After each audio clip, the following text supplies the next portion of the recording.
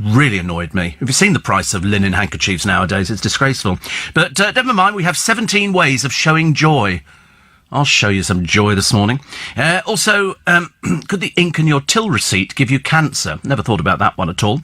Richard Madeley tries getting his new England rugby star son-in-law James Haskell to change his surname. Quite mad, aren't they, really? Never mind.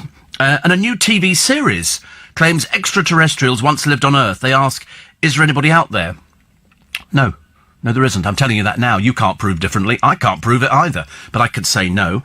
And we've heard of age gaps in relationships before. This is a 17-year-old who goes to a funeral. He goes to the funeral of the son of a grandmother of 73. He then gets off with the grandmother of 73. They're now living together. So she's 73... He's 17, and they fell for each other at her son's funeral. I don't know, is that normal? I mean, admittedly, when you see a picture of him, he doesn't look like he's 17. He looks a lot older, but obviously mentally he's going to be 17. Is that just too much of an age gap or something? Is it, you know? Your view is not valid on this programme, OK? Scottish boy trying to muscle in already on the programme. Oh, yes, no. There's a text already saying, hope he's feeling better. No, he isn't, Tricia. I'm delighted to say it's getting worse. It's turned into diphtheria, and nobody cares whether you feel better or not. I really don't care, seriously. You've ruined my 2 days. She doesn't like you. It's Tricia, who used to be called Brian, OK? Just telling you that now, just in case. Also, there's the Kiwis. I don't think we should call them Kiwis. They're New Zealanders. I don't know why we call them Kiwis. I know that, that's what people do, but I think it sounds rude and offensive. They had the British family from hell.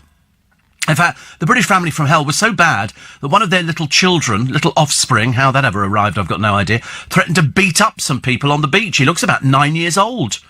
Father is wearing the obligatory vest and shorts and clutching a bottle of beer.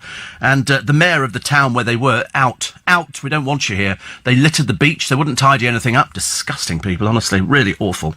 Andrea McLean, apparently, she's on Loose Women. She's so popular, she keeps getting hugged in the street. I don't think they're actually hugging you, Anthea, but never mind, Andrea, sorry to beg your pardon.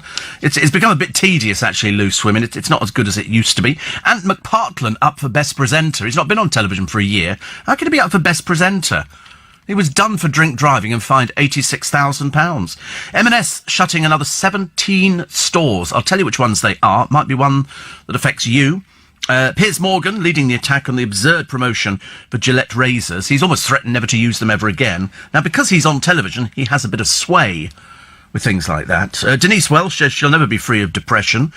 And Poundland selling a £1 engagement ring. Isn't that nice? Not really, no. Nothing says I love you more than a pound ring from Poundland.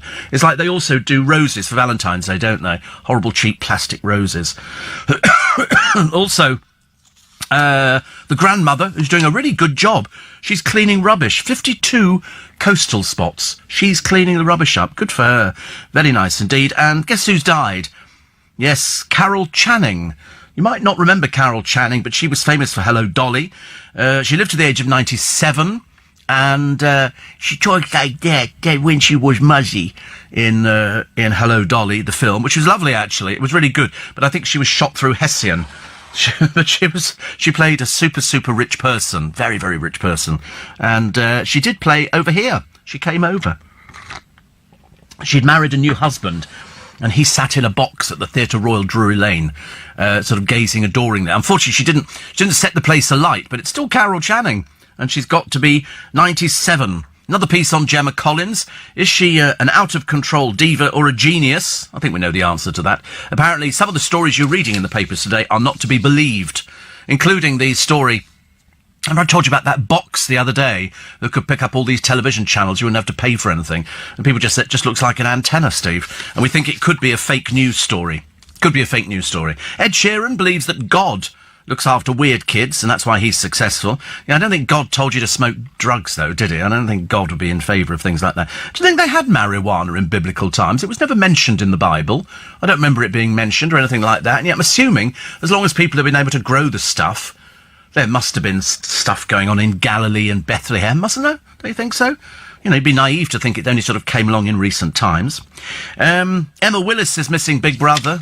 I think you're the only one, Emma, much as though we adore Emma. It's the programme had run its course. Litty keeps Rylan off the screen, thank goodness. Although he turned up in Celebrity Juice the other day. The programme gets worse and worse. I think you probably need to be slightly intoxicated to enjoy it.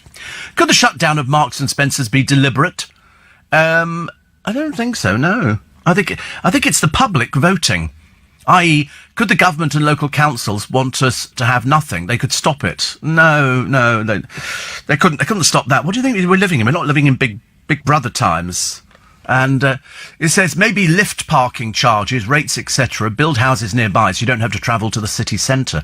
I think the closure of things is so that the public have nothing to hold on to, i.e. Jaguar, Land Rover, closing aspects of itself in the UK, but also building a dirty, great big plant, housing 10,000 workers in Slovenia. Well, they're doing it for cheapness.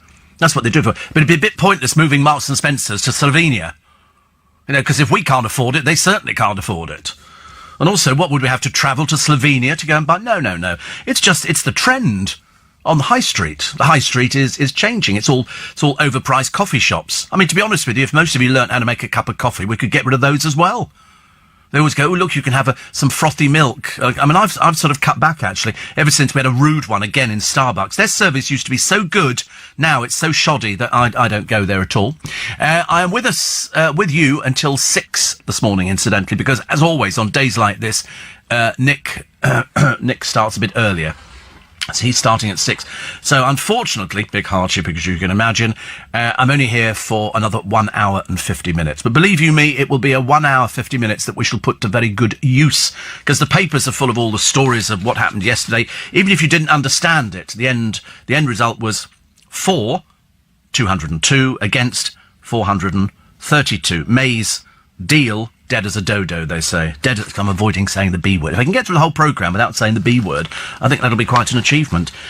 Also, on the Mirror, no deal, no hope, no clue, no confidence. And a picture of Jeremy Corbyn launching a bid to topple her. I have no doubt, because, in fact, I'm sure that we said this yesterday, or did Tom Swarbrick say it last night? I think we might have said the same thing. She will go. Corbyn will move into number 10. He'll last a couple of years, if that. And people will suddenly realise he hasn't got the faintest idea about the thing we're not talking about either. And he can't offer you anything at all, but it'll sort of make him feel as though he's achieved something. Because, to be honest with you, I think we're in the biggest mess that we've ever been in. I mean, it's just absolutely ridiculous. I've never felt, this unsure about the state of the country as I have at any time in the last 15 or 20 years. We seem to lurch from one disaster to another. Just as soon as we actually get something, we think, it's all heading in the right direction. We end up with people, you know what they're into now? They're into themselves. They're not bothered about you. They couldn't give a toss about you. They don't care. They'll do whatever they want to do, and you'll just put up with it. And if you don't like it, well, that's just tough.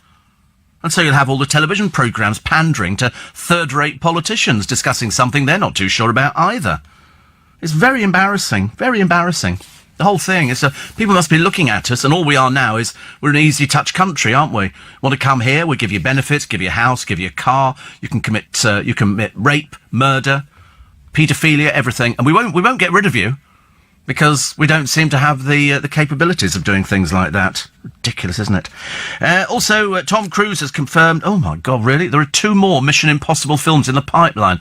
God, they ran out of steam ages ago. Yeah, what number are these ones? He said Summer 21 and Summer 22. Oh, blimey, think of something original, Tom, please. I remember that time you'll be fairly ancient, won't you? Fairly ancient. Young Burnett says the Broadway theatres are dimming the lights tomorrow, which is a nice tribute to Carol Channing. That's what they do there. We've done it here a few times for people. But if you don't know who she is, check her out, because she's worth checking out. Young Burnett must have been to see her at the Theatre Royal in Drury Lane as well, when she came over all those years ago. And I'll tell you how I remember it, because Dale went to do an interview with her. And she came out and she was a very thin little person. And pale. And so after he'd done the interview, he said, can we have a picture taken? And so we did. And all she did, she got a lipstick out and she put a stripe on her nose, one on each of her cheeks, excuse me, one on her chin and one on her forehead.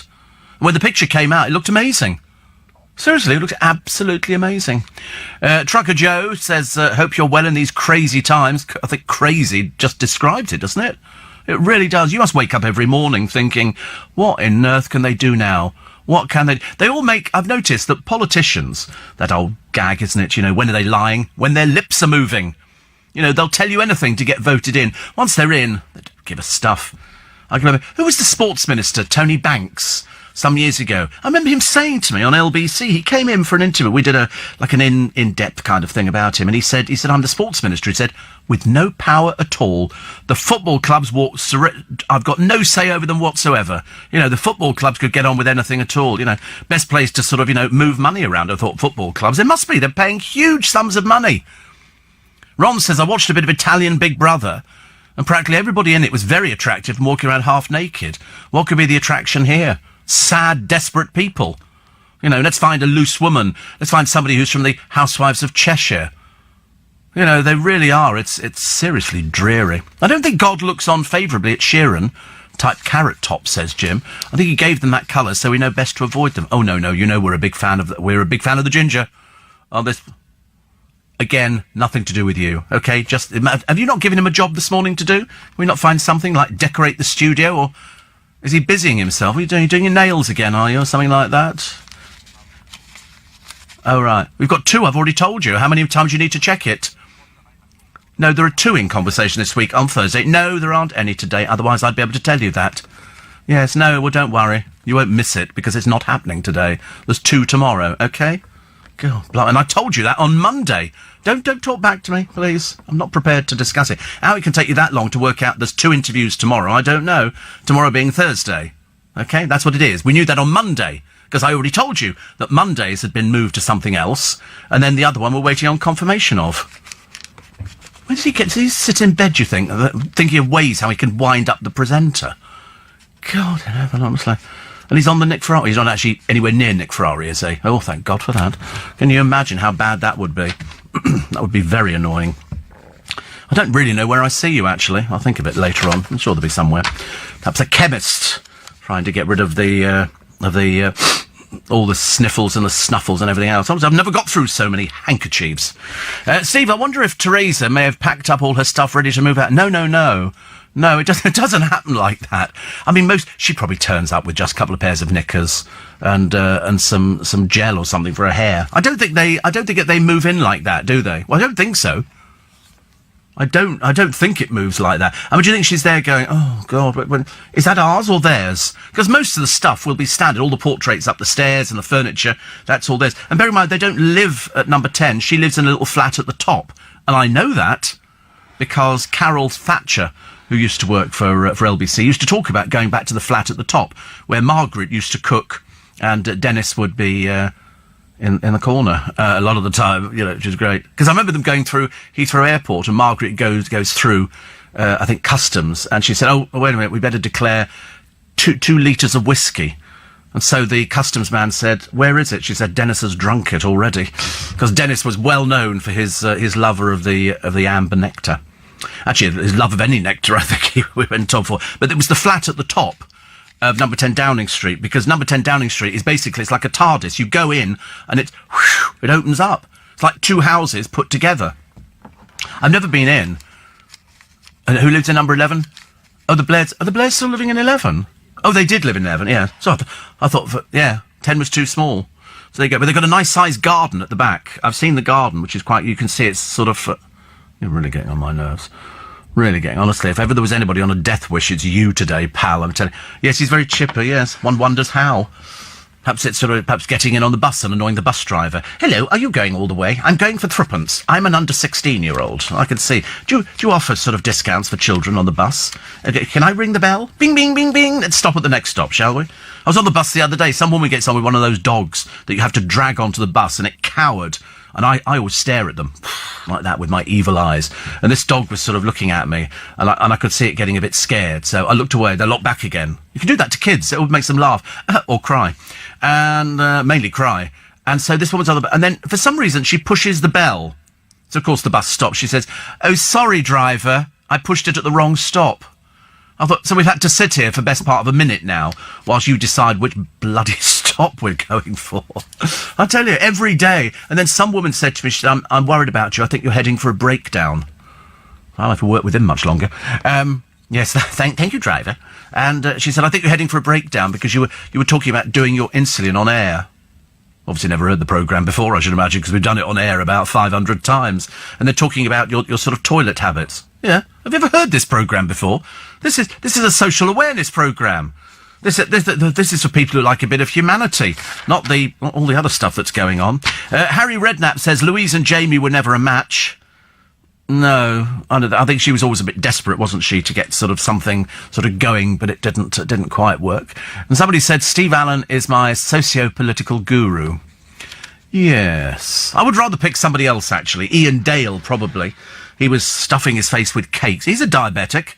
He was eating cakes, I'm sure, the other day when he was down at that little green, which has become the very popular place for people to shout at you. But no, everybody did it all very well yesterday. They did it, and I hope that you understood it. Because if you don't understand it, and God knows, we've heard enough people arguing who haven't got the faintest idea what it's all about and where it's all heading. And I always say, listen, let's listen to the experts. And then people were saying how well Jacob Rees-Mogg did against James O'Brien. And then there was another camp that said that James O'Brien completely slaughtered Jacob Rees-Mogg. They were really fairly divided on it. And somebody saying, oh, can you big him up and tell him what a great interview it was? I don't need to tell James O'Brien anything. I think he knows what he can do. It wouldn't make any difference if I said to him, I thought it was a great interview. But various other people were saying, a fantastic interview and all that kind of thing. Because sometimes you listen to an interview and you kind of get carried away with it. So I like lots of people interviewing. I've heard different things with different presenters. If I listen to Eddie Mayer, I just get lulled in by his voice. I go along with a very small roller coaster. If I get James O'Brien and he gets his teeth into something that's vaguely conservative, you know damn well that being a staunch Labour supporter, just left of Genghis Khan, O'Brien is going to be having an absolute field day. Nick, on the other, you never used to get that with presenters. I promise you, years ago, presenters never talked about their political statements. They never ever said which party they supported. So it used to make me laugh when people used to say, I can tell who you support. I thought, you've never guessed in a million years who I support. Never. Adrian, Chelmsford, he says, I'm lying in a bed at Broomfield Hospital following me getting run over. Well, that was a bit inconsiderate, wasn't it? Honestly, what do you mean getting run over? You're not like that bloke from that group, East 17, who fell out of his car whilst going round a corner. Brian Harvey. Whatever happened to him? And then, hilariously, who was that? I can't remember what her name was now. She was in Big Brother, and she's a little actress, and she was the one who complained about somebody in it. Roxanne Pallett. She's thinking of getting a normal job. I'd have thought you'd have discovered that one ages ago, dear. There is no work for you. Nobody likes you. Nobody likes you. You're deeply unpopular. And because you're just making up things about people which weren't true. And you can't do that for your own gain, which is not a nice thing to do. And have we not done the break? Oh, look, honestly, you see, that's me. Yeah, it's him. He's getting on my nerves today. I've never been so angry about somebody in my life. How dare you come into my... And he wanted to touch the handle on the door, like not knowing how you pass germs on. Nice to have your company this morning. It's the caring, loving Steve Allen, who's not talking about B. I tell you for why. I had to get it explained to me the other day by Theo, who came in and explained it in the best possible way that even a simpleton like me could understand what it is, because I'm not a political presenter. I'm light-end. Okay, I could tell you anything about Kerry Katona and Gemma Collins, people like that, but I wouldn't know one end of the cabinet from the other, unless it was standing up on end. Because, to be honest with you, I don't believe a word any of them say. I've become so cynical about politics. I watch Prime Minister's Question Time, I listen to Prime Minister's Question Time, and all I hear is a lot of barracking. They'll be, order, order, order, and that's all you get all the time. It's just ridiculous. They're shouty people. They're all desperate. They're all desperate to be famous for some sort of reason. There's all sorts of shenanigans going on inside there. We've had all sorts of problems over the years, and these are people we're supposed to look up to. Strangely enough, the only people who ever made it sound believable to me were Ed Davey, Steve Pound, and a couple of others. Steve Pound is very down to earth. He's a very, I never think about somebody's politics when I listen to them. I just think about what they're saying and whether I think it's going to affect me, whether I think they're believable. And Steve Pound and Ed Davey seem to do it, mainly because I used to use them years ago on LBC. We used to do a nice round table where we would have political stories. Difficult to believe, I know, but we did.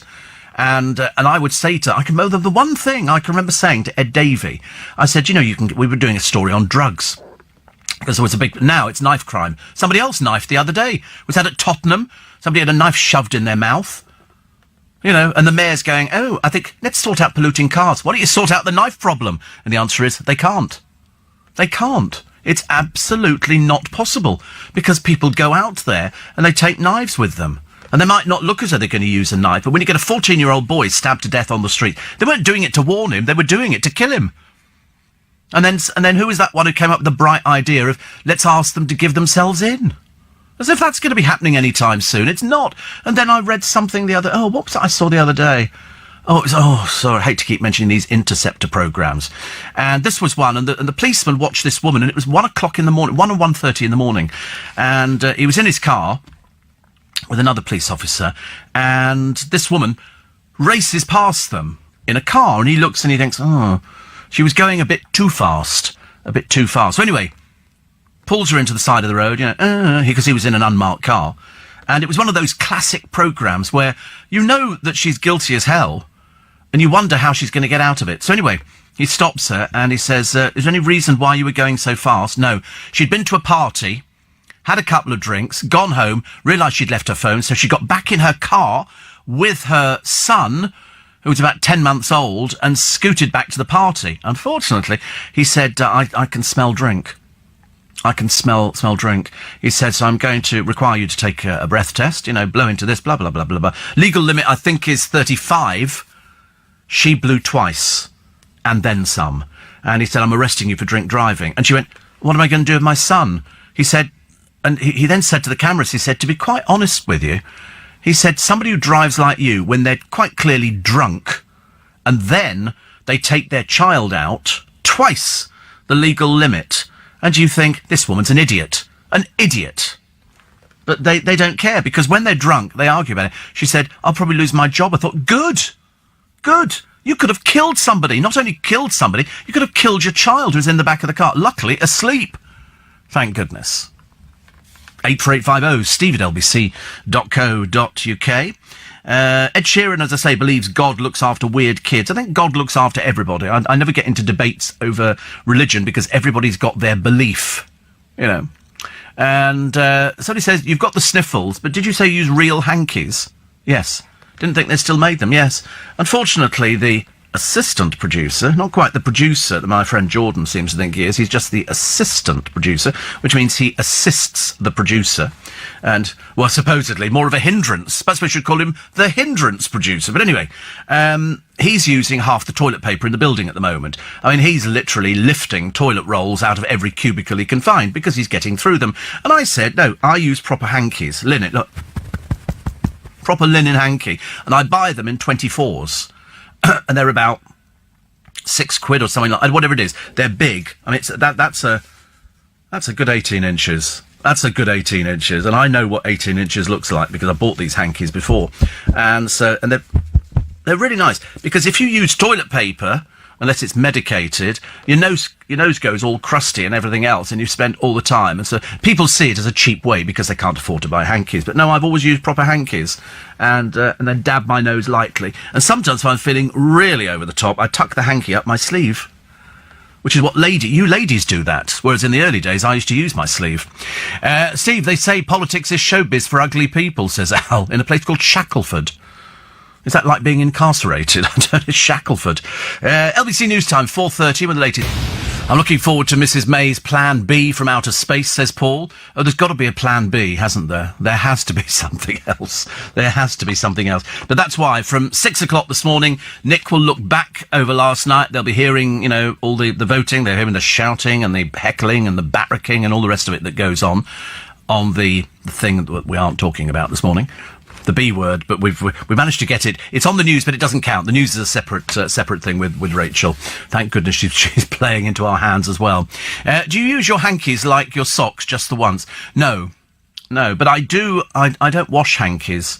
I do after I've used them for a couple of days. Throw them away because they're so cheap to have, and also nothing nicer than a fresh handkerchief in your pocket. Nothing nicer, I promise you. Really, really sort of lovely. Steve says, Shane, I was on the train yesterday, crowded. One bloke had all his bags on the seat. I asked him if he would remove them. You should have heard the kind of swearing. Well, yes. You see, at times like that, you wish that you had superhuman powers. You just look at them and then you do a Mr. Spock, where you touch them lightly on the side of their neck, and they just sort of go under. Makes it a lot easier, doesn't it? I thought so, actually. Wide awake, says young Jonathan. Jonathan Perry used to work for LBC, and as you know, has a mind of information about everything. And he's in Hong Kong at the moment.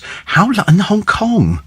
Are you really? I read something about him being in Hong Kong, and I remember thinking, that's actually quite a nice thing to be, isn't it, in Hong Kong? Because I've not been there for years and years and years.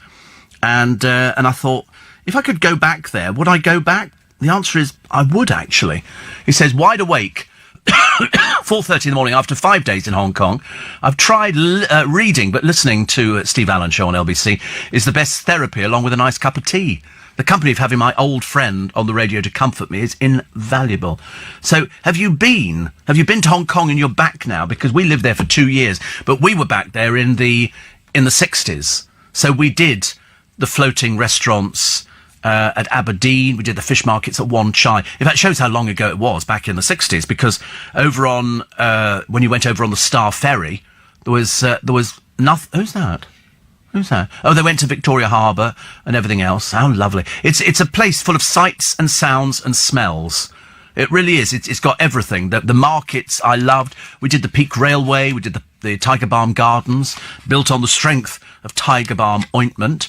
We went to the New Territories. There was nothing there. Now it's all casinos and everything else, because the Chinese love gambling.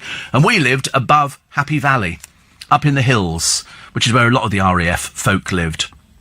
And from what I remember, it was great. All I remember was the smell of fireworks.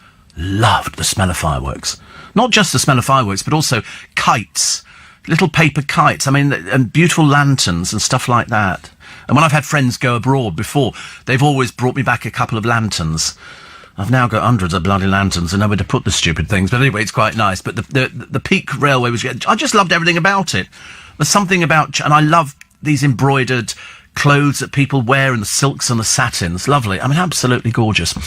Bunny says, you are a social and medical awareness guru. I've had my eyes checked out for cataracts, checks for diabetes, all okay, and I've stopped drinking. You persuade people like no other advice, stuffed down our throats by the nanny state. I think because that's why people trust people on the radio. Not everybody, everybody's different, but if you've experienced something, then I think you have a right to talk about it. So I know about diabetes, I know about cataracts, I know what it's like to have the operation, because I've been for the operation. I know what it's like to have stents put in. I know what it's like to have burns, because I've got the scars to prove it. So somebody always said to me once that a good radio presenter can talk just about anything, and I can talk about just most things, except the thing that happened yesterday, because I still don't understand it. Patricia in Wallington says, years ago, Steve, we used to tuck our hankies up our knicker legs. Too much information. Tuck it up our knicker legs. How did that work? That must have been an odd one, mustn't it? Jonathan's back now, coping with the jet lag. Why do we always get jet? Because the one thing that I do on planes is I sleep. I have no trouble sleeping. I wish the assistant producer would sleep. But anyway, eventually, after he's finished drinking the tea, that might slowly sink in. I was going to get him some, chamomile tea, which supposed to be very sort of calming. But you can get other things. What did I take? It wasn't echinacea, was it? When I went flying before, I've never actually got... I don't get jet lag on the way out. You get it on the way back. And yet I still sleep. Gemma says, I avoided Hong Kong on my way back from Sydney. Should I have stayed for the day? Oh, yeah, you can't do a day in Hong Kong. You have to do a bit longer than a day. It really is. It's just, I remember it as being gorgeous, and we had books. They brought out books every year on Hong Kong, on the economy, on the state of the nation, and we've got them from 64, 65, 66, complete with pictures and wonderful. The only place that I'd ever seen women working on building sites. Women carrying rocks away in these wicker baskets. I mean, seriously. And also people who looked like people. You know, over here you see somebody of 70 and they look like they're about 43. Because they've had the Botox, they've had this, they've had everything else. Over there, in those days, it was people who looked their age. So you would see grandmothers, they looked like grandmothers. They also didn't shove people in homes like we do. You know, the grandmother, if sort of the grandfather died or vice versa, they would be moved into the family house and they would help with the running of the home and cooking and everything else. And that's it. Here, we just go, well, how much does it cost to put them in a home? Because we don't have the time to do it. Yvonne in Sarasota said, you should collect all your socks and hankies and give them to a charity. There are many... Oh, no, don't be so tacky. You don't do things like that. Who wants to use other people's handkerchiefs? Oh, no. And they don't have washing machines in there. They just hang that and go, these were owned by... Oh, no, we don't do things like that. I give quite enough to charity, thank you. Dallas says, sailors always tuck their handkerchiefs up their sleeves. It's an old woman thing, isn't it? All I'm looking at is him shoving half a toilet roll up his nose. Good. Okay. Have you got the noise as well that goes with it? Oh, dear, it's so dreadful, isn't it? If you're suffering with a cough and a cold, you know, I do share, you know, what you're going through, except you. I don't really care about you. Even after my friend Jordan says, be kind to the producer. If you were looking at what I was looking at. Just got back from New Zealand. Wide awake with jet lag. Didn't have to endure the B word there, and I'm chuffed that I don't have to endure it on your show this morning. It's only for a couple of hours. It'll start with Nick. But then you see, if somebody explains it to you properly and they have all the right guests on, there were loads of guests on LBC yesterday. Darren had loads of really good people on. And you think to yourself, that's fine. But unfortunately for me, I blank over a little bit. It doesn't... I enjoyed Widdy. She's always good value, isn't she, for things like that. She's not a politician anymore now. Is she just a panto star? Isn't it funny? Who'd ever thought we'd be asking, you know, the wicked Widdy the fairy, you know, her opinion on that? How many mirrors do you think Dave O'Brien has worn out at his time? Oh, he's not vain. Well, he's not vain. You know, he isn't vain in the looks department. You know, some people I work with are very vain in the looks department. Ian Dale was worrying the other day. He's having his new photos done or something. I don't know why. I suppose the last ones they were done in sepia, and he decided to get some new ones done. And he said, "Should I shave the beard off or not?" And I thought, well, what are you asking us for? I don't decide. You know, it's like saying, well, what colour pants are you wearing? Because most people can't remember. If you ask people what colour pants they're wearing, they can't remember. Matt Stadlin would remember immediately. He was telling us the other day, people can't remember. They just go, oh, right, I just put a pair of pants on. And whereas my pants are all the same colour. Grey. Thinking of proposing to a fellow spiker, now you're going to get an engagement ring in Poundland for £1. They're selling, I mean, obviously it's tat. But people buy tat. I've seen some of those jewellery-type channels on the television. They buy the most amazing piece of rubbish. And Jill says, will you get somebody to run out and get you some medicine? I don't like the sound of that cough. Why do people worry about it? Listen, if I'm going to drop dead, I'm going to drop dead. I'm going to enjoy every minute, and it'll just go quiet for about 5 seconds, and then I'll cut in again, and you'll never know. Never know. As you like a nice cup of tea, says Russ. I was wondering if you tried these new biscuit brew tea bags made by Yorkshire Tea. Very nice. Full of a bouquet of malted milk biscuits about them. Oh. What, in a tea bag, is that? No. I have drunk Yorkshire Tea. I don't tend to do the butch teas. I was thinking you need to be a builder or something like that if you're going to drink Yorkshire Tea. I'm more sort of the airy-fairy Earl Greys. Although whatever this tea is, I said the other day, it's really nice. Very, very nice. Bunny says, I thought of you yesterday as I was shopping in that shop that's never knowingly undersold. I had to find staff to help me when I wanted to pay. It wasn't cheap either. 15 minutes of wasted time, but I persisted because the rug was a bargain. 600 down to 200. Same in the next department. When I went to collect my car, nobody there. Eventually he came and asked for ID. I had both receipts. No ID. It was in the car, in the multi-storey car park, so I refused to go and get it. He just ignored me and served the next person. I bellowed for a manager like a woman possessed. She agreed with me. Phew, result. Yes, I mean, in theory, you know, you might not have got away with that. But luckily for you, you did. Oh, I hate it. When you run up against somebody, you think, but they probably had a bad day as well. You know, but it's give and take, isn't it? It's give and take. Another one here. You're getting a little close, says Spicer. A little near to the knuckle, as per usual, with the B word. No. You see, I mean, I haven't actually said it. I've only said the B word. Could be anything, really. Dorothy said you should be home in bed with aspirin and hot milk. You're heading for pneumonia. Yeah, result. I've never had pneumonia. Quite excited by that one, actually. I feel absolutely fine. I'm just loving to look at him every morning, which is really annoying because he was the one who gave it to us in the first place. I've noticed, actually, he hasn't apologised at all. In fact, yesterday he spent most of the time laughing at me. Laughing at me, you know. Most successful presenter in the history of the English-speaking world. You know, the man with more fans than Kublai Khan. And all of a sudden it's like, ha, ha, ha, ha, ha. I'm so glad. Because I was very good yesterday. I know how to get round these things now. What I do is, I stayed in. When I got in yesterday morning, because it was a bit chilly out there, I didn't go out at all until 2 o'clock. That was the only time I went out. And then I went out a little while and came straight back in again. I went, too cold. But it's quite nice, actually. And I've discovered if you feel a bit tired, then you have a bit of a lie down. If you don't feel tired, don't lie down. All the media, says Shane in Sydney, are talking about the B word. Of course they are. Everybody's watching. Everybody's watching. We're not just watching it, we're talking it as well. 14 minutes to 5. Wednesday morning, yes, it's the morning after the big events of last night, which are still running, because the implications will spread far and wide. So they'll be talking about that. Nick Ferrari starts at 6. This morning we get a slightly shorter programme, which is very nice indeed. One of my bosses wrote to me saying, I'm so sorry I forgot to mention it to you. He said, hopefully you can get home a bit earlier.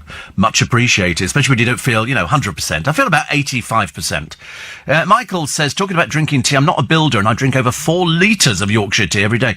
Isn't that one of those urns, 4 litres? Seems like an awful lot of tea to drink. Should you be drinking that much? But you need to try the biscuit tea. It's lovely, says Lynn. Makes you feel like you've had tea and biscuits, but without all the sugar. Oh, right, OK. I couldn't survive, says James, in those far eastern city climates. 30 degrees plus and high humidity. Well, I grew up in heat. I grew up in Egypt and in Hong Kong. Then we went to Yorkshire. And it wasn't quite the same. But the heat, you just have to get... In fact, actually, strangely, the heat never bothered me. It's only recently, in the past sort of 15, 20 years. I'm not against, Steve, the pound engagement rings. If you love somebody, money or value means nothing. What a load of old rubbish. Of course I'm sorry, I love you enough to buy you a pound engagement ring. I'll tell you what, what was a film? There was a film that came out years and years ago. And it was, in the end, the woman who worked in the shop said, I'm going to get married to you, Willie Moffat. Come on, you'll know the film, just based on that one. Had John Mills in. And she bought a curtain ring, picked a curtain ring out, went, that's good enough for me. That'll be good enough. You don't have to have, lovely diamonds and things. It helps. But it's watching. There was some woman on one of those jewellery-type channels the other day. I'm fascinated by her, mainly because they've coloured in her eyebrows and she looks like sort of Ming the Merciless. And then she's got what can only be described as dead spiders attached to the top of her eyelashes. Looks most peculiar. Especially if you watch on high-definition television. It's awful. So glad, says little Julie. The B word has not been mentioned. Have you some Manuka honey? Do you know, I brought my Manuka honey in with me this morning. I'll do it. Not trust you because it's quite expensive, and you know what he's like. He'd be going, I could have some of that Manuka honey. No, you can't. Definitely not. When I started listening to LBC, I found you irritating, like an itch you couldn't reach. You still are, but you're growing on me. Oh, nothing worse than creepy text messages, is there, from people who are slightly left of centre. He says, you're the right shade for me to walk out the door with a smile on my chubby little chops. Is that another word for fat? I've noticed you don't have many followers. There's probably a reason for it, I should imagine. God dear. There's a police appeal. It's not that one, actually. And it's to catch a fugitive on the run from jail. So they've printed a picture of him. His name's Oliver Hargreaves. All they get are reports of women writing in going, he's really hot, where is he? And that's all it is now. Somebody says, would you be handing him in if you found him?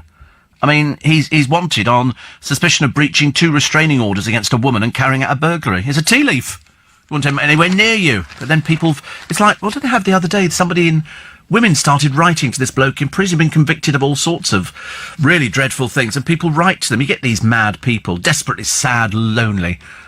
Yeah, they did for the Yorkshire Ripper, and also the Krays. People wrote to the Krays as well. Oh, can I be your friend? God, pathetic. Hobson's Choice, thank you, Tony. That's Willie Moffat and Maggie. Maggie and Willie Moffat. Aye, Willie Moffat. Those were good days, weren't they? I love things like that. New series of Ancient Aliens claims extraterrestrials once lived on Earth. Well, it's rubbish, isn't it? What do they know? They've got footage of it? No, not at all. And so they've asked various people. An alien expert. You can tell when they say alien expert, they're people who believe in this kind of thing. Like all the mad people that follow Yvette Fielding. They've got one here from the Centre of Contemporary Legend, an author of the UFO Files. And so he's another one of these believers. Heather Dixon is National Investigations Coordinator at the British UFO Research Association. She says, it's not a question of whether there is extraterrestrial life out there, it's a question of whether they're visiting us. There isn't any such thing, dear. What are you on about? Why are you telling lies to people? Sorry, you give me some hard, concrete evidence. Show me a spaceship. Show me an interview with an alien. Show me sort of something landing. Show me something. But they don't have any evidence at all. Gary Bushell says, I reckon there's more chance of reaching Saturn on a space hopper than having a close encounter with E.T. That's probably the most sensible thing he's ever said, actually. Never said anything else about it. Dancer Louis Spence has been trolled. What's that? What are we looking at? Oh, is that student radio? I went to a student radio conference once. That was nice. Dancer Louis Spence. No, it's because years ago, we didn't have student radio, and they had hospital radio. Hospital Radio Merseyside. Hello, it's Gabby with you again today. I'll be coming round the ward taking your requests. People lying in bed, really ill. But anyway, Louis Spence has been mocked on Twitter for complaining about a £20 gym joining fee, despite being worth an estimated £1.5 million. He was a bit disappointed. So people said, you're tight. Well, yeah, perhaps he's hoping for a freebie, I don't know. Bit like Katie Price. She's always after a freebie, isn't she? Sandra, is the Poundland ring 18 or 22 carat gold? I don't know, actually. I suspect it's probably about 1 carat. Something like that. I can't see it being any better. And there's one here. It's an advert for Red Bull, suggesting it could help workers achieve a 4 p.m. finish. Has been banned for implying it boosts focus. It's just sugar, isn't it? That's what I thought Red Bull was. They sort of seem to put loads of stuff in it. Also... Donald Trump serving up a fast food feast. And it's everything from... It must be stone cold here. They've got salads and pizza, and it looks very nice indeed. But to be honest with you, I've never done a takeaway with fast food. I know people say you can, but I always think by the time it gets to you, it's going to be very, very cold. Another one here. Andrea says, McLean from Loose Women... people come up to me from behind. They treat me like they know me, and if I'm with the kids, they talk to them. I realise people know everything about our lives. No kidding. We just work that bit out. Good Lord above, honestly. Sometimes it takes people a little bit longer, doesn't it, than other people. The Sun have put May's deal dead as a dodo on the front page. So they've morphed her. It's about the funniest picture I think I've seen, actually, in a long while.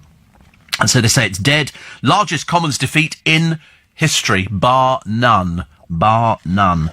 And leading... Jacob Rees-Mogg, reacting to the Page One headline, said, not only is the PM's deal now dead as a dodo, it makes dodos look positively energetic. There you go. Which is good. Yeah, all right. Can't find him something to do. Kick him out in a minute. Make him go and sit in the newsroom. Really getting on my nerves. And then England goalie Jordan Pickford's... Have you heard of Jordan Pickford? Oh, right. Did I pronounce it correctly?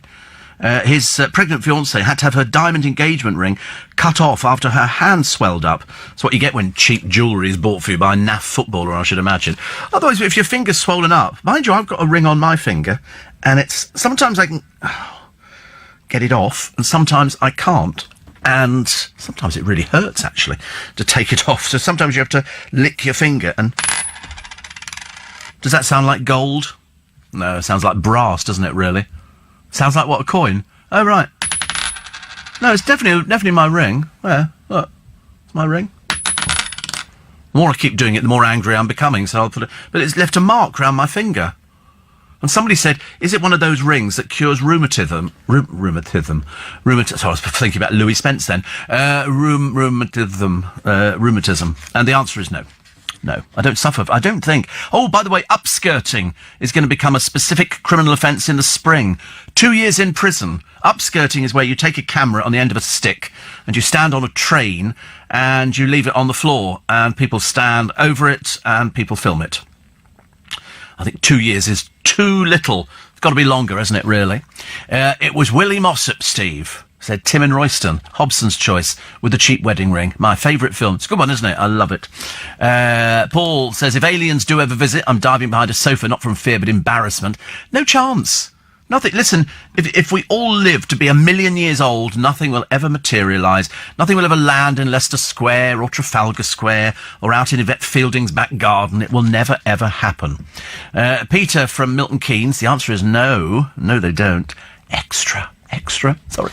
And somebody says, I hope you're going to use your extra hour this morning very productively. I think I will, actually. I think I will. We always manage it every day. That's why we have record figures. Thank you very much indeed. Jackie from Paddock Wood says, good morning and I'm out of hospital. Finally home. Missed the whole summer, so no sun lounges for me. Or a hot tub. I don't like hot tubs. I have been in one, but not really my kind of thing at all. Heather, our Norwich nurse, says, I hope Theresa May is listening to you this morning. No mention of the B word, and the best pick-me-up available, just what she needs. Plenty of warm fluids and rest.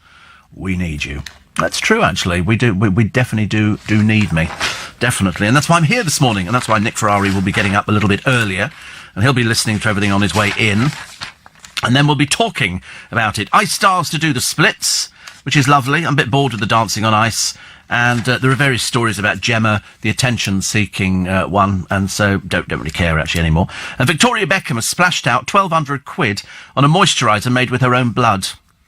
I mean, presumably she's been taken in by this garbage, because in America they've got every quack under the sun. They've got all sorts of people who say, oh, actually, if you eat your own placenta, that's going to make you so much better. Victoria Beckham is so desperately worried about the ageing process. Of course, it's already started. That's why she wears dark glasses all the time, so you can't see. And that's why she smiles very little, because she's discovered when she smiles, looking in the mirror, all of a sudden lines appear. So she's using this face cream at £1,200. Sometimes they actually they see these people coming, and it's always these sort of people, because it's very favourable, this particular skincare range with Kim Kardashian. So people with more money and very little sense. You can get people to do anything. OK, so you take a small sample to make a little pot of cream. The rest is frozen for future orders. In other words, it's ongoing. Of course, if you stop taking it, you're going to age rapidly overnight. News at 5 coming up very shortly this morning. We've got the meditation guide for Prince Harry. You know, sitting down on the floor, cross-legged, because apparently they're having a new room built out at Windsor. I think he was following the bee thing yesterday. I think the royal family. Wednesday, the 16th of January. I wonder what everybody's waking up thinking this morning. I wonder, after last night, I wonder what Theresa May's thinking this morning. Is she thinking, oh, that went the way that everybody predicted it did, but then worse? And I wonder what all the other people think, because I've never seen so many people in the House of Commons. Never seen so many people. You couldn't get away from it. It was on every television station. Every journalist worth their salt was up talking about it.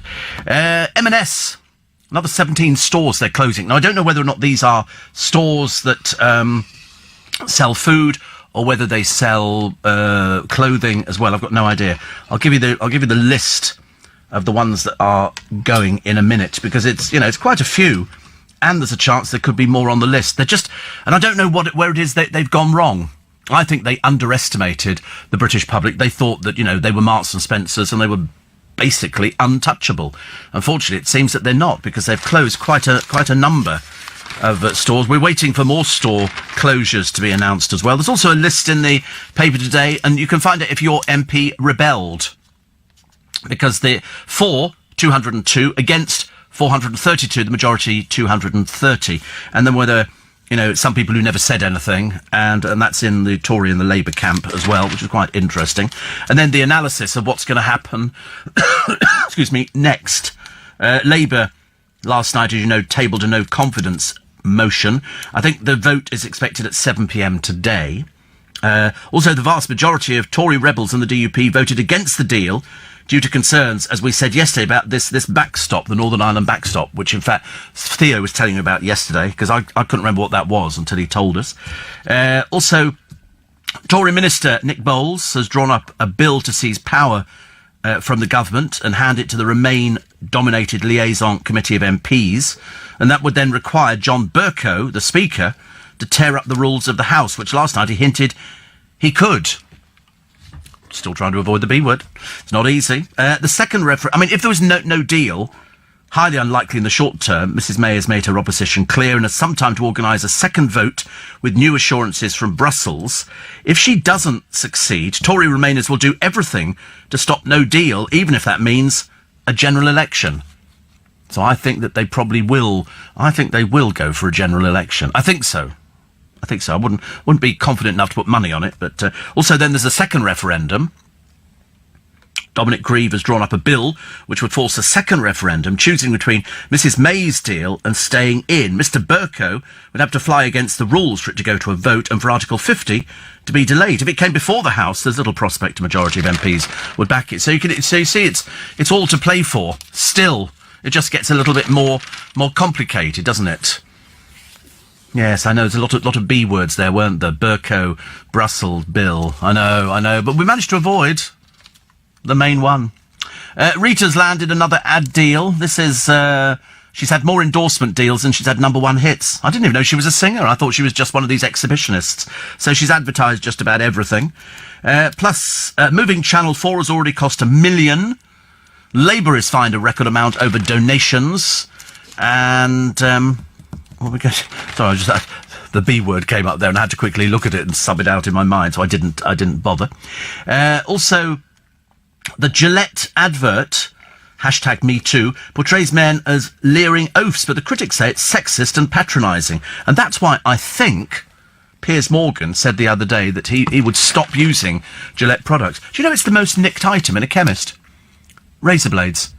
Razor blades are the most expensive item. They're so expensive that people steal them because they're so expensive. Excuse me.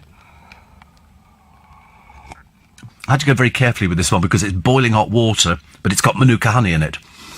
So it's very therapeutic, very good for me as well. And Adele goes country. Singer dresses as Johnny Cash's wife.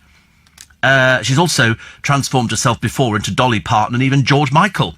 So this one's a new one. Also, leave the phones alone. Teacher. Leave those phones alone. Crackdown on mobiles in classes. Inspectors target school discipline. Yeah, but you've seen the size of them. You saw my little one, didn't you? When I sort of put that up on Tweet. And you realise these things are so tiny now, the teacher wouldn't even know you were on it. Seriously. Also, the pub chain. I've got to tell you about this one. Wait a minute. Excuse me. Just have a little... Oh, it's delicious. Something nice about honey and hot water. Anyway, they think it's a bit of a mistake. The pub chain exploiting the craze for the vegan diet by charging 28 quid for 2 pieces of roast cauliflower. I'm assuming it's some horrible joke. And they've spawned dozens of recipes online, but a major pub chain, £14 a time for them as a special offer. I mean, you can buy this vegetable, this cauliflower, a quid. A quid. Huge cauliflower would feed a family of 4. So you can choose 2 6-ounce Aberdeen steaks with chips and watercress for 28 quid, or 2 cauliflower steaks with tomatoes, mushrooms and olive oil mash for the same price. And this is a Young's pub. They've got 148 of them. 148, and that's what they're charging. I think I'd be eating elsewhere, to be honest with you. Writer Jamie Klinger tweeted a picture of the board advertising offer outside the Queen's in upmarket Primrose Hill with the caption 28 quid for 2 pieces of cauliflower. One said it's a massive profit spinner. I think the sign is actually taking the mickey out of vegans. I don't know how they can actually charge 28... Perhaps it's £2.80. Perhaps they've made a mistake or something. But somebody says 21-day hung, grass-fed fillet cauliflower, though. Somebody says 2 pieces of cauliflower, £28. And another one here, when they actually asked Young's, they defended the price and the culinary quality of its cauliflower dish. Go elsewhere. You know, I always wonder why in this country we complain about something and think, all you have to do is avoid it. Don't go there, go somewhere else. If that's what they're seriously charging.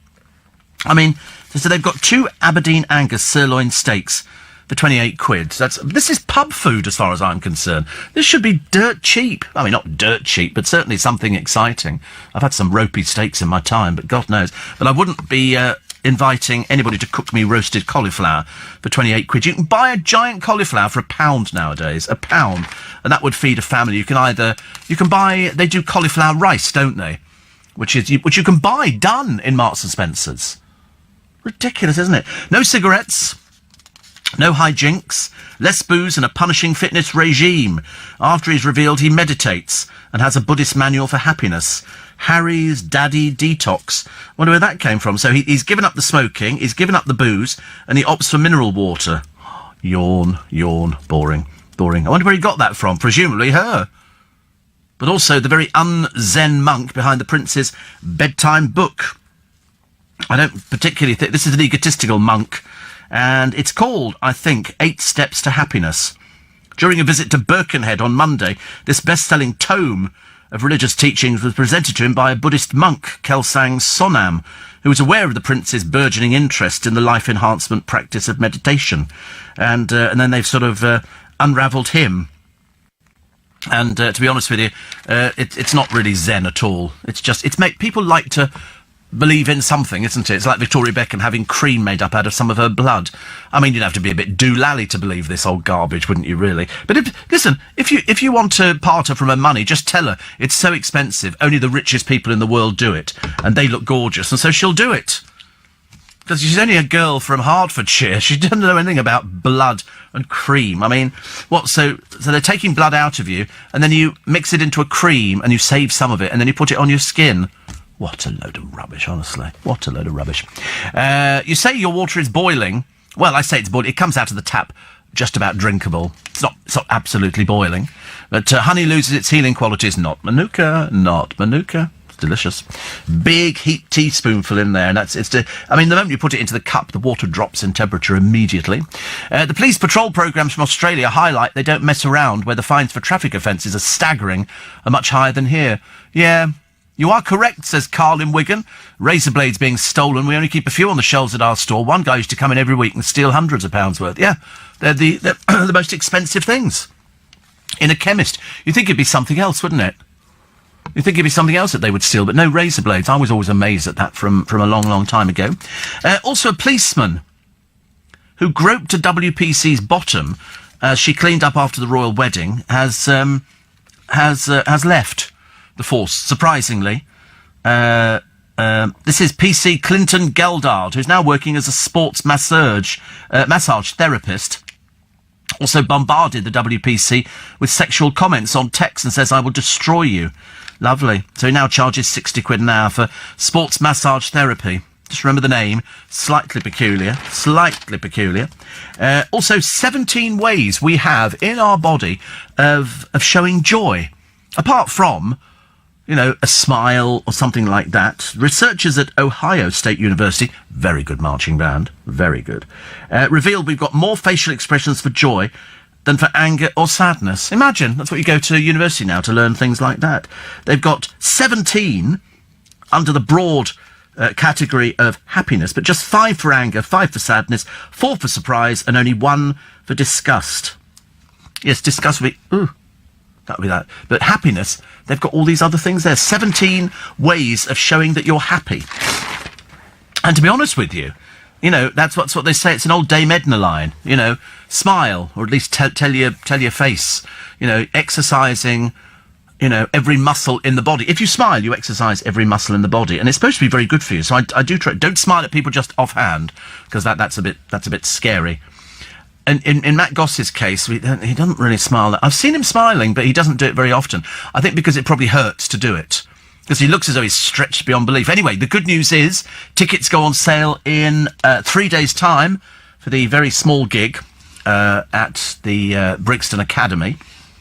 And apparently there's going to be an announcement about more dates coming up if they sell this one out. They haven't actually booked anything yet because they don't want to make the mistake they did last time of cancelling 3/4 of the tour. But, 4,000 people coming in to watch them, that'll be good. That'll be very good. Anyway, talking of watching you, suppose you might want to use the roads and the rail today. How do we get you there? Well, we have the best travel on offer on LB. I suddenly realised, if they're trying to end this plastic that's all over the place, how do we feel about contact lenses? Do people recycle contact lenses, or do people just throw them in the rubbish? And because a lot of people are using what are called disposable contact lenses, and the first there is a recycling scheme. It's been launched to tackle the waste. Research found that 1 in 5 of the estimated 3.7 million wearers get rid of their used lenses by, wait for this, flushing them down the toilet or the sink. That's not very clever, is it?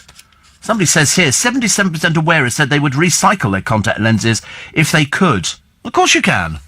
You can do that now. There must be plastic bins recycling. You just put all your contact lenses in a little bag, do up the top of it and throw it in these bins which do the recycling. They hope that the new recycling scheme will eventually expand to provide contact lens users with more than 1,000 drop-off points. Probably in all the places that used to be Marks and Spencer's, I should imagine, because they're naffing those off as fast as they can. It's not very good, is it, really? Oh, birthday today, Kate Moss. Kate Moss is 45 today, and Ethel Merman died in 1984, the queen of the musicals. There's no business like show business.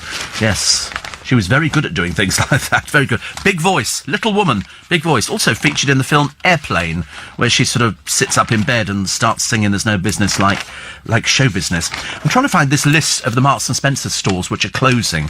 The new list.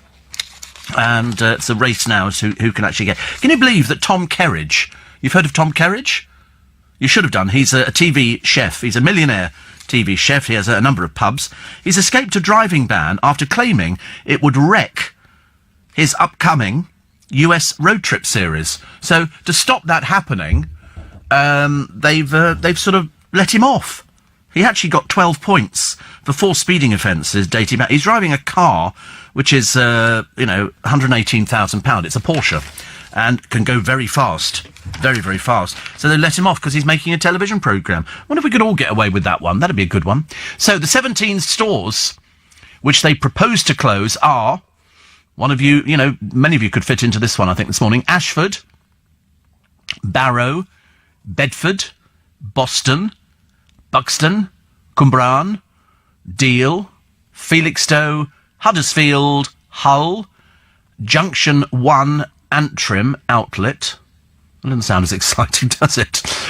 Luton Arndale, Newark, Norwich, Rotherham, Sutton Coldfield and Weston-super-Mare. I mean, and there's other ones that they might add on to the list. I only realised the other day, I went through Richmond, and there's a big Lloyds Bank there. Well, there was a big Lloyds Bank there. It's closed. It's boarded up. We've got one in Twickenham, so presumably they've either transferred the staff there, haven't noticed anything, or they've got rid of them. No idea, but it's closed, because I suppose you don't need it. You can get your money out of a machine, can't you? If you're doing anything else, you can probably do it online, which is much easier. Steve, Steve, you're wrong. An argument with the missus this cold morning. In the 70s was an advert for a warm cereal that showed a glow around the body. She says it isn't Quaker Oats, but it's Ready Brek. Yes, Ready Brek was central heating for kids. Please don't write in with anything else. That's what it was. And, I hadn't done the other ones. Vanished off my screen. Surely perfumes and aftershaves cost more than razor blades. No, they don't, really. There are, in fact, 18 ways the body shows happiness. The extra one is called by listening to the best presenter on radio. But sadly, Chris doesn't start till 6:30. Very bitter, isn't it, really? But, of course... Oh, wait a minute, you're listening to me now. Oh, well, there you go, that's good. I like that. Christine says, I see Duchess Camilla has lost against her neighbour's planning permission to build his mother a granny flat and a house. I didn't know she had. Yes, she's had it for ages. She's had it for a long time. And the planning permission was, first of all, refused. Now they've put it through. Who's going to turn them down? It's a house that she's owned for some time. I don't think she lives there. Well, in fact, I'm pretty certain she doesn't live there. And there's a talent agent who woke up with a raging craving for Frosties. Please don't write in with your favourite cereal, OK? And he was rushed to hospital after collapsing from sepsis and slipped into a 3-week coma. When he came round, he was gripped by a desire for Frosties. And so now he gets through tons of it. Tons of it. He says, I really like the crunchiness and it gives me the urge to get up and do things. Because it's full of sugar. That's why. It's full of sugar. I mean, we all used to like Frosties. Tony the Tiger, they're great. And we used to go, oh, right, why? Because it's sugar on a cornflake. It's exactly... Mind you, some people have Frosties and then they put sugar on top of it, giving themselves double the hit. It's a bizarre one. Some people come out of comas with various addictions. Somebody came out a short while ago speaking a language that they didn't previously know. Quite fancy that idea. But no, so he's addicted to Frosties. And it's amazing. I don't know how many... He says he munches through a box every 2 days, even sprinkling them on a curry. Oh, I'm not sure about that idea. I don't think that sounds so great. But to each his own. We've all got different tastes, haven't we? The backlash at the new Razor ad, fury at guy-hating tone. This is Gillette's new ad, coming for sharp criticism, with guys claiming it portrays all of them as sex pests and bullies. It's not very good, is it, really? So that's why Piers Morgan got on his horse and went, no, it's not good. Let's go buy somebody else's. Because they must make a fortune, Gillette. They must do. They've got their own corner named after them, just down the road from me. Plus, who is this? Made in Chelsea star Ashley James. I'm sorry, dear, we've never heard of you. I do beg your pardon, but it's nice of you to go into the sea in this cold climate, although she's probably abroad on another one of those never-ending holidays. That's what people do, isn't it? When they're sort of on television programmes, they sort of go on to holiday for most of the time. Jack Fincham is going to be doing this, the real Full Monty. He can't get they can't put him on anything. He's not bright enough. Not bright enough. But they've also signed up for the same real Full Monty, Kelvin Fletcher from Emmerdale. Well, have you ever seen Kelvin? I mean, he's got a body. He's been working at it for years. And so they're going to put poor old Jack Fincham in it. I mean, it's a bit dreary, actually. This is the programme that they ran last year. It didn't make very much money because they all got fees, which wasn't so good. Steve, the M&S closure is Northwich, not Norwich. Time, is a great healer, I should imagine. Steve, contact lenses are cursed. The amount of times I had to pick one up off the floor is ridiculous. Yes, David, you're quite right. The amount of people I've seen, people going, oh, don't move, I've dropped my contact lens. You think, well, just go and get another one out of the packet. Of course, these are the permanent ones, which for some reason, Charles says Christine is a bit of a tidy freak, and Camilla goes to the house for the odd weekend to relax. Martin says, what happened to the new ABBA songs we were promised last year? Don't ask me, I don't know. I'm a big fan of ABBA, big fan. Steve, all of those Marks and Spencer shops which are closing, they're all up north, in the poorer areas of the UK. Are there any closing in the southeast, says Scott in Godalming? No, they are up north. Perhaps, at this moment, there are Ashford in Kent and Deal. But mainly, they're obviously just not working for some reason, which is best known to them. They've just opened up a food store near East Dulwich Station.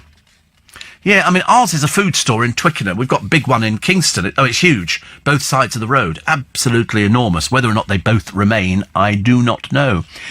Wayne the Trolley Dolly says, I've seen the film Airplane over 100 times. I've only just realised Ethel Merman was playing herself in the hospital scene. Thank you. All those years, I didn't realise. He says, look after yourself as you've got that cough that's doing the rounds. It's a pain. But it doesn't matter.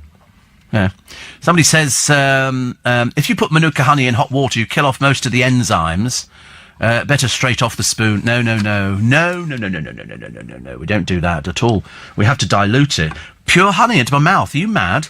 Good Lord, I could be up on the ceiling very quickly. And Robin Hatfield, which is Doncaster.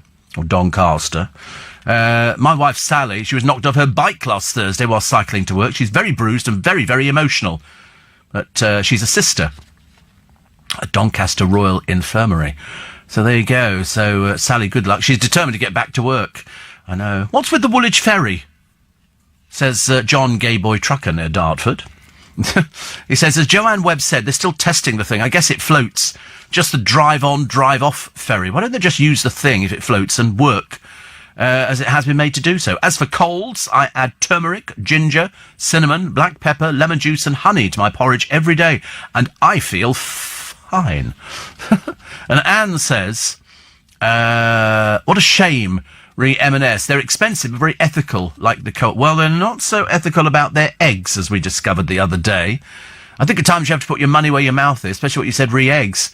No, they don't, unfortunately. They're one of the naughty ones, Anne.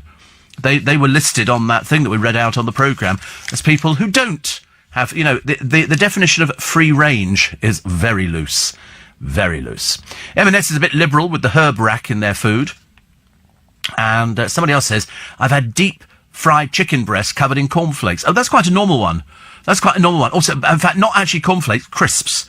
If you get a packet of plain crisps or whatever, you crush them in a bag and then you use it as a cover. You dip it in egg, the chicken, and then you put... No, just me again. I wonder how many M&S store closures have a link to Aldi or Lidl. I don't know, Christine. I'm assuming they have to look at something and they have to work out whether or not they're losing too much through pilferage, or whether or not it can survive. And in this day and age, they're very competitive. People want value for money. People are just not going to splash out on something just because it's Marks and Spencer's. If it was just Marks and Spencer's, then it would be completely different, because I've had, good food from Marks and Spencer's. On the other hand, I've had terrible food from Marks and Spencer's where I've sort of thought, shan't be buying that again. And Sorry, I was just reading what Jonathan was saying. Jonathan is the one, as you know, him and his partner have a hotel down in Bournemouth, the Cransley, and that's where Rita Simons was. And they got talking in the kitchen. She was down there doing pantomime. She was playing the Wicked Witch in Sleeping Beauty after she came out of the jungle. And they were chatting in the kitchen, because Jonathan is very, very social and chatting away and all the rest of it. And she said, I mentioned LBC. And he then wrote to me and says, she can't believe I know you. Her favourite presenter. So cute, isn't it? So sweet. So sweet. Actually, I think all the pantos are finished now. I think they've all finished, which is good news. OK, right. Let's have the news, shall we? It's now an extended version of Nick Ferrari at breakfast. So he starts at 6 this morning. He'll bring you the best reaction to the historic defeat for Theresa May's deal last night. You'll hear the thoughts of all of our political parties and get the thoughts of political leaders and reporters across other parts of Europe. Plus, Nick, of course, will be taking your calls to find out how you think the process should go from here. That's all on an extended version of Nick Ferrari at breakfast this morning from 6. You're on LBC. I knew I was going to get a round of applause there. I managed to do the whole trail without mentioning the B word. Steve, 2-hour shift. Huh. I left my house at 1:30, won't get home until 11:30. Well, you should have got this job. This job's much easier. Seriously. But it isn't just 2 hours, is it? I mean, there was a couple of hours preparation for the programme, going through the newspapers, and I calmed down the Australian... No, sorry, not the fatal mistake there. My friends in Australia, who I was speaking to earlier on about this, and you have to do all sorts of things. So it isn't just... And then there's getting in, and then getting back again. So when you look at it, it's probably a 6-hour day. Sort of, stretched out, if you believe that. Steve, just about to leave Ashford in Kent to drive to Kings Lynn, which is in Norfolk, isn't it? Norfolk. To pick up a new dog, a white German Shepherd puppy called Sophie. That's where Grant and Catherine are off today. How much have you paid for that? That sounds like £1,000 job nowadays. Godness, honestly. Somebody says, how can you be so happy first thing in the morning? Oh, you think this is happy? Yeah, money helps. Money helps. whenever I sort of look at everything, I think, oh, that'll be nice. But also, it's a love of doing it. Where else can you wander through the morning papers and and look at people? And then there's another two from Strictly Come Dancing. This is somebody, I can't pronounce his name, Alyaz and Jeanette. So they're actually going out on tour, doing this dancing, a 42 date, remembering the movie's dance tour. How many more of these boring dancers we got to put up with? We got loads of them. They're all out there doing their tours. I mean, it's not that interesting. I bet they'll be playing to some empty places, won't they? I have to give Bros a few ideas. I have a handful of dry cornflakes and a bowl of Ready Brek. I've only heard of one other person doing that tasty combination, says Kevin the Milkman. And morning to Jackie in Paddock Wood. Great to hear you're out of hospital. I live, says Matt the Truck, in very beautiful Buxton. Buxton is where the waters come from, I believe. The M&S here is the classic clothing section and food hall. It's quite a big store, so not sure what's going to replace it. It's done well to survive this far. The high street is dying here. I don't know what the solution is. The council could start by reducing parking charges. Oh, and round here as well. Councils get so greedy, and they're so bad at managing their money that what they do, they latch onto the poor motorist. And if they get money out of you, they will. So they charge for the parking. Have you seen the Z-listers on the latest coach trip, says Jill? Yes. You've got James and Ola have both quit the show. Oh, no, so that was from Strictly Come Dancing. They didn't quit the show, they were kicked off. So you've got Mucha Bueno, sounds like a chocolate biscuit, doesn't it? You know those things which they've got a filling in them? I've never been risky enough to buy one.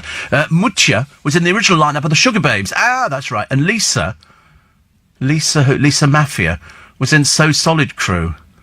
Never heard of you, Dove. I'm so sorry. A bit embarrassing. Charlotte Crosby is bringing her boyfriend, some no-mark called Joshua Ritchie. She's known for Ex on the Beach, Celebrity Big Brother and Geordie Shore. In other words, she's known for nothing. Oh, she also had The Charlotte Show. Joshua became famous. Famous? You've never heard of him. I defy anybody to tell me who he is. He appeared on Love Island, then 2 series of Ex on the Beach, and has worked with Charlotte before as a guest presenter on Just Tattoo of Us. In other words, a no-mark. Sam Thompson and James Dunmore. Sam is really a bit dim.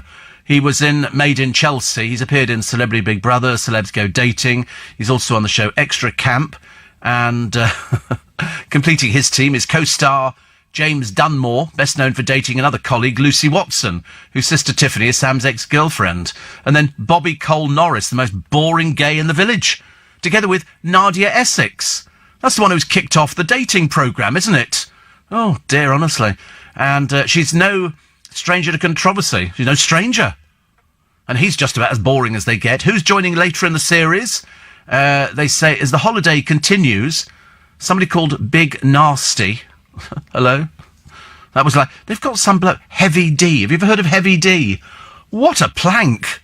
I didn't realise people became that stupid. Apparently, X Factor duo Jedward, Union J stars Jamie and JJ, Tattoo Fixer star Paisley Billings, and Big Brother contestant Roxanne Pallett. Ugh, nasty piece of work. Very nasty piece of work. That's the one who makes things up about people. That's the best she can get, is it? Poor old Brendan. Poor old Brendan. We've looked up Big Nasty. Here he is. His real name's Tyrone. Hello, Tyrone. He's 33, and he was born in Lambeth. He does grime. Don't we all? He was in something called NAA, but we don't know what that is, actually. He's an internet personality. Well, is that because he's fat? How can he be an internet personality? What's clever about that? He was performing at the... I can't read that out. That's disgraceful, honestly. So he's signed to an independent record label. He's appeared on Good Morning Britain reading the weather report, which went viral. Riveting. How dull. Another show-off. But he's on Big Fat Quiz of the Year. Well, there you go. You can't complain about being called fat. That's when you're on a programme. And he also does YouTube videos, including a parody Agony Aunt-style series, Uncle Payne. What, do you dress up as a woman? How does that work? I don't know idea. He's another one who you've never heard of. You've never heard of him. And he was a member of the grime crew, NAA. Anybody? I sometimes wonder when they go, oh, he's the star of so-and-so, so-and-so. I mean, you sort of lose track of... He's obviously not that big, is he, really? He does, I'm having good start to da year. Oh, God, he writes filth, doesn't he, really? So definitely not a role model for anybody. Definitely not a role model, just another fat bloke with no talent. Because I'd like to do the rapping kind of stuff, which doesn't work all the time, I'm afraid. And he thinks that 2019 will be more success for him. Big Masty says there will be no mercy in the dojo. What does that mean? What's he talking? Was he doing another... I thought he came from Brixton. Why is he speaking in a language I've never even heard of? And then... oh, dear... God. And what else are we in? Not gonna lie, that Christmas plate has brought on a powerful power nap. Lol, it is setting in. Do you know, it's another world, isn't it, out there? The world of simpletons. Got my first stripe on my belt. Love learning and respecting that art of the Shirabaka something. My dark Hado getting strong Aeon BG. Yeah, right. Let's leave him to one side, shall we? Quite clearly you need a degree in stupidity to be able to even understand that. So that's the Z-listers on the latest coach trip, which is a bit tragic. You know, fancy putting that ghastly Roxanne Pallett on. Fancy putting her... And Jedward. They're going to be just... People will be literally throwing them out the back of the coach. Because what they do is they throw some people out and then they bring somebody new in. And basically, the original people on the coach have to try and work out who the other Z-listers are coming on, because they won't have any idea at all. Why do Bros remind me of Jedward, says Jane? I don't know. Every time I see Bros, I think weird, like Jedward. Well, I suppose because they're both twins. And Jedward are just sort of raving mad. And Bros... just delusional. I don't know what other way you can say it. I mean, they've come down a bit. They had to do this big announcement on the television, basically try and shift some tickets, otherwise you'd never know. And they're only selling about 4,500 for the Brixton Academy. What, to do the same show they did last time? There's no new music. And that's what you always hope, isn't it? You think, oh, perhaps there'll be some new music or something like that. No, you'll have, woo, at the when? Well, I'm jumping up and down, you know, a song they sung 30 years ago. Have we still got the whale in the Thames? Or is Teresa still at number 10? I should imagine her diabetes must be playing her up something chronic at the moment. Chronic. Group of 13 tourists rip up cafes, steal, drink, drive and litter the beach. Disgusting people. Here they are, picture in the paper. New Zealand doesn't want them. They've been labelled so-and-so holes. Oh, the beluga's still thought to be living in the Thames. What is this thing eating? Are people feeding it or something? Oh, we haven't seen it for a month. They think it's... Well, I mean, I'm assuming if it dies, it floats on the top. I don't think they sink to the bottom, do they? You must be thinking, this is quite nice here. People throw food out of boats and everything else. Anyway, this British family, and what disgusting peasants they look, they were stealing, drink driving. They ripped off at least 7 cafes. It was claimed they frequently ran off without paying for food. What sort of people are these? Yesterday, one of those involved said, we're a respectable family. Quite clearly not. Your pond life. One of the little kids threatened another kid. He's on camera. Threatening, I'll beat you up and all this. He said, go down. Go down and stay down. These families are pond life. They said, we were attacked on the beach and we left. They've dumped their rubbish all over the place. They really are disgusting, honestly. Poor old Kiwis having to put up with that kind of thing. Not so good. Also, they've got dogs now which can sense diabetes. They can work out all sorts of things. They can do glaucoma. How is that possible? So dogs trained to help diabetic patients can smell dangerously low blood sugar levels. How is that possible? It's amazing. The animals trained by the firm Medical Detection Dogs warn patients when to regulate sugar levels. I think that's amazing. I've seen, even the dogs that sniff money and fruit and different drugs. I think that's clever. To sniff diabetes is absolutely amazing. Absolutely amazing. Another picture of Gemma Collins, big piece in one of the papers today, The Mirror. They say her performance on Dancing on Ice was more Bambi than Beyonce. Well, she could barely stand up. It's just an embarrassment. All the warning signs are there. Out of control. She's not an out-of-control diva. She's just a rude fat bird who doesn't have any talent. It's as simple as that. There's nothing to it. In MasterChef, she just spent most of her time yawning and falling asleep because she doesn't do anything. And on I'm a Celeb, the mascara runs. It's all the fake tears all the time. And on Towie, she was just about as useless as they come. On Big Brother, called 2 days in the house hard work. Yeah, lying on your back must be hard work for you, I should imagine. And on Splash, she got bruised. But she's made a very good living about being talentless, which is amazing, isn't it? If you want to say Spice Girls in a Scottish accent, says Phil, just say Space Ghettos in an American accent. Space Ghettos? Doesn't sound at all like Spice Girls. What are you on about? Space Ghettos. Doesn't sound at all like it. I've got no idea. Oh, we can have a demonstration, are we? What does it sound like? Okay. American? Spice Ghetto. Well, that's saying spice, isn't it? If you say Space Ghetto, it sounds like Space Ghetto. It doesn't sound like spice. You said the word spice. You didn't say the word space at all. Ridiculous, honestly, I've never anything like it. Don't do this. It's just ridiculous. Paul says, my mind is a temple, my body's a slum. If it was the other way round, I could have been a reality star. I know, but the trouble is we do see through them now, don't we? Very shortly it will all finish for her, and she'll do one of those spectacular things. Oh, I love my boyfriend, I want to have a family, and all the rest of it. To be honest with you, God help the kids.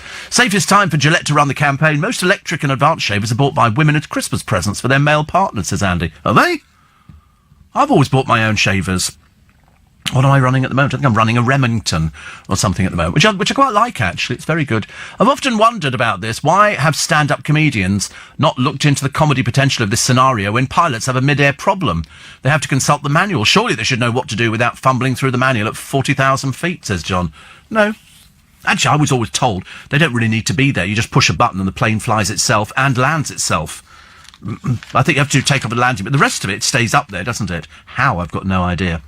Right, what do we got? We've got 14 minutes to 6, and we'll have a check on the travel in a minute. Nick Frawley's with you in 15 minutes' time, as the B word returns to your radio, but right now, a check on the roads and rail. 10 minutes' time. How come honey and hot water, says Ed? Is honey okay for us diabetics? Manuka honey and hot water, and a little bit of turmeric, although I forgot to bring the turmeric this morning. But turmeric is the thing that saves you from just about everything. Coach trip filmed before Big Brother. Roxanne Pallett might have to get a normal job. She said that, which I'll be quite pleased about. I think any of these people who start behaving stupidly, there should be a blanket ban. There should be an overall body that does television and goes, right, we've had enough of that, actually. We've had enough of that. Because we don't have Big Brother, we won't have Big Brother's a little bit on the side and more dreary, tedious. I mean, the audience alone should have been sectioned ages ago. Mark in Blackpool told us that one. Any chance you could become the figurehead behind a movement to get rid of reality TV, says Dave in Leeds. I know it'll ruin your show, as you'll have nothing to talk about. Sorry, I was doing a programme 30 years before reality TV came along. I managed to fill it quite nicely, thank you very much indeed. So, I mean, the reason they do it, it's cheap. Unfortunately, what it does, it gives some really stupid people false hope, because they truly believe, as celebrities, they go out to nightclubs and somebody takes their picture. And that's what they all thrive on. It's very embarrassing, really. I've seen a rot dog used in surveying for sniffing out dry rot in old buildings, says Ken. You sure that wasn't just a drug dog and they went in there because the building was condemned? Could have been, couldn't it? Which is very interesting. Alison Phillips writing in the Daily Mirror today. Here we go. She's obviously on my side. She says, I don't wish to burst the Bros bubble as they announce a comeback tour on the back of their much chatted about documentary becoming an internet sensation. The programme may have been toe-curlingly funny. It may have answered, for Luke and Matt Goss, their never-ending question, when will I be famous again? But who in their right mind wants to spend hard-earned cash listening to this pair squawk again on tour, like leg warmers and snow-washed jeans? They're best left in the 80s. Yes, I mean, she's quite right. But they all come back now, don't they? All these people come back because they've been around and then they think they can get it. Unfortunately, what actually happened is that they came back and they overestimated what the interest would be. So they were more than happy to say, the excuse me, shows have sold out in minutes. Well, it's a lie. They didn't sell out in minutes at all. But they did manage to sell out 2, provided they shuffle things around a little bit. But the remaining, I think 4 were cancelled. 4 big venues. And they went, it was due to, what was the line? I keep getting it wrong. Logistical difficulties. I thought, they haven't sold any seats. If they'd sold seats, they'd have put the show on, but they didn't. So now they're going to be doing the Brixton Academy, which must be a very much scaled-down show, because otherwise there's not very much money. I mean, how long would they... they're not going to make £100,000 each out of that show for the night. They're definitely not. So they've got to come all the way back from America. Matt's only doing a few days at a little tiny sort of off-the-strip bar. It's in a big hotel, but he's like a lounge singer. He sings classics, and that's about it. But as I say, they're all doing classics, and there's magic shows and all the usual sort of stuff. But they're going to come all the way back here, and then, if it actually sells out quickly, then they will add different ones on, and that's when they're going to get carried away. Because they're going to lose money long run, because there's no material. If you can't come back and just spend the rest of your life singing your hits, unless you were a big hit in the 60s and you didn't have an attitude, because all the people in the 60s were musicians. They were proper people. Another one here. It says, well done for mentioning the main B word. They're really pathetic, out of touch and not fit for purpose. Matt and Luke, that is. Actually, the funny thing is, I don't have a problem with them. I think they're very good for their fans, but I just think it's now looking desperate. It's now got to the stage where you're going, so a big announcement. I thought, we're retiring from the business, or Luke's going to go on making bigger and bigger films, because, much as I like Luke, he seems to be the most sensible out of the two. He doesn't seem to have made any blockbuster films. I'm looking for some blockbuster films, not necessarily beefcake kind of things. And for Matt, as I say, I think he's just desperately unhappy. Desperately unhappy, because they're living on past glory. They did sell a lot of albums, and it was years ago. Jamie Oliver, wrapped up here. He sparked fury, apparently, after trying to defend his £5 million food to go with Shell. And he'd thought a lot about it, and it's got all sorts of things here. It's all sort of green, wraps, sandwiches and salads. Because generally speaking, food is of a low standard. When I watch him doing something on the television, I quite like watching him cook food, because it always looks really appetising. I've had his mince pies. I've had Jamie Oliver's mince pies, and very nice they were too. Also, 3 teenagers arrested.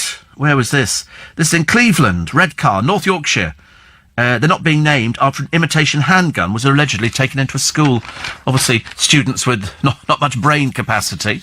And Google is being urged to remove a controversial Pray Away the Gay app. More than 38,000 have signed a petition against the Living Hope Ministries app, which claims to turn sexually broken gays straight through prayer.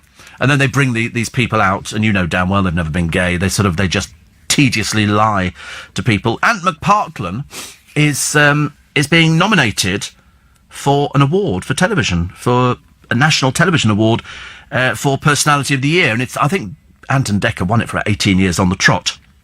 And it turns out that Dermot O'Leary has warned everybody else might have to give up if the pair try and forget. Well, he's not been on television for a year. How could he win anything? I thought he had to be on television. He's not. He's not on television, which is a shame. This is here. Let's have a quick look, actually. This is a woman who was blinded after drinking spiked cocktails during a holiday in Greece, is now facing a 3-year wait for a guide dog. They're really in short... I have a guide dog. I sponsor a guide dog. But she's got a 3-year wait. A 3-year wait. She says, it's just one more setback I've got to deal with, but I'm not alone. See, not everybody gets a guide dog. Not everybody gets a guide dog. They literally have 800 people on the waiting list. It's up by 25%. 800 people on a waiting list. So it doesn't really matter how you lost your sight or anything else like that. It's to sort of make aware the fact they need more dogs trained. And to train, more dogs, they need you to go out and sponsor dogs. I've not heard from Rick Astley, says Andy. Oh no, he was in the papers only a short while ago. A short while ago. I felt like he's given me up and let me down. That's a song title, isn't it? Yeah, I know. Never gonna give you up, never gonna do... Yeah, no, he's around. He still tours. I think you'll find that Noreen's going off to a huge tour. I don't think he's on that particular one. But no, he's still very... I think he lives down the road from me. I say lives down the road from me. Probably what he says, I live down the road from Steve Allen. I don't think so. So Tom Cruise and making all the new Mission Impossibles. Oh, God, how boring. So dull. And 936 days since the UK voted out. All that talk, and we're no nearer. No nearer at all. Nick Ferrari will unravel that one this morning, probably in about 5 minutes' time. Who locks up most people in jail than any other country in Western Europe? Wales. The Welsh spend most of their time in prisons. Shock sentencing figures. 154 prisoners for every 100,000 Welsh people. Good Lord above. I wonder why that is. M&S not only closing the stores, but 1,045 staff will disappear as well. And the most wanted.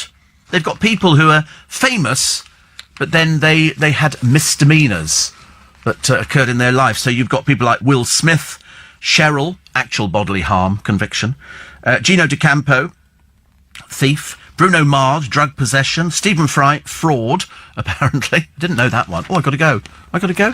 What now? Good Lord above. We had another minute. We have got another minute. Oh, you're frightening life out of me. I know there's a lot to read. Just before I go, let me know what's coming up on my free podcast for today. And a little bit extra, because there is a little bit extra today. I'll bring you the latest on those tedious rumours about the self-entitled diva, the GC, and why it's all heading towards her throwing a strop and quitting as usual. Also hear about the exciting new job for the former Hollywood actor Yogi Porter, who apparently even does mint choc ices, which is lovely, isn't it? And after a row broke out among one of Britain's rudest famous families, this is the nearest and dearest of Ewan McGregor. Very nasty, that one. You'll have to hear that. Hey. Although he's actually now blaming it on somebody else. Never thought about that 2 days ago. We need to walk in here with these Japanese masks on, which people walk around town wearing, which I quite fancy, actually. But anyway, so I woke up this morning, and I was a little bit throaty. For some reason, I always test it. In the bed, I was warm as toast. It was so lovely. And I went sort of, la, la, la, and I thought, oh no, oh dear, that didn't sound so good. So I swallowed some tablets, and then I did a sort of a throat wash thing. Because if you're in this business, the one nightmare is waking up in the morning to discover that nobody can hear what you're talking about. And seriously, if I'd recorded how I sounded when I first woke up this morning, you'd have been going, oh, I don't think you should be coming into work. But the trouble is I've got 2 interviews to do today for In Conversation for this weekend. So there's no way I could have taken today off. So I was there, I was doing the gargling, I was getting, I was getting into all the tablets and everything else. Then here, I've just swallowed some other throat lozenges and done some sprays. And hopefully, it should be okay. So we'll keep our fingers crossed. But if occasionally we sort of go to a little bit of a thing like that and we cough, you'll have to just bear with me. Perdita! Last night was the first UK airing of my show Magnum PI on Sky One. Bit of a party here. And the family came round. Typical, honey asked where his tight jeans have gone. I couldn't even bear to even think about that. I remember, the funny thing is, I remember Magnum PI. It was Tom Selleck, wasn't it? Tom Selleck used to wear these fairly, and he was very popular. I always thought it was a bit like sort of selling a sex symbol. You know, the fact that he was a PI made no difference. And PI is private investigator, I think. I used to like Jim Rockford. I used to like the Rockford Files. And in fact, Dale, there was a link between Dale and the Rockford Files. I used to go, "Hi, this is Dale. I'm not available to come to the phone at the moment. Leave me your name and number. I'll call you back." And it sounded a bit like the Rockford Files, which is good. Did you see the GCs having a go at Holly and Phil, says Chris? Yes, I mean, she said she's not going to quit the programme, but as I say, the ground rules have been laid down. And then we have to put up with the fact that Daniela Westbrook now thinks that she's some motivational speaker. I wouldn't trust her to speak to anybody about anything at all, really. And then, well, this one I couldn't believe. This is from Kerry Coke-Toner. She's quoted as saying in an interview the other day for one of the big magazines that she'll gladly pop another one out if she gets a reality show. What? I mean, either she's even more thick and stupid than we imagine. I mean, she can't really be saying that, can you? So she'll have a baby so she can get a reality show. She said all these other people have got one. Yeah, you've had one. And the reason it was dumped is because you're boring. So, you know, please don't... We're not interested in you. You've finished. The best you can get is a dating programme, which, of course, is a bit of a misnomer, isn't it, really? Do you believe in anything to do with the paranormal? No. Literally, you could sit there till you're blue in the face. Mind you could be blue in the face. And there's nothing. I can assure you they do exist. No, you can't. Unless you're really thick. There's no such thing as ghosts, no such thing as spirits, no such things as ectoplasm, no such thing as... I'm trying to think what else, actually. What are those other ghosts that move things? When they move... Poltergeist. What? I mentioned the word poltergeist. You notice he came to life. All of a sudden, as if he knew the family. Okay, when you say something like poltergeist, it's a case of... Can you see him? Can you see him as clearly as I can see him? Or does he look slightly I see you can't see him. Only me. Leave him alone! Honestly, that's an HR thing immediately. You're not allowed to start prodding people. Especially if he's got a cold, that we all ended up with. I know, to be honest with you, he should have been on the ducking stool about 4 days ago. I'd have happily paid for that one. Bunny says you sound practically perfect in every way. Thank you. What about afterlife and reincarnation? No. Even though you get people who go, I think I've been here before. I still don't believe it. Ian says, when you arrive at an opportunity, can you tell me who sang the beautiful Edwardian-type tune you played over the air some days ago? Well, that could be just about anything. I missed the name of the song and the singer. No, I mean, you need to give us a bit more than that, because we played quite a few little tunes. I don't remember anything Edwardian. And something beautiful. Well, I don't know. No, you have to give us... Flanders... No, that wouldn't be classed as a beautiful Edwardian-type tune, would it? Flanders and Swan? Well, I mean, if it is, it's Flanders and Swan, and you can check out... was on the Monday morning when the Gasman came to call.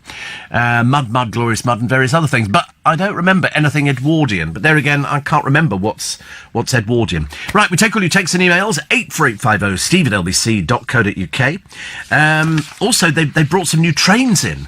Some de-icing trains, so that you won't get held up if the snow comes down, which they're saying it will do. Also, Katie Price. I have to mention her because in an effort to try and raise some money, she's selling her 17-year-old Barbie pink Suzuki Vitara. Cheap little things. The auction is open until next Friday, and the highest bid so far is £66,000. Well, it'll be a wind-up, won't it? There's no way anybody would ever pay Barbie pink Suzuki 66,000 quid because the provenance is rubbish. You sort of go to somebody, oh, it's pink. It used to be owned by Katie Price. They'll go, ugh. But it's very old. So there's no chance that she's going to be getting that. She's also said she's after the freebies. She wants everything. She can get it all for free because she sort of plugs it. I wouldn't... I mean, we've already heard her plug the limousine company that took her backwards and forwards to court because they were being filmed, and there's been various other things. And you think to yourself, that's just cheap, isn't it? I mean, it's not going to help you. It really isn't, because you still need... I don't know how many days we've got left before the court fine needs to be paid. Alan Carr says years of mincing has left him with a limp. How does that work? Why would you have a limp through doing that? Or perhaps there's a word missing. Think about that one. Years of mincing has left him with a limp. Da da da da da da da da do do do do boo. Have to work out what the missing word is. Also, Jeremy Vine under fire this morning for joking. Trouble is you can't tell jokes now, Jeremy. I should have told you that before you started. Britain's youngest pilot might crash into a house. It is only a joke, I promise you, but, people complain about it. Oh, people complaining as well on the internet. What are they complaining about this morning? Come on, what do you think it is? Who have we talked about about the... I can still see him. Isn't that... I think he's somebody who used to work here, obviously many years ago, and I can still see... You can't see. You see, only I can see. Isn't that funny? Isn't that strange that I can see things that... Unfortunately, I can still see the Scottish boy as well, which doesn't help, does it, really? No, what was I going to tell you? Oh, Bros. Bros fans have complained. Why? Why do you think Bros fans are complaining? Because I thought the Bros fans were very easygoing and easily ripped off. They're not having it this time round. The cheapest seat to go and see Bros at the Brixton Academy is £106 standing. Standing, £106. That's how much Bros love you. That's how much they love you. And you know the reason they're that price? Because they want to raise a lot of money. They want to keep a load of money in. And they think that if they can get you to part with that, which goes into their pockets... Mind you, by the time you've taken the show out, I don't know how much money you'd have left. I don't know. How many did we say it held? Was it 4,000 something? So, just shy of 5,000 people. So how much is £106 times... Just supposing they were all standing. I know they're not, but just to give me a rough ballpark figure. So £106... by, let's say, 5,000 or 4,000. So that's just under £500,000. You see, actually, when you think about it, by the time you've taken off the crew, you've rented the place, you've taken off all the stage equipment and everything else, that's going to take it down. Then they'll end up with presumably half each, unless there's more money to come out from somebody else. There's a lot of musicians to pay, so that's why they've actually charged you that much. That's why they've charged you that much. So, yeah, there's also the merchandise. They're a bit ancient for merchandise, aren't they? Would they have... Oh, I don't know, actually. Would I want a Matt Goss T-shirt? No, not really. I just think that... I don't like to think that the fans are being cheated. But the reason they're charging you that much is because it's a small venue. It's a small venue, but it'll be interesting. We'll find out. Paul says next you'll be telling us that the Loch Ness Monster doesn't exist. No, that one's real. I've seen the film with Ted Danson, where it comes up and has a big smile on its face. And it's cold when a ghost is in my living room. Then I hear a strange click, and it gets warmer as the ghost leaves. It's called central heating, dear. Okay, it's called central heating. It goes click, and all of a sudden the heating goes up again. That's how it works on a thermostat. Another one here. I've got an early start this morning off to Bodmin in Cornwall, 5-hour drive. That's Bodmin Moor, isn't it? I don't know why Bodmin Moor is famous, Ian. Oh, the Beast of Bodmin. Ah, the Beast of Bodmin. Do you remember the Beast of Bodmin? It turned out to be somebody's cat. And they go, oh, it's stalking people. And you think, well, what's it eating? And the answer is it's just eating cat food when it goes home, I should imagine. Albert says, Mrs May says she wants to talk to the other parties about Brexit. Sorry to mention the word so early in the proceedings. And come to an agreement and compromise to sort the darn mess out. I thought Parliament was the place to do that, yet they stand there throwing childish insults across the floor trying to score points. They're a disgrace, says Albert. I couldn't disagree with you. They're like petulant children. Order, order! Shut up! You feel like turning on the fire hydrants and the sprinkler system and sort of, can still feel. Odd, isn't it? He's thinner than last time. Perhaps he's not eating in the ghost world. He's speaking to me as well. I can hear voices. In my ear, I heard voices. How peculiar is that? I think we need to get Yvette... I nearly said Yvette Cooper, and I suddenly realised she'd be completely the wrong person to get. Yvette Fielding we could have in. Yvette, you see, I was thinking again, politics, because this programme revolves around politics in a kind of peculiar way. Right, more of your texts and emails coming in. The Love Islander and the footballer Beau are victims of a break-in, but at least their car's been found, which is lovely. Macaulay Culkin says there was nothing weird about his friendship with Michael Jackson. I don't know why people would have thought there was. People jumped onto that bandwagon, didn't they? And Kate Moss turns 45. Shops will face fines for selling fake fur that is actually real. I couldn't tell the difference. I don't think I could really tell the difference. Anyway, we've got a nice programme for you, and you're very welcome, so you can settle back, get yourself a piece of toast, and and sort of butter and peanut butter. What? What's the matter? Oh, right, yes. So bearing in mind that because the computer's having a bit of a day by itself, anything could happen when I tell you it's 4:15. The computer's having a bit of a day by itself, actually, so we're doing manually, as they'd say. It might not actually sound as slick and as naturally professional as it always is. So today there might be sort of pauses, because it's just, if it doesn't want to play ball, it doesn't want to play ball.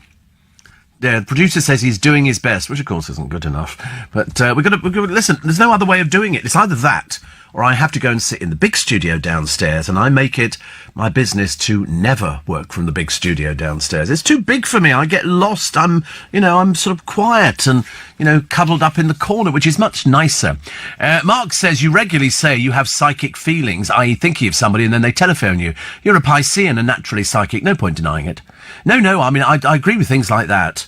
But I think that is association, isn't it? I can think of, people phoning me, and then all of a sudden sometimes the phone does ring. In fact, actually, in most cases it rings. Or failing that, I'm watching an antiques programme on the telly, and they go, what do you think it's worth? And I'm going, £46. And they go, that's worth £46. I think, whoa, I'm better than I thought.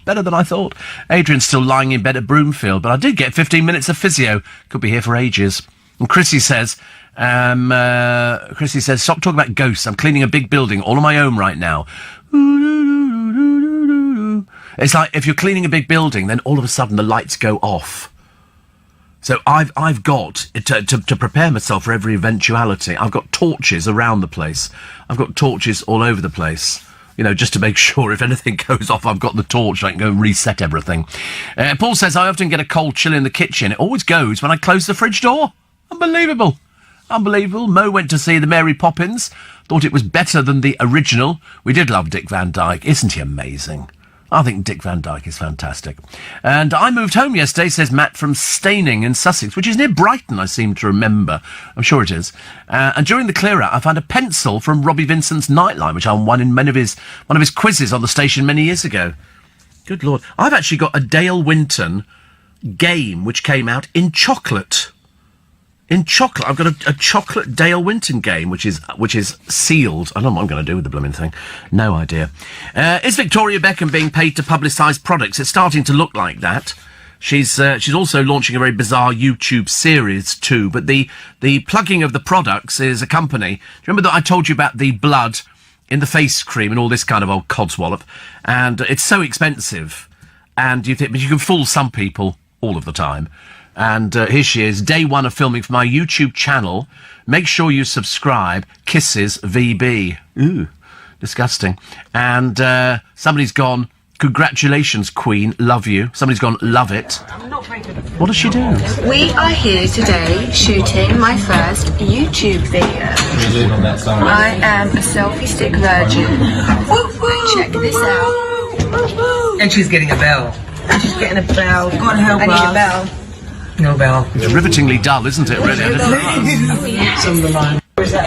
She's got so much makeup on and it's so skillfully applied, you'd never know that she has a skin complaint. Seriously, you'd never know.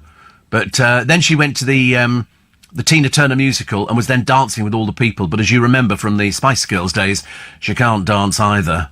She's completely out of time with the song. Completely out of time. But as I say, they love the publicity. But then they should also take the flak. The fake picture of Dave lying down with a dog. It is a dog. Actually on his sort of stomach. And then Victoria hanging about with friends. And look at that skin. You would think that was flawless, wouldn't you? I can assure you it's not. It's almost on every day, isn't it? Here is my red thing, and you can buy this from there and buy that from there. And then you've got Dave in what looks like a D-Mob suit. And lots of people... I think it might have been actually at one of his clothing launches. Difficult to tell. That suit doesn't suit him to start with. It looks ghastly, honestly. I've seen much nicer suits. It's a horrible grey. It looks like the kind of thing you get your cheap sofa covered in. That's what it looks like, but it's probably terribly expensive. And then you've got her looking like, how old is she now? Is she 40, 45, something like that? And wearing my favourite suit for my next pre-collection. She's still losing money. I don't know why they bother plugging it. I mean, he sort of is wearing the trouble is for him, it's all those cheap tattoos and his silly little hat from Peaky Blinders. Doesn't work, does it, really? Steve, I hope the MPs are proud of their behaviour. They're like spoilt children. They can't work together for the good of the country. They should stand down. Well, it's up to you to vote them out. You have to vote them out, but you've got so much crookedness going on within the House and so many people being bone idle and so many people going, oh, we're not going to do that and do that. And all they want to do is be on television and then they want to be like Anne Widdecombe and end up doing pantomimes. That's the only thing. It's here, says May. That's not Theresa May, by the way. That's another May. Snow in the Highlands. We have, in the Highlands, it's cold with frequent showers. We have big cats. I've seen them here several times. They definitely exist. Yeah, well, you do get big cats, but they're not cats. I mean, you do get certain, like bobcats kind of things, which sort of can climb trees and do all sorts of things. Ron says, by the time the venue and all the other expenses are taken into account, the Goss brothers will probably clear 125 grand each, depending on the ticket sales. Possibly, I don't know. I was sort of looking at it, thinking it's a bit. All they've done is they've just cheated the fans by going, sorry, we want to take money away from you, £106, to hear us sing a load of songs that we recorded years and years ago. I mean, there's nothing new, unless they're going to sort of strip on stage and do a kind of full Monty. And they've got to fly to the UK for it. Do you think they'll film it again and we'll have more tantrums? You know, but they've already done the show, so I don't think they need to bother doing it again, unless they've got a whole ton of new material. And we saw that they fly first class because they're celebrities. Although the producer did tell me, when they were doing the thing about the song, When Will I Be Famous, they're not credited with the writing on it. And that was one of their biggest hits, I think. So was Drop the Boy a collaboration, or did they not write things? And the only reason I ask that, is because that's how you make your money. George Michael and Elton John, people like that, they didn't need to sort of worry about it. They had such a back catalogue. Bros didn't have a huge back catalogue. Oh, there you go. Drop the Boy was written by Nicky Graham and Tom Watkins. Oh, interesting. When Will I Be Famous? So written by Nicky Graham and Tom Watkins. That's from the album Push. So in other words, we don't think they did anything. Which is a little bit of an embarrassment, isn't it? Because that's what I couldn't work out. I remember asking you the other day why they weren't getting royalties. They sold 20 million albums or something like that. They obviously sold a lot. And I thought, well, they must be having money coming in. No. Because they didn't write anything. So, When Will I Be Famous, I should imagine if they had written it. You see, I don't know half their stuff. All tracks written by The Brothers, which is a pseudonym for Nicky Graham and Tom Watkins. So people think, oh, you're buying, they didn't write anything. That's interesting. Isn't that, that's the most interesting thing we've discovered today. That's very strange. So in other words, if they put down The Brothers, you think, oh, the boys wrote that. No, they didn't. Nicky Graham is a producer born in South Africa, and he joined The End. He played keyboards for Bowie, and he did the Spiders on Mars tour during August and September 72. Interesting, isn't it? As producer and songwriter, he went on to score multiple hits for the Nolans, Bros, including I Owe You Nothing, Let Loose, Anton Deck, Let's Get Ready to Rumble, Code Red, Shakin' Stevens, and Aaron Carter. Wow, he's really good. He's been described by Neil Tennant, Tom Watkins this is, as a big man with a loud voice. Wow. He was the manager. How funny, isn't that? Oh, he managed the Pet Shop Boys, did everything else, but and wrote for Bros. So that's why Bros need to go on tour. That's why they need to charge you £106 to go and see them, to stand. I think that's too much money. If they had a load of new material, but they haven't, then I think they have got a couple of things which they've done. But, I mean, they haven't hit the chart. Oh, here we go with the toilet rolls again. They haven't hit the charts. So that's it. Simon says, as it's winter, good to hear we're still going to get snow in the UK despite Brexit. Thank you. And Debbie says, do you believe in life after death? I think you'd be a bird flying around, pecking people on their heads. Oh, no, I definitely wouldn't be that. I'd just be invisible. If there's a reincarnation of a kind, Steve, would you come back as Dave O'Brien? I thought about that last night, actually, and the answer is no. I think not. Definitely not. Tigers could face extinction, they reckon, in a shorter period of time as 10 years. That's not a lot, is it? Although I was watching some YouTube clips of I didn't cry watching YouTube earlier on. I was too busy watching tigers who sort of sat there. Somebody had fallen into their enclosure, and they were sitting there looking at him, obviously debating which part of them they're going to eat first. And in the end, people were trying to shoo. Of course, that's not going to affect a tiger. They thought it was meat being dropped in. They don't know what it is. They don't know adult, male, human. They've got nothing. They just know that it moves. So they attacked him. And then when somebody tried to get them away with big sticks, they grabbed him by the throat and dragged him back to their lair.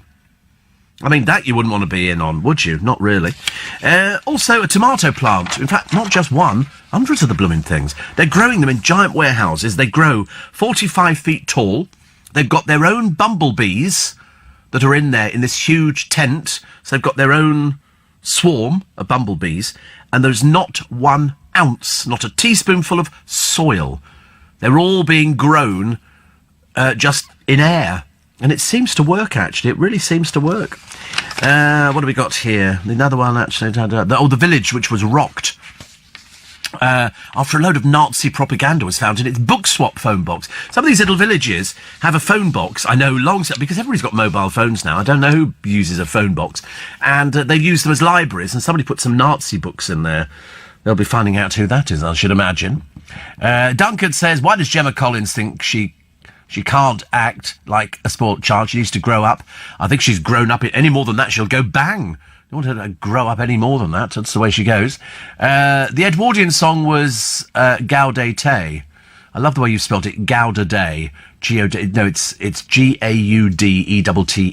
Gaudete, Gaudete, crystals, the slaughter, sex, Maria, Virgine, Gaudete. And I think it was Steeleye Span, whose lead singer was Maddie Pryor. Woo! Am I cooking with gas this morning? You know, I might not know who's number one in the charts at the moment. Is it the Beatles? I don't know. Is it, I don't know. Is it that? Could be Little Mix. Little Mix. They could be in the charts. I never know these things, actually. I suppose if you live in Kent or something like that, you probably have to keep up to date with all the charts, but luckily I don't have to. As long as I remember stuff from the 60s and 70s and 80s, I'm fine. So, Gaudete, Steeleye Span, Maddie Pryor, and they were a harmonising group doing that sort of stuff. And I think it goes back even further than Edwardian times. I mean, really. At the moment, though, in the charts, and I was only reminded of it the other day, because I was a big fan of Ariana Grande, who only made number 2. Number 1, of course, Ava Max with Sweet But Psycho. And that's done very well. I mean, seriously, I'm just lucky that I have one of those photographic memories. I will see something written down and immediately... It's like somebody tested me the other day. They said, is Rita Ora in the charts? I said, of course she is, at number 29 with Let You Love Me, which was such a big hit. And 28 is Little Mix with Woman Like Me. Anyway, better do the news, hadn't we? Because it's 4:30, the LBC News. Morning, everybody. Stuart Manning inquires as to my health. It's actually not bad, but this morning it was a blooming nightmare. It really was. I'm not doing too well, says Dan in Littlehampton. He said, I hope you're doing well. It's my 11th chest infection in a year. Not long after recovering from number 10. Any recommendations on medicine? Oh, Lord, I've got no idea. Yes, I'm basically trying to get myself through life at the moment, which actually is all right. But it's when you get a cold in this business, and if you're actually broadcasting, it's a bit of a pain. And this morning I did think, I might have to phone and cancel. So I left myself an hour and a half to actually get the voice back. And so I had to lie down. I drank some water, I had a couple of cups of coffee, and that gradually loosened the throat, so it's sort of, same. Ian says, Josh the newsreader sounds nice. Can we have some details? He's a short, rotund little person. That's all I can tell you. He's recently finished working in Father Christmas's grotto. I think he was head elf or something. He lives in Kent. He drives a car which is brand new. Well, it was when he bought it. And it's just had to have 4 new tyres. Apparently, he's done 55,000 miles. Going where, I can't imagine. Best not to. But he does sort of... That'll really get on my nerves. He always comes in and he'd always make some comment to me about... I've told him I lived in Twickenham. Big mistake. It's like being stalked. Oh, I saw that thing about Twickenham Green and, oh, please don't. It's not nice, is it? It's like somebody turning up and going, hi. In fact, I tell you who's worse for it.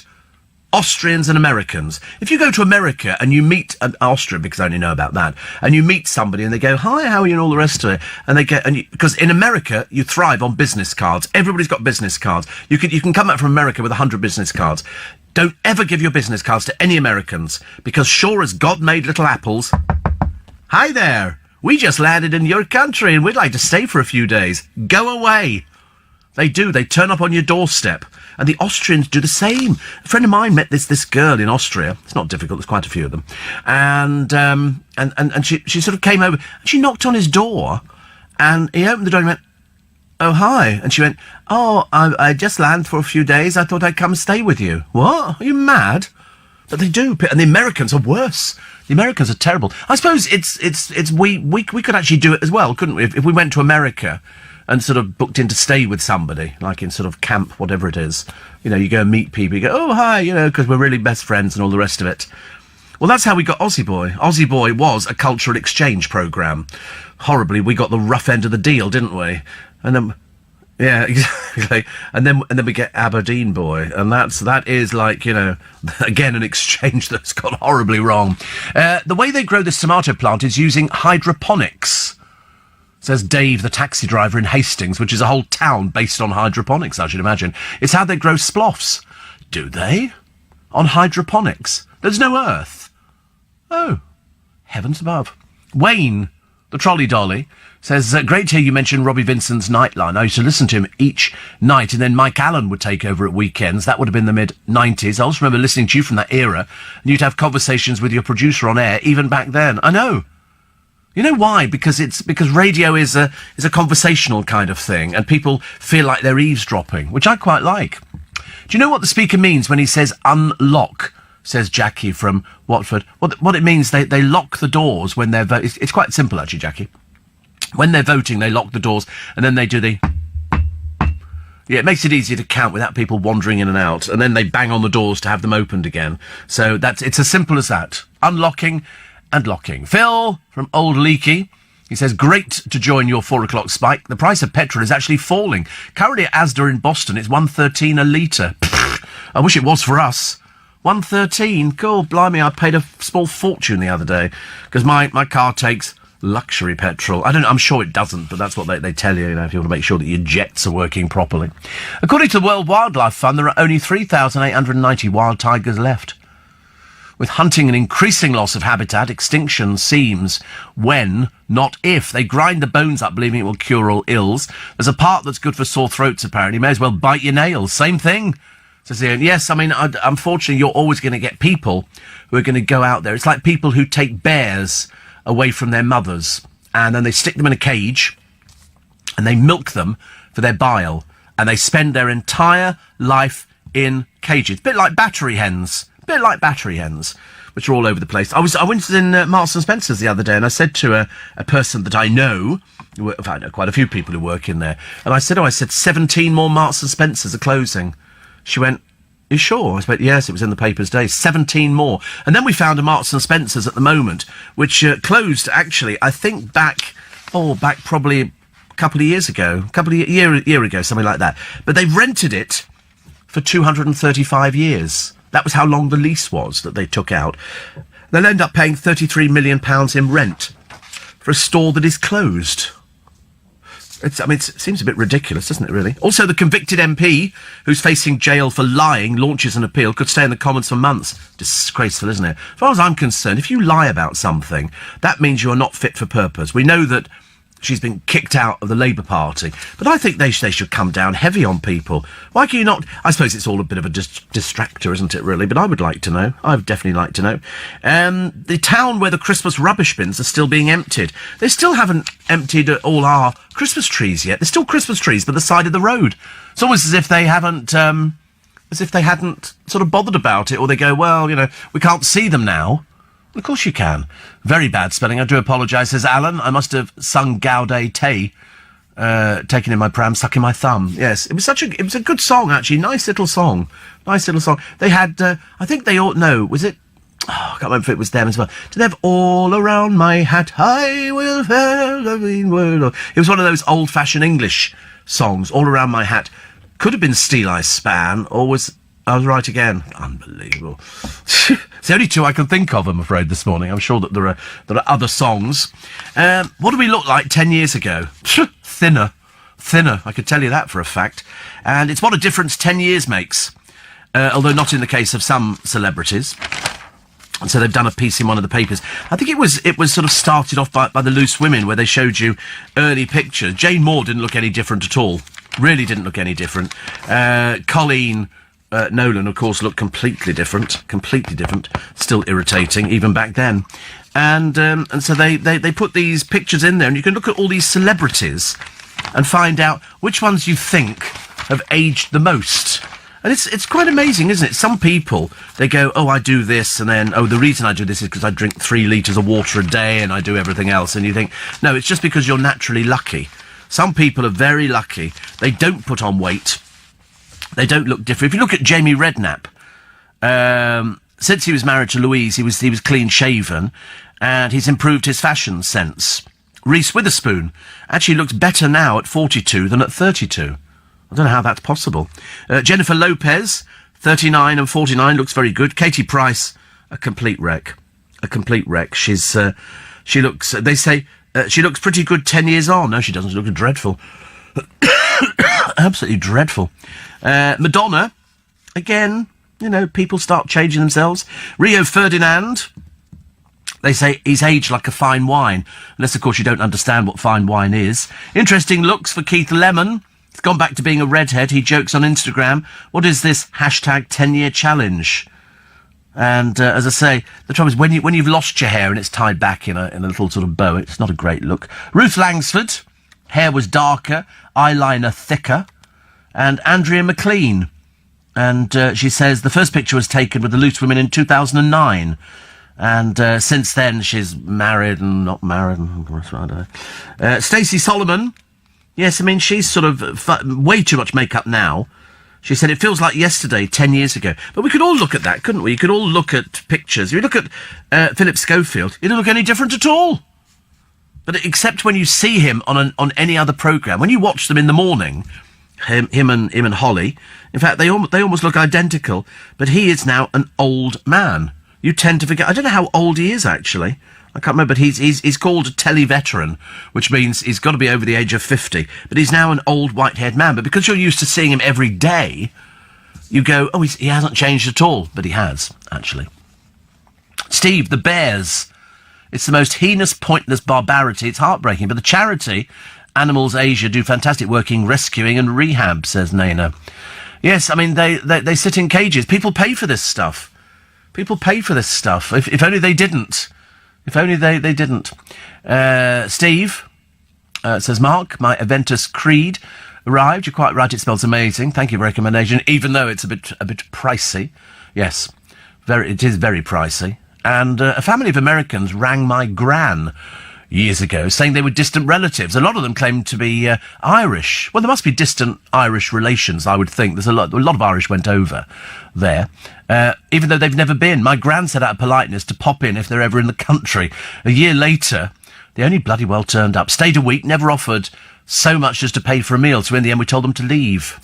We don't know you. Wasn't that the great one of Only Fools and Horses? And they go round to this woman's house. He goes, hello, Gran. And so she, hello. And they go in, and she feeds them and all the rest of it. And at the end of the meal, he goes, oh, that was really pucker, that wasn't all the best. She says, can I ask you a question? And he goes, yeah. She said, who are you? He said, what, you've just fed us and you're asking who we are? She said, well, you seem to know me. She said, so he'd been in there eating her food and everything else. There was a woman who turned up at an Italian airport, and she's arrived on a flight from... She's quite an elderly woman. From America, I think. No, sorry, it was an Italian woman flying into America. And the family meet her. She's sitting in the car. And she looks around and she goes, who are you? They've picked up the wrong woman. They've got... She thought she was being abducted as they're driving away from the airport. She didn't have the faintest idea who these people were. That happens all the time, doesn't it? I walk in here and sometimes I see the producer. Who are you? Not a clue. Definitely not you. Definitely not you. Sitting there looking all bleary-eyed. I bet you went out on the Raz last night, didn't you? You sit in a hot bath. Do you? You listen to the boat. Oh, right. What time was the boat? That was 7, wasn't it, I think? I was in bed before that. I climbed into bed. I didn't have the energy to do anything. I wanted to have soup yesterday, but I said I was going to have soup. I never did. I never did. I had some washing up to do, so I finished the washing up. I might have soup today. Tomato soup. I've got this thing about tomato soup. Tomato soup. It's lovely. Really nice to have your company. 11 minutes to 5. 11 minutes to 5. It's Thursday, ever nearer the weekend. Isn't the time whizzing through? Don't you think the time is whizzing through? Certainly this week has been a week to remember, a week for which many people in this business will not be forgetting. Not so much for the other radio stations that we own, but I think especially for LBC, because literally Theo Usherwood has worked his little socks off. Been about the busiest he's ever been, poor soul, honestly. Pip Schofield is ageing well. Gordon the Gopher hasn't aged a day, says Holly. I wonder where Gordon the Gopher is. Do you remember that? That was the thing. Andy, can't remember his name, who was another one on... And he used to work for us. How embarrassing. I can't remember his name. But he had a puppet as well. And it was Ed the Duck. And Ed the Duck was quite... Andy Crane. Ed the Duck was very, very funny. And but they learnt their lesson. Because I think you'll find that Pip Schofield's grandmother made Gordon the Gopher. So he owned Gordon the Gopher. That's why all the spin-offs and all the toy he got. The BBC learnt their lesson very quickly. So when along came Ed the Duck with Andy Crane, they made sure that they owned Ed the Duck. But Gordon the Gopher was great. He was so funny. I think it was the producer of Children's BBC who was the operator, but some of it was just so funny. You'd sit there watching it and he almost came to life. But that's the way it should be, isn't it, really? I like that. Philip Schofield, ad with the dog, looks like he's playing with Gordon the Gopher. I'm just amazed, actually, Mo, that he's doing adverts. But there again, if he can sell stuff, then that's why they use somebody. No good having somebody... I mean, you wouldn't have Katie Price advertising anything at all, would you, really? Dallas says, vegetables derive much of their goodness from the soil they're grown in. That's why farmers let fields lie fallow to regenerate and rotate the crops. Yes, I learnt about crop rotation years ago. We did it at school. And so you would grow... all these different crops, but so you'd grow one and then you wouldn't use as much fertiliser for the next one, and so it would go, and then you'd sort of examine the field and all the rest of it. It was quite good. Hydroponic grown veggies might look all right, but they lack the nutrients of dirt grown natural plants. Well, they're doing tomatoes like they're going out of fashion. Iceman says a South African relation of a friend came over 6 months later, is still there. Oh, I'm sorry, you have to move or something. Sell the house as quickly as possible. I've noticed that McDonald's are going to be adding bacon to a few of their things. It's called thick-cut bacon. Can't be as thin as the rubbish they're currently putting on things. They have this sort of flat bit of pita bread with 3 strips of bacon and a piece of processed cheese in it. It's the most ghastly thing I've ever tasted in my entire life. Awful. And it's not even proper bacon. Why can't we have bacon that looks like bacon? For God's sake, at Waterloo Station... Oh, there was an argument in McDonald's the other day. Somebody was standing there and somebody started throwing chips at somebody. So he turned round, anyway, got a punch in the face for his intervention. Not very good, is it, really? This was 12 something a.m. So I don't know what time they're open till. That could be midnight. But in the little McDonald's there. I thought they'd have had a bigger McDonald's because it's always packed. I mean, seriously, people cannot get enough, can they? Time for a ban on smacking children. Jersey have got it. They made it illegal. And there are calls for England to follow. Well, it's bad enough now. We've got 14-year-olds going out with knives and 10-year-olds going out dealing in drugs and 12-year-olds doing it. And you think that not smacking them is going to make a difference? Doesn't make any difference at the moment, does it? There is no... I mean, I had the threat of smacking, and when you're little, you get smack on the back of the legs, and so they've got loads of people. You know, should it be illegal to hit your children? No. Yes. You'll always find people always disagree about something. They no, you shouldn't smack the child because it's abuse and it's this kind of thing. No, smacking's not abuse. It's called learning. You have to teach children. You know, without any discipline, what have you got? Unruly children. Being in bed with Michael Jackson was normal. We were friends, says Macaulay Culkin, who is still around. And listen, if he says that, then I'm going with that one. I don't care what anybody says. You know, there's no proof that Michael Jackson ever did anything at all. The Geordie Chandler thing was just a bit of an embarrassment. I don't think Michael had come up with that kind of thing. So he paid over a huge amount of money, but that was no admittance of anything else at all. Put it this way, Paris, Michael Jackson's daughter, is reportedly checked into rehab. She's gone to rehab. But the Americans, they're all into rehab, aren't they, and stuff like that. Also, hemp oil... from Lloyd's Pharmacy. Hemp oil. What do you use hemp oil for? Is this like a cannabis oil? It eases pain, apparently. Yeah, do not exceed the rate. It's £20 for a little bottle. Normally £30. Somebody's making a lot of money somewhere. Richard Hammond, feeling lucky after past mishaps. The wreck of his supercar crash. Then walking with a cane, and then he had to recover from a smashed knee, poor soul. I love him, though. I think he's great. I think he's absolutely good. I loved that programme. Anything to do with Top... I don't understand it. But I enjoy the process. Special degree of cruelty. To sit down for a meal with someone, smiling as you look them in the eye while planning to steal their savings. And this is what happened here. That's how the chief sales rep at an investment fraud gang operated. Here they all are. And unfortunately, many victims feel stupid. They're not stupid. They're hard-working people. They've just fallen foul of ruthless fraudsters. So this detective was talking after the jailing of a gang, including Darren Flood, 40-year-old former brother-in-law of David and Victoria Beckham, for flogging investments in rare earth metals. And so they've got pictures of Flood.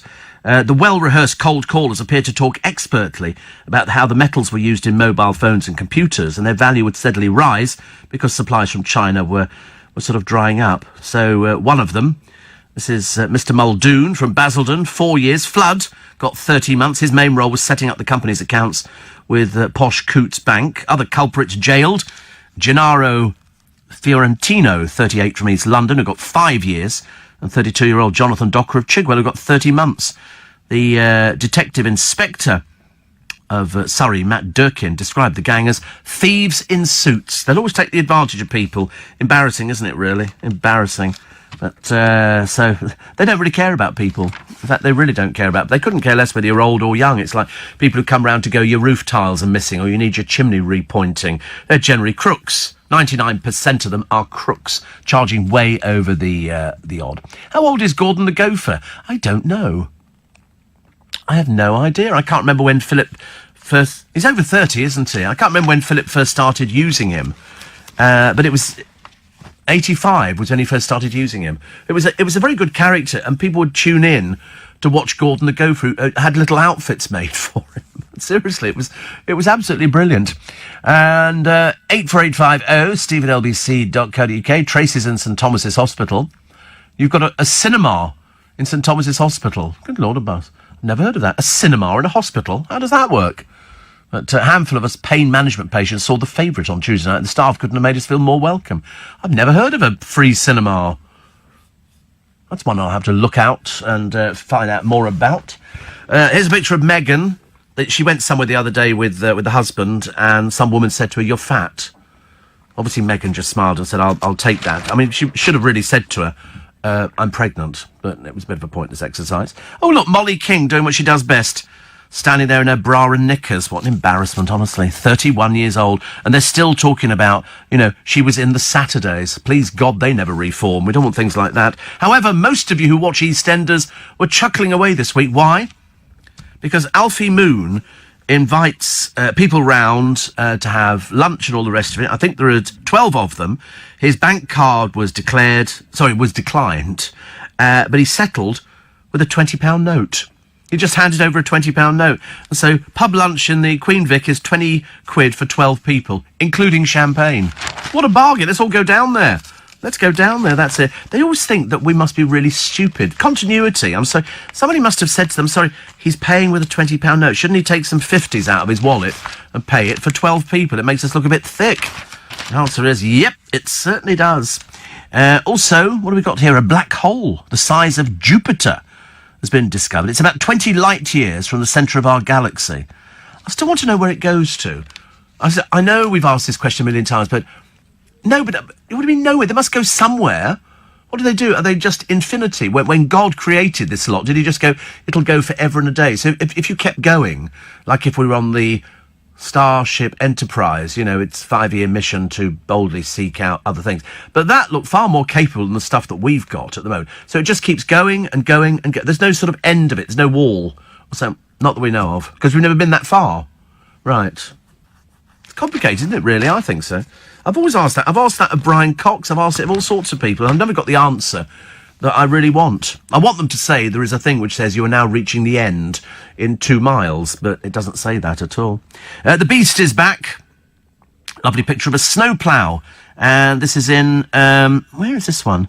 This is in, it doesn't say, oh, it's just in Scotland.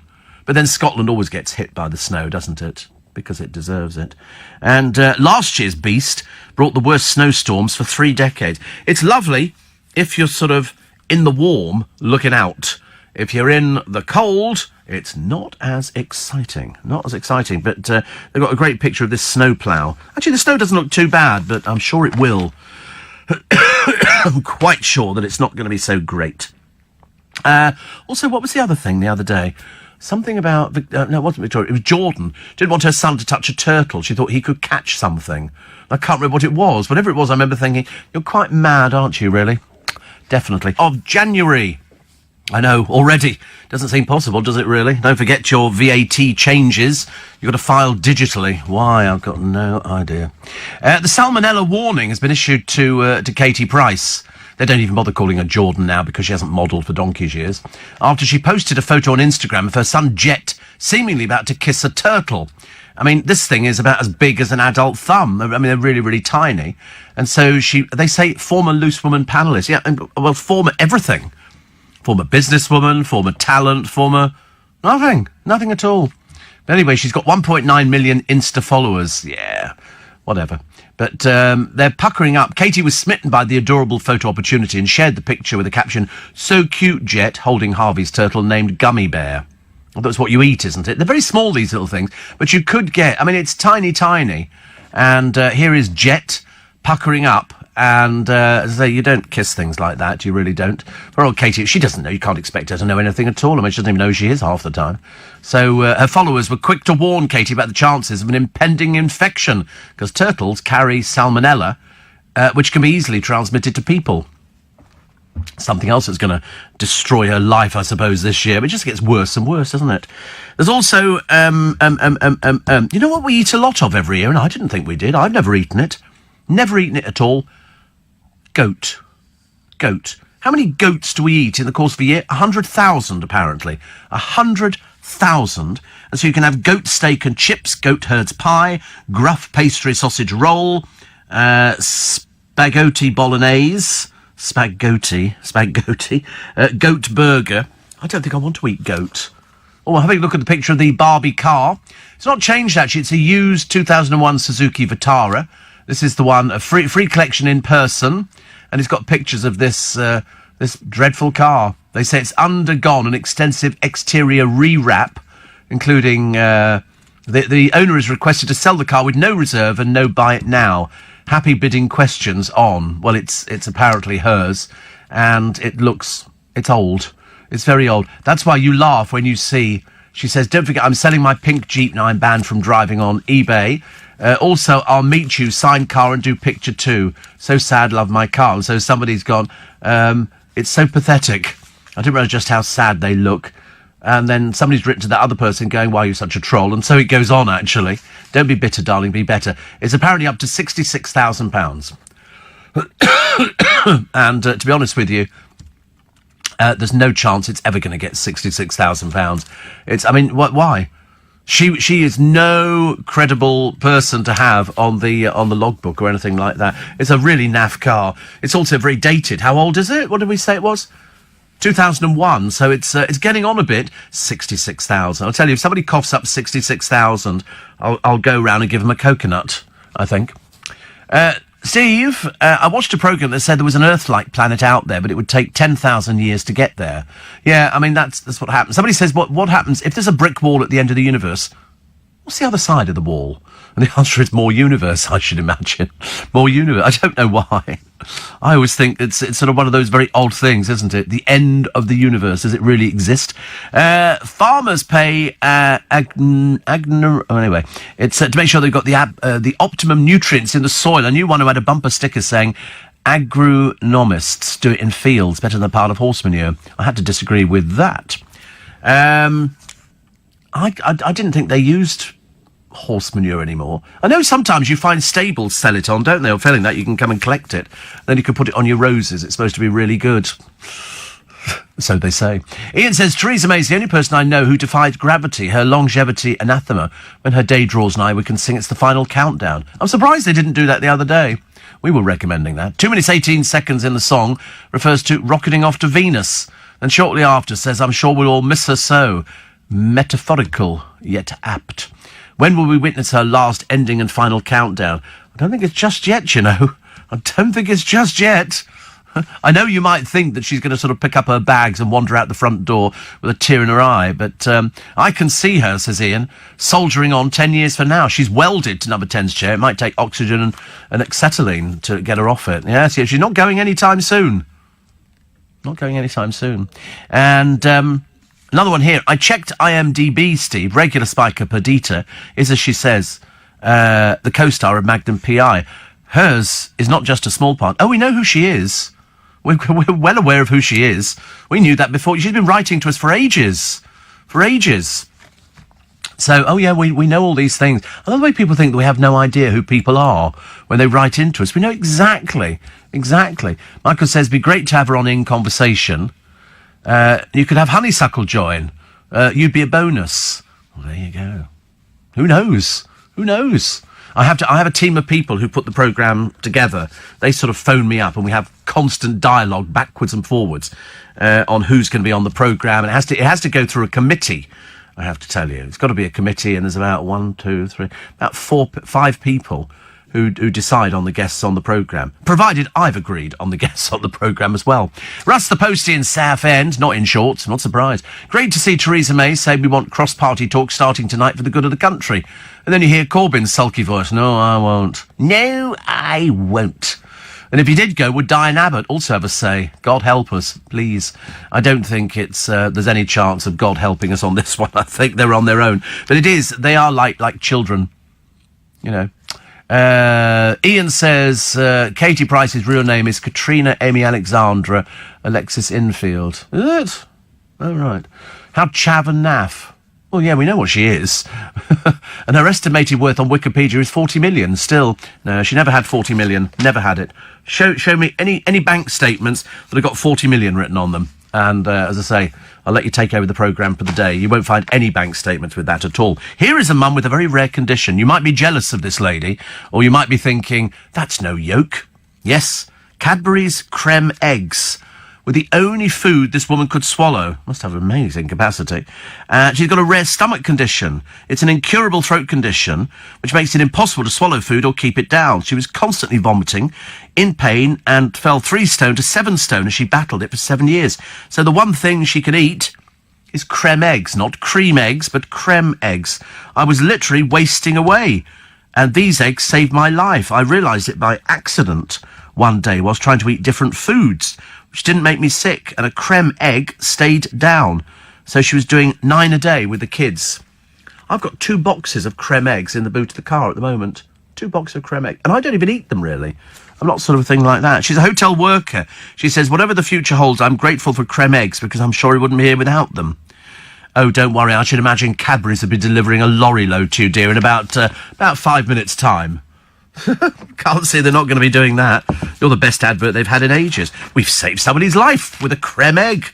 Because we had this big discussion a while ago, didn't we, on is it cream egg or creme egg? And it's spelt creme, as in C-R-E-M-E. So consequently, it's a creme egg. Steve says, Ron, a 2001 Suzuki Vitara in pink, value around 600 quid. Anybody paying more is nuts. That's why, I mean, you know, £66,000. There's no chance. There's no chance for getting anywhere. Not even getting, even 600. Even 600. I wouldn't have thought it would get that at all. Why would you want it? I mean, goodness. Kevin says there's a restaurant at the end of the universe. Douglas Adams said so in The Hitchhiker's Guide to the Galaxy. And it does do the best pan-galactic gargle blasters. I never saw Hitchhiker's Guide to the Galaxy, but I do know, because I remember there being a cow in the restaurant saying, oh, this is a nice bit. Take this bit off my rump here. That's a nice bit of steak. And I remember thinking, talking cow at a restaurant at the end of the universe. But apart from that, I never got into it. I did talk to Douglas Adams, and I was none the wiser at the end of the conversation, but that's just me. There's a nice thing that they're going to be doing. Somebody's going to, I don't know who, I'll find out later. 300 D-Day heroes are set to go on an anniversary cruise. How lovely. What are we looking at? Oh, has he? Oh, Lord. I thought he'd left by now. Has he gone past the door? Oh, right. That's all right. Oh, thank God for that. Because he's not... Because I was checking with sort of Josh when he was back on again. And he's not... He isn't booked for another overnight. Just sort of, he was a one-off this morning. A little bit of a treat for us. Kate Moss turns 45. That apparently is a big deal now in modelling terms.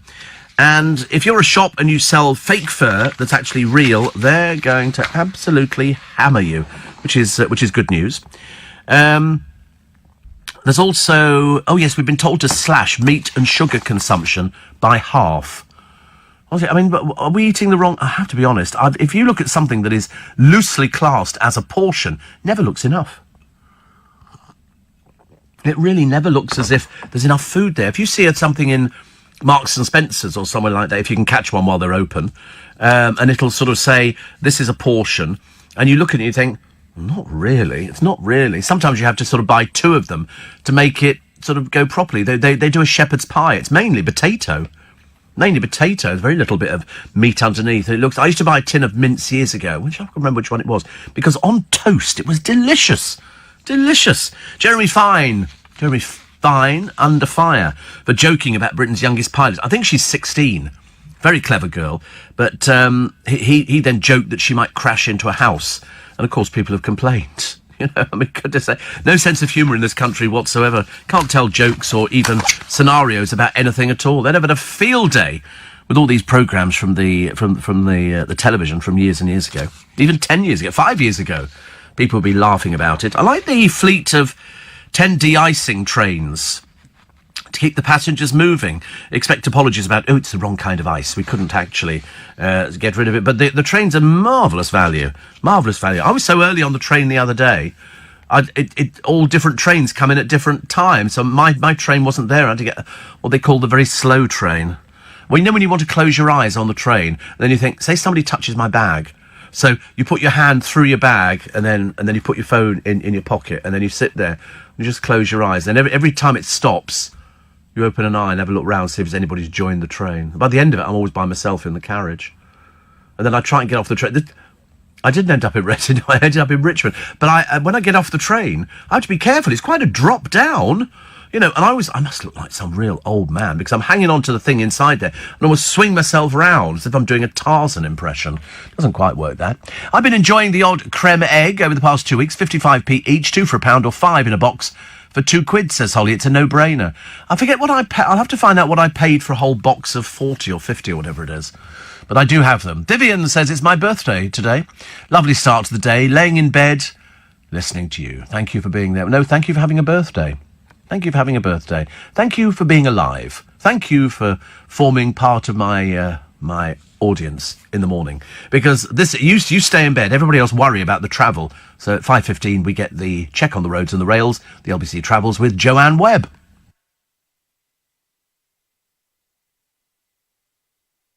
Except sadly, we can't bring it to you this morning. It's in sort of short supply. It's because the machine's having a little bit of a day. Perhaps she could come in live and do it or something. No, she can't. She's far too busy. I just only thought of that then, actually. Poor soul. So sorry about that. But what we'll do is we will get you the travel, and if necessary, I'll read it to you, which I might have to do. We'll take a break. Oh, thank goodness for that. Thank you, Joanne, very much indeed. Sorry, we had to make a sort of come back and do that again. The simple reason that the computer is having a bit of a mare of a day. Louise Redknapp in the papers, concealing her chin wound.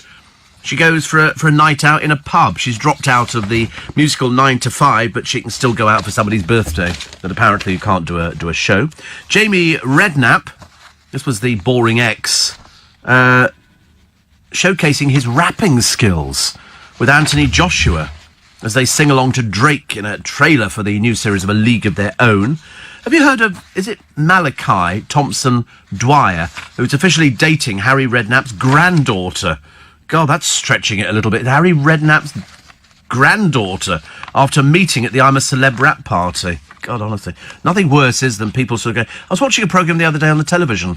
You know, my relative was a murderer. And they've got the Fred West's niece so far down the line and removed, you know, it's impossible to even comprehend that obviously these people like talking about these sort of things. All of a sudden they end up with a bit of notoriety because she says in the thing, it could have been me. But it wasn't. It wasn't. Megan Barton Hanson says she's been through hell. Oh, grow up, dear, for goodness sake. Honestly, nothing worse than some drippy old has-been.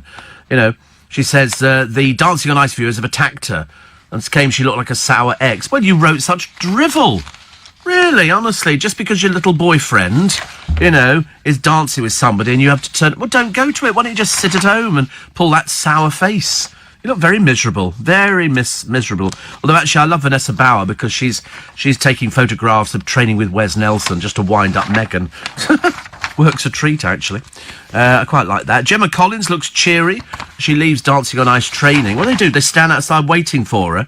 You know, the GC is here. They say her blonde tresses were styled in loose waves. Is it her hair or somebody else's? Difficult to tell. They say her pretty features, we're talking about the same one here, enhanced with a glamorous palette of makeup. I think they mean she's had troweled on polyfiller. But then Holly Willoughby slammed her, and she has said she will not be sabotaged. I'll not be sabotaged. I was watching, actually, there was an old Towie show on the television the other day. And it must have been some while ago because Lucy Mecklenburgh, what does she do for a living, was off with Mario, and they were going to get married and all the rest of it. And it was so funny because they didn't describe her as a model, but she had a party there. And for some reason they had a ball, like is it a frat ball, or they have these balls in America? And they did, well, none of these people, it's ridiculous, class of kind of thing. And they all went to different schools. It was just ridiculous waste of television. But they've run out of ideas on it. And they had all sorts of people. Then they were trying to work out whether Bobby Cole Norris was going out with somebody that Gemma Collins quite liked, and she'd heard rumours. She was a nosy old bag, actually, in her day. She hasn't really changed at all. And then Kem Ketinay, who's the hairdresser, you know, was told to slam Gemma Collins by This Morning bosses. As the Dancing on Ice star hits back at claims she's been unprofessional. I don't think you'll be used on the programme again, dear. I mean, you must be stupid. He was told to slam her by This Morning bosses. Why would This Morning boss... He says, I absolutely love Gemma. Absolutely love Gemma. Yeah, we're not bothered about you, actually. You know, go back to the hairdressing. Olivia Atwood reveals that she and her boyfriend, Bradley Dax Mercedes, have been found abandoned hours after thieves raided their Manchester home in a sickening burglary. Opposed to just a car being taken, it's a sickening burglary. And she's also offered a reward. Thieves also took Louis Vuitton bags, Rolexes and a brand new laptop, which remains uncovered. I don't know what that means. But and then she sort of printed a picture of the boyfriend and the car. You know, can I have the car back again? We don't know who she is, actually. She was just on a television programme. Then bids on Katie Price's £1,500 Suzuki. It won't fetch £1,500. It's a trash car. Definitely. Given a driving ban, she thinks she's going to get £66,000. I don't want to burst her bubble. Here she is, nasty little piece of work. Roxanne Pallett, appearing on Celebrity Coach Trip alongside George Sampson. Equally peculiar, as she considers finding a normal job. She thinks so too. Watch her, George. Watch her. She's not pleasant. She tells lies about people. And she's not a nice person at all. Mind you, we know strange things about George Sampson, I'm afraid, which I can't even begin to tell you on a programme such as this, which is family-orientated. Oh, look, Lucy Mecklenburgh. Hitting back at vegans for attacking her after facing a backlash from the community for promoting pork. Really? Why would somebody want to attack you for promoting pork? I've got no idea. She said she's fed up with them when she shares meat recipes online. Well, just block them, dear. I mean, grow up. Stop being such a drip, honestly. Elliot Wright and his wife Sadie, they've got a baby boy hours after announcing the new arrival. He was another one who never quite made it, did he? He was another one of the Wright family, but a bit dreary. Jess Wright and Rosie Williams leading a whole host of reality stars at Legends of Rugby Gala. This is the only opportunity these poor old creatures get to come out and wear little outfits. And, of course, I mean, Jess Wright, if you actually scraped off all the makeup, you could probably build an entire counter in Boots, I would think. Laura Crane confirms she's having a relationship. I know, they're such a big deal now. 23, but basically playing about 11, I should imagine. And she's gone public with her new boyfriend, who's called Tristan Phipps. She's from Love Island. God, I bet your parents would be thrilled. Which one was she, love? She was on Love Island. Can't you find anybody better? We did pay for a decent education. And he's called Tristan. Tristan. I mean, that's like an OKR name, isn't it? Like Julian. Julian and Tristan are very much OKRs. And Jade Goody's mother. Here we go. This is the disgusting Jackie who used to do drugs in front of her daughter. Reveals she ate dinner by her grave and slams Jack Tweed's claims that her grandson's trust fund was wasted. They've all jumped on the bandwagon, haven't they? I mean, I've lost track of how many times Jackie has been on the television talking about Jade Goody, and now you've got Jack Tweed jumping on the bandwagon, which means that now you've also got to get everybody else jumping on the bandwagon. I'm surprised they haven't done interviews with the boys. And Alfie Moon, champagne lunch for 20 quid. Do you think he actually got, a discount because he used to work in the pub? They said, give us 20 quid, mate, that'll cover it. But there were 12 of us and we had champagne. Go on, give us 20 quid, that's all right. Well, that's how it works, isn't it, nowadays? And Faye Brooks from Coronation Street and her boyfriend Gareth Gates are engaged 4 months after they split. As I say, I mean, I don't think being engaged is worth diddly squat in this day and age. I really don't. It's very sweet, but it doesn't mean anything because, I mean, if you're in Geordie Shore, it's just like, you know, you're paying a trip to, I don't know, some sort of strange holiday resort. Dubai, mainly. Right. Watching Jane Fonda, says Zara. 81 years old, looks great. I know. I suspect you might not think she looks absolutely great if you saw her close up. I mean, she is old. She's 81. I know she's had surgery. It's like Dolly Parton close up. There's a lot of makeup and the hair and everything else, so that's what you have to sort of think about it. But amazing for 81, I agree. I'm always endlessly surprised by the amount of people in show business who reach these fantastic ages. Connie says that Bros are not worth so much money. Well, that's what the fans are saying. I think the fans, some of them, not all of them, some of them are sort of feeling a bit cheated that they would actually, you know, charge that much money. But it's obviously through sheer greed. And if they can find gullible people to sort of cough up, they'd probably do a meet and greet, I should imagine. Wouldn't like to imagine what that is. I'm so lucky when my son showed me the advertisement for Take That at the Royal Albert Hall, I was worried I wouldn't get a ticket. On the day of the sale, I was on the phone for only 10 minutes and I got a seat in front of the stage for an affordable price and the money goes to charity, says Connie. Given the choice, I'll be going to see Take That. But I wouldn't want to see them either. I think there's a market for that kind of thing, and I don't think I'm the market.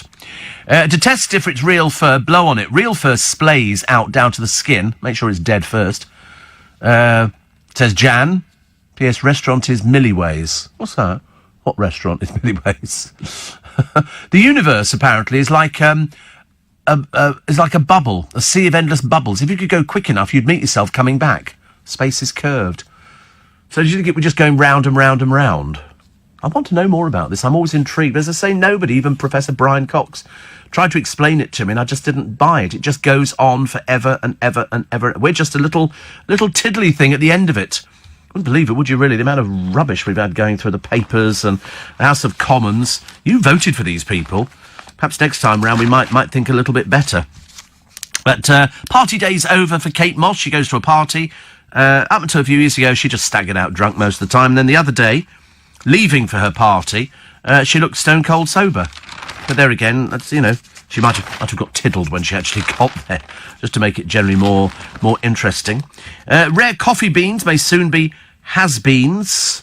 It's wild coffee, and apparently it's facing extinction. So now you know. And also a state school in a deprived area that's got 41 Oxbridge offers.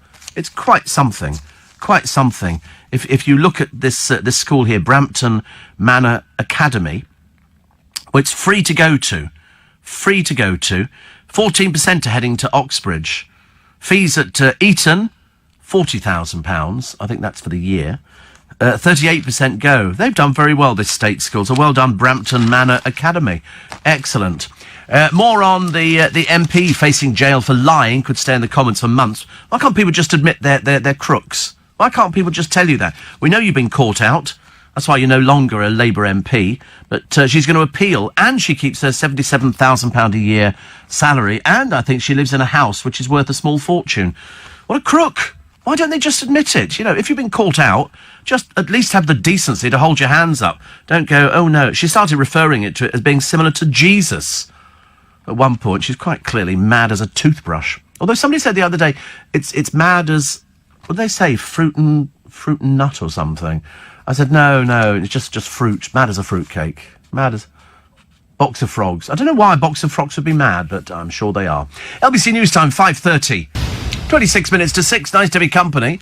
And I think Milliways was the restaurant at the end of the Hitchhiker's Guide to the Galaxy, at the end of the universe. Oh, right.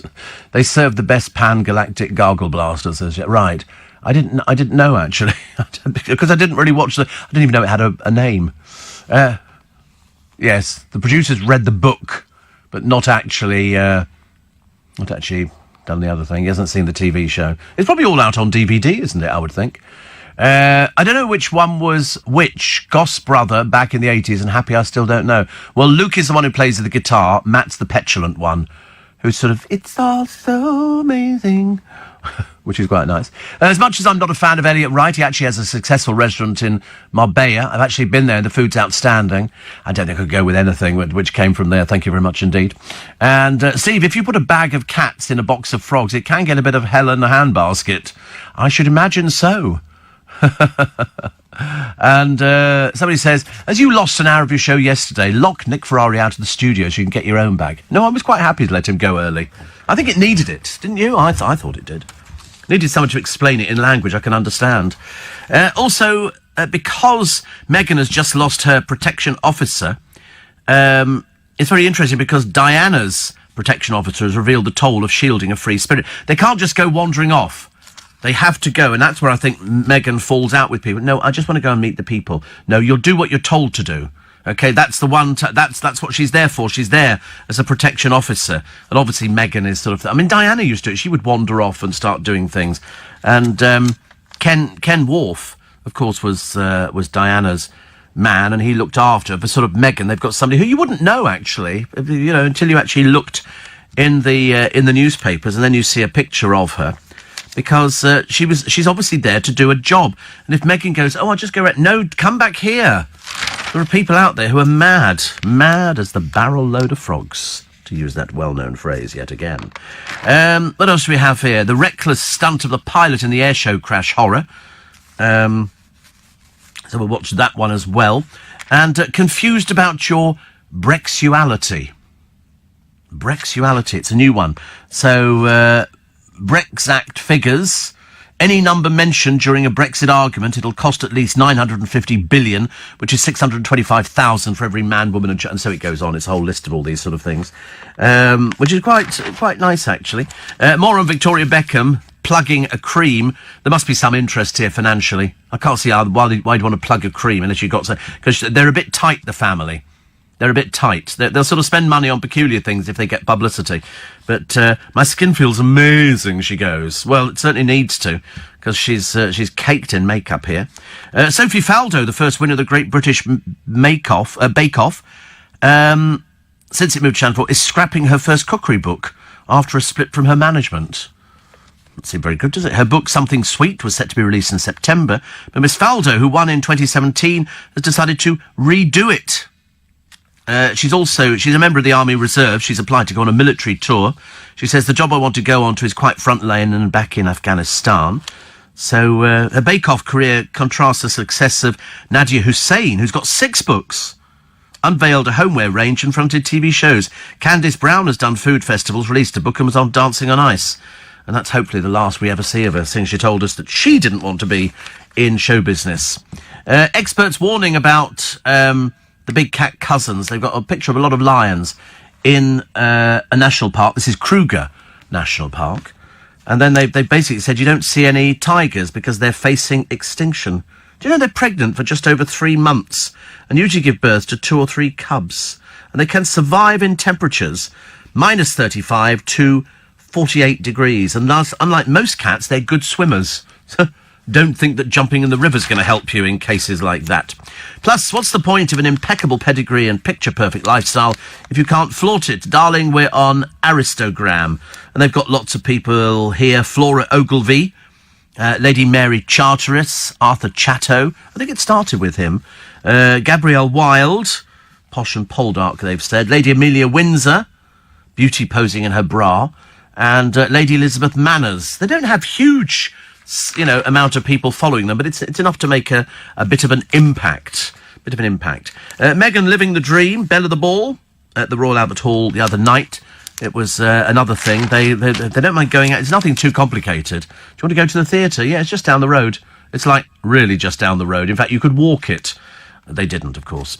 And if you've got a bad neighbour, get it sorted before it goes to court. Here is pensioner James Davies. What's he got that's annoying him? It's a 15-foot hedge. Since he and his late wife, Rosemary, moved into this 1930s semi-detached home 4 years ago, this thing has got bigger and bigger and bigger and bigger, so he took it to court. He's 81, he shouldn't have to do things like this, and he's now won a court battle to force his neighbour, David Lyons, to cut down the offending trees, which means he gets no sunshine at all until after lunchtime. You know, why can't neighbours cut it down? No. Well, let's go to court then, make you look stupid. Mr. Lyons of Bolton, was fined £1,000, ordered to pay £1,000 in costs and a victim surcharge of £100. After the case, Mr. Davis admitted he was shocked by how much Lyons will have to pay. He said, I tried to tell him it'd be just cheaper to hire a chainsaw than go through the courts. But, of course, he knew better. Now, obviously not. Now, of course, Mr. Lyons, who comes from Bolton, has got to pay all this money.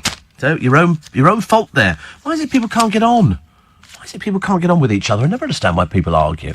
If you can travel faster than light in a spacecraft, i.e. 186,000 miles a second, you'll go back in time. In theory, you could return to Earth some years later, maybe 10, 20 or 100 years ago, depending on how fast you travel. If you travel at exactly the speed of light, time stands still. If you don't agree with this, travel fast enough to sit Einstein down and talk to him when he was still living. That'd be an interesting conversation. Today on In Conversation, Albert Einstein. Albert, how are you doing? Would you like to explain? Imagine, can't you? Can you try and explain all these things to us? The answer is not. Happy birthday. It's Michelle Obama's birthday today. She is a young 55. First Lady and former US First Lady. Is so popular in Britain. Last year, she topped the bestseller list. Also, Calvin Harris, the Scottish record producer. He celebrates his birthday today, 35. Also, born on this day in 1942, Muhammad Ali. I'm the greatest, I'm going to whoop you, they loved him on the chat shows in this country. Michael Parkinson couldn't get enough of Muhammad Ali. And Anne Bronte, who was born in 1820 on this day, the youngest sibling of fellow writers Emily and Charlotte, and author of The Tenant of Wildfell Hall. I never read it because I always thought they were girl books. Also on January the 17th of 1967, John Lennon read an article in the Daily Mail about potholes, and it inspired a lyric in the Beatles song, A Day in the Life.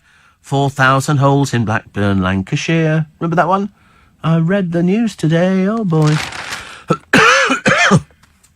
That's the way it goes, isn't it, really? Also, the joys of spring, because the weather's gone all over the place.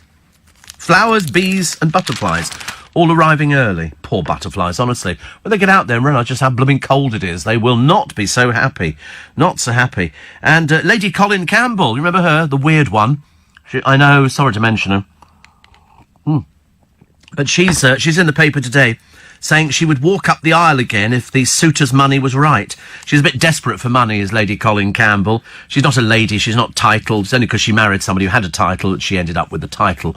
That's how it seems to work. In theory, she would lose it. She'd marry somebody else. But, of course, knowing her, she'd be hanging on to it for grim death, because it's the only thing she's got in her life, really. She's 69. She had a youthful marriage, brief, to Lord Colin.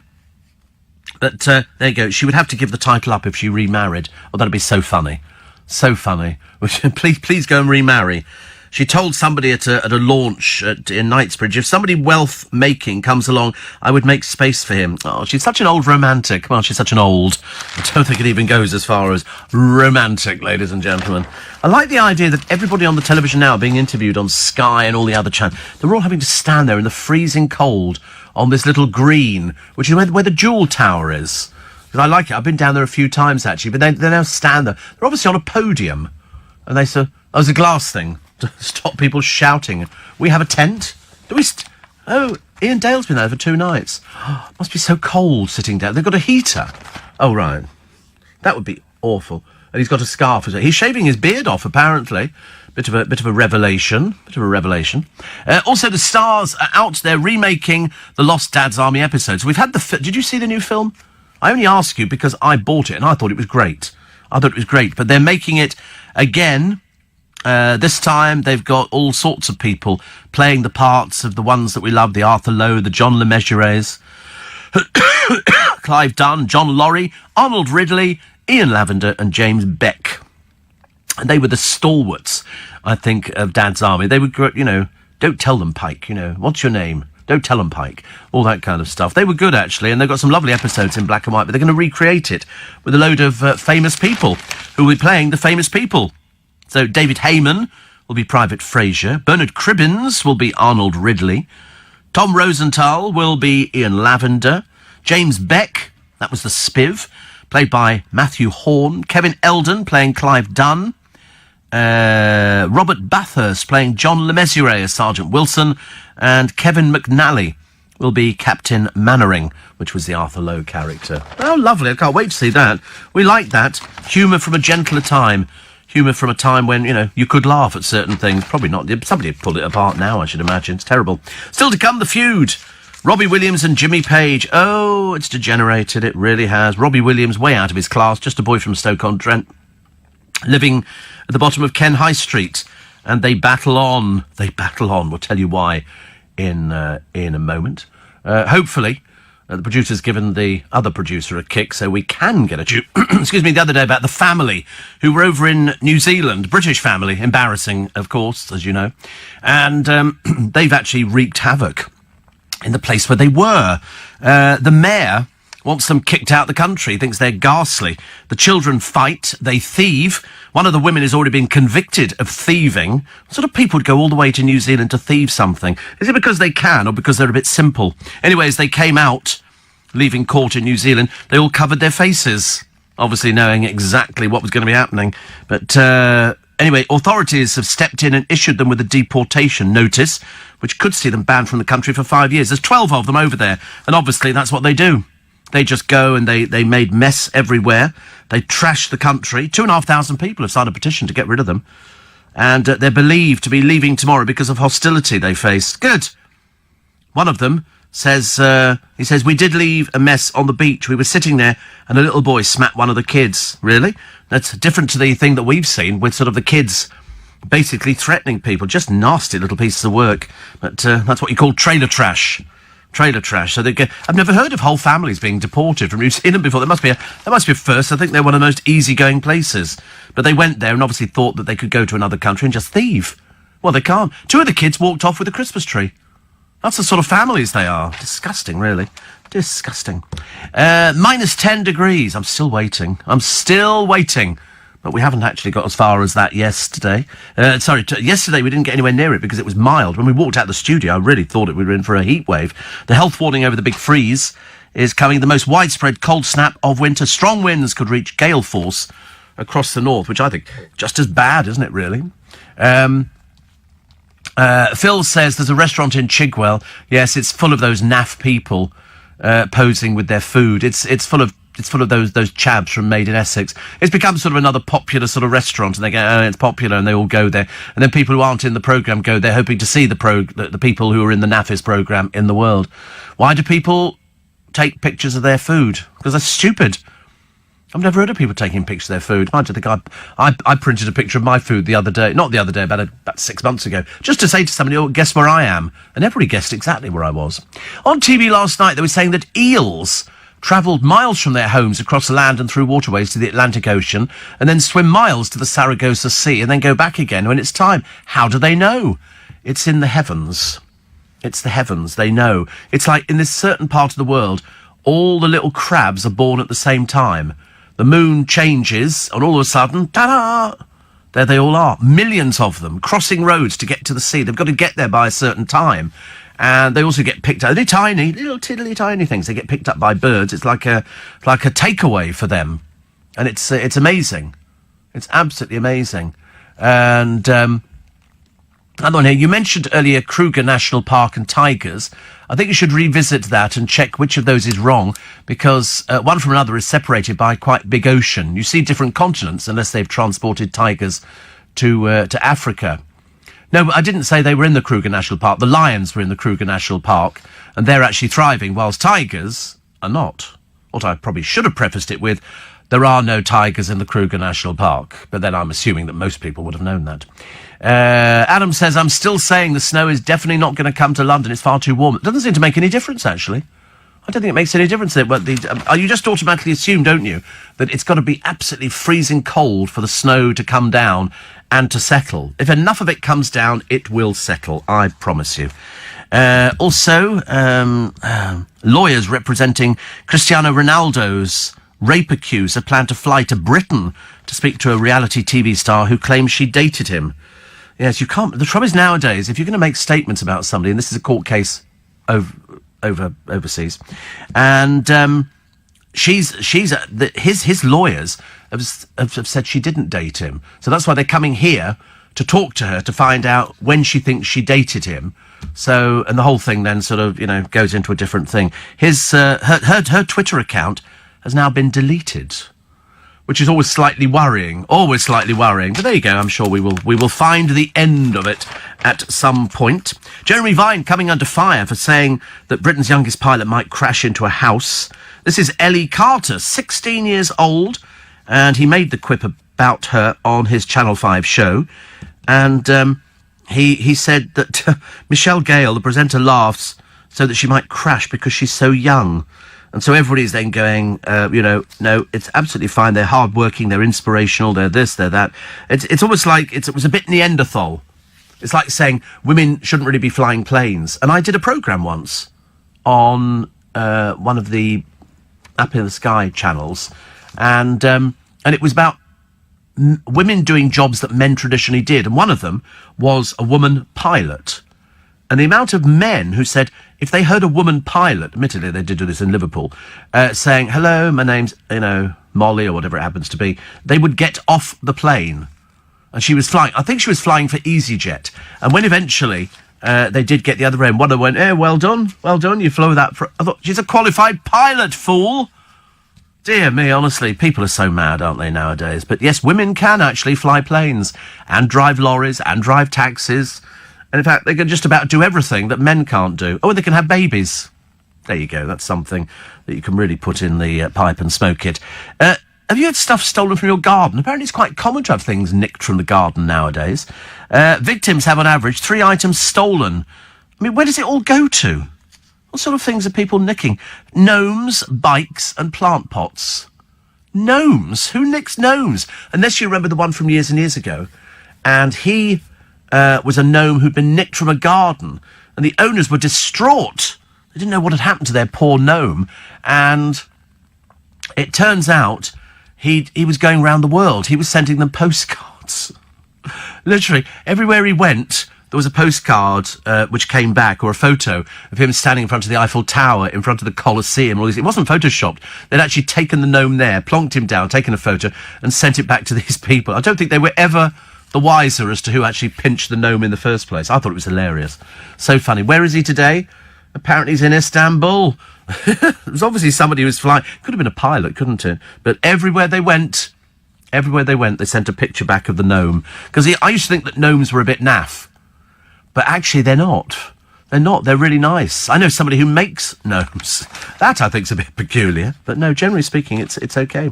A mum has claimed that her 4-year-old daughter was banned from a bus after the driver described her Peppa Pig scooter as a weapon. A Peppa Pig scooter. Mind you, you see parents, they go to school with their little loved ones, and they're carrying the scooter.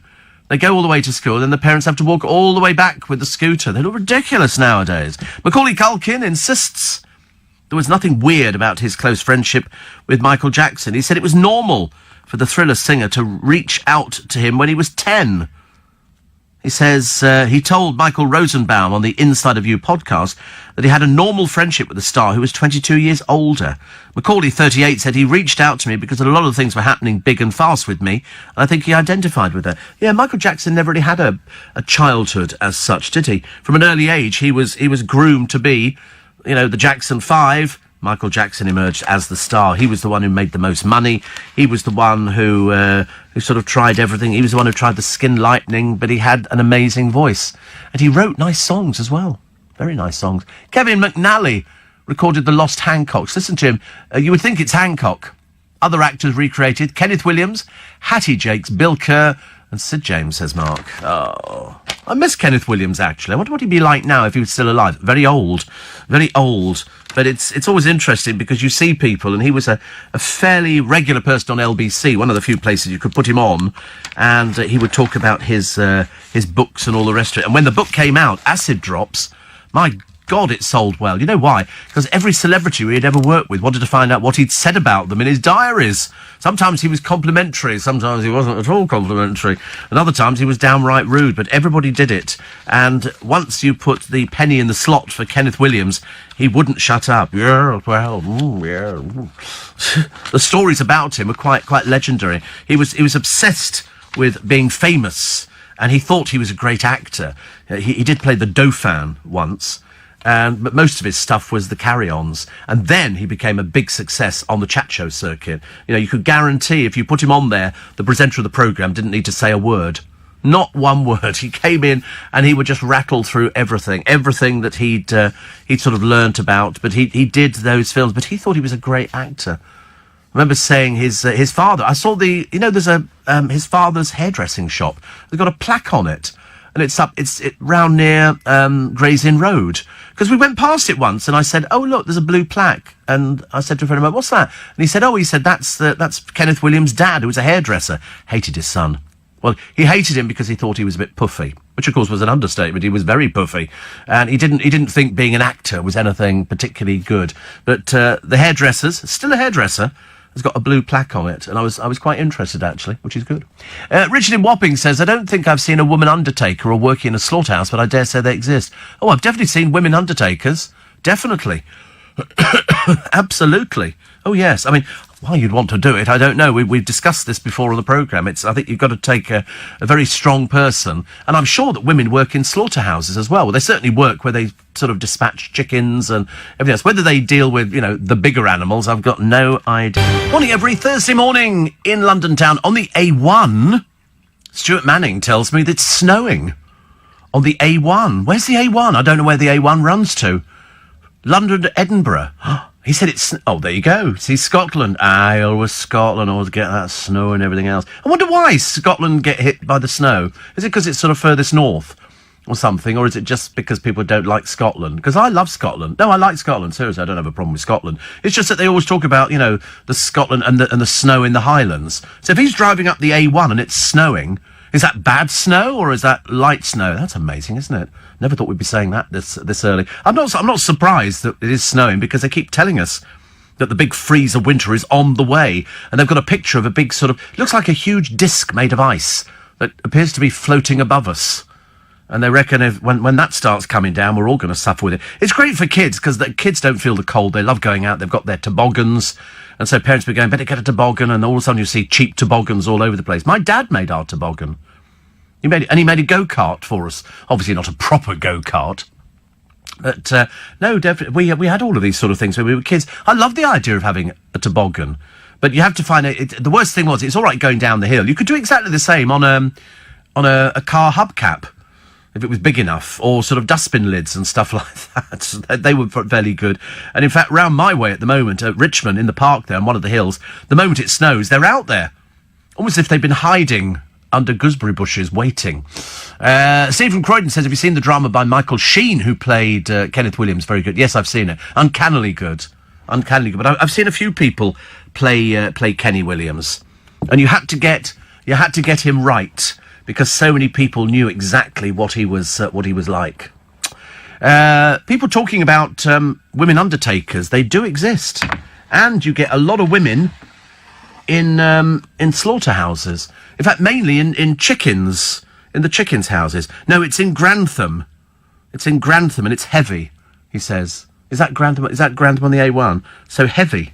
See, that worries me, because I think driving in conditions like that, Stuart, are a nightmare. It's so... Grantham's Lincolnshire. Actually, funny thing was, I was looking at Lincolnshire the other day, not for any reason apart from, I thought, what a nice place to go to. Very cheap property. Well, compared to what we get in London, very cheap property.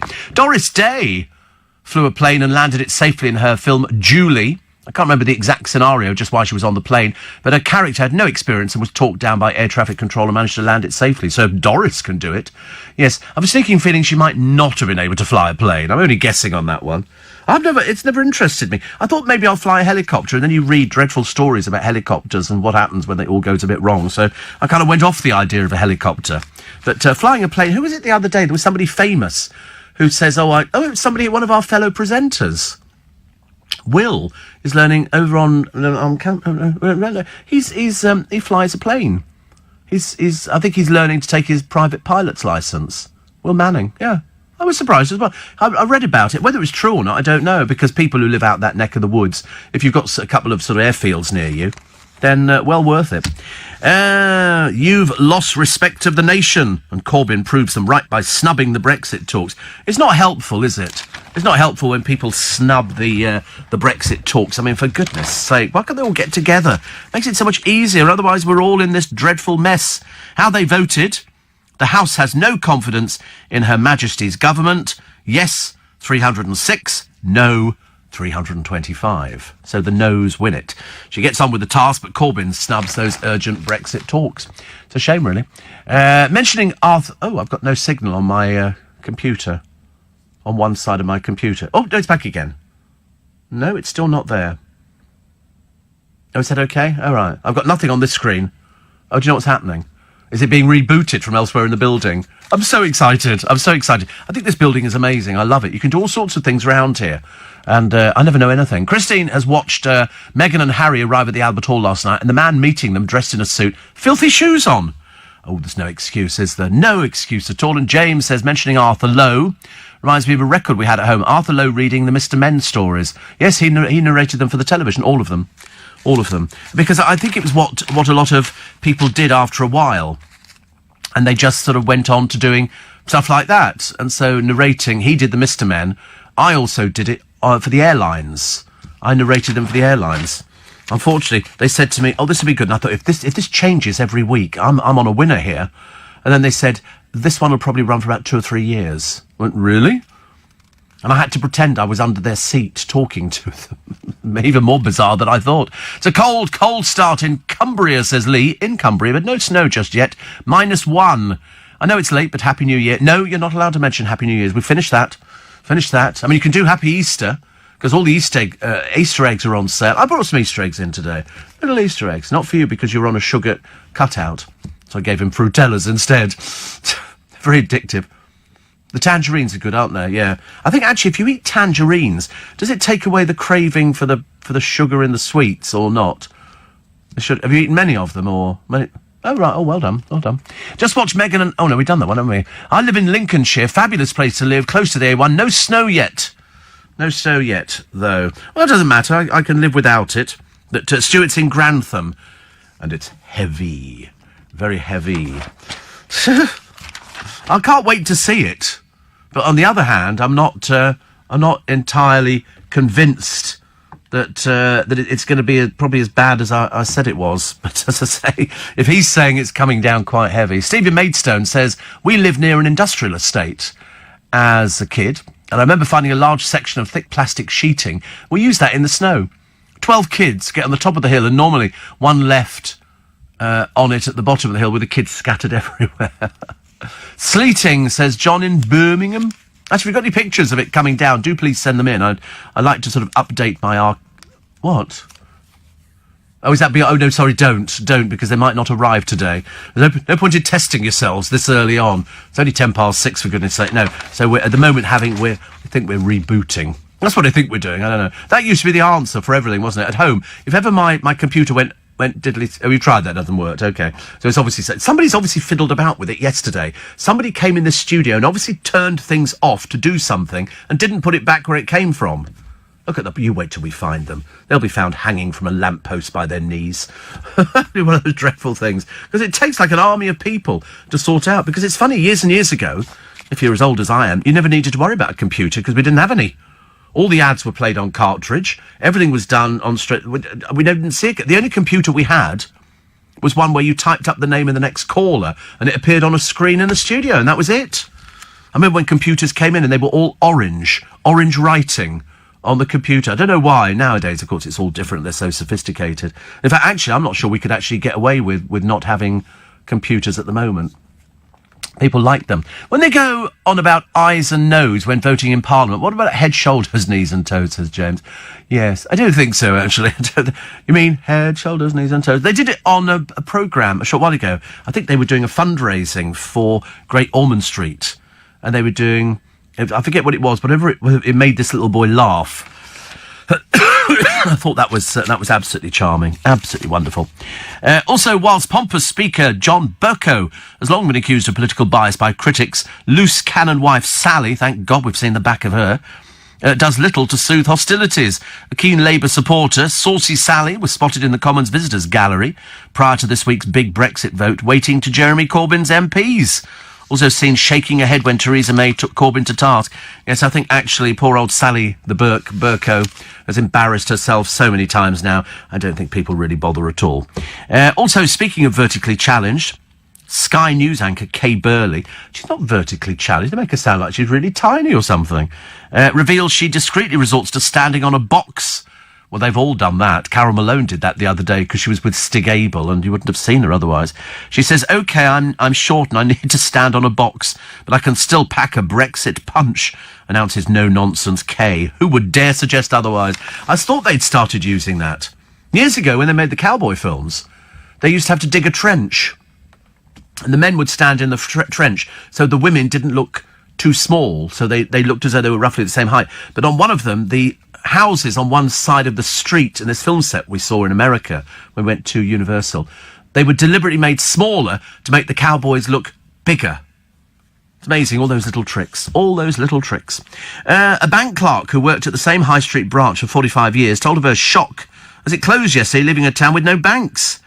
Marion Manning joined Lloyds in Budley's Salterton as a trainee, but the bank closed its doors for the final time on Tuesday. Oh, she's decided to retire. So it will be without a bank. I told you in Richmond, they've closed the Lloyds Bank there. I didn't even know it was imminently closing. We've got one in Twickenham, but the one in Richmond has gone completely, which is a shame. Tony from Ruislip says, on a plane at Heathrow waiting to depart for Dublin. You're with me as usual. Have a friend. She's been an embalmer at funeral homes around Ruislip for years. Loved the show again this year at the Leicester Square Theatre. An embalmer. I watched somebody not doing it, but training to be an embalmer. And I thought, do you know, if I live to be 43, there is no way I would ever do anything like that at all.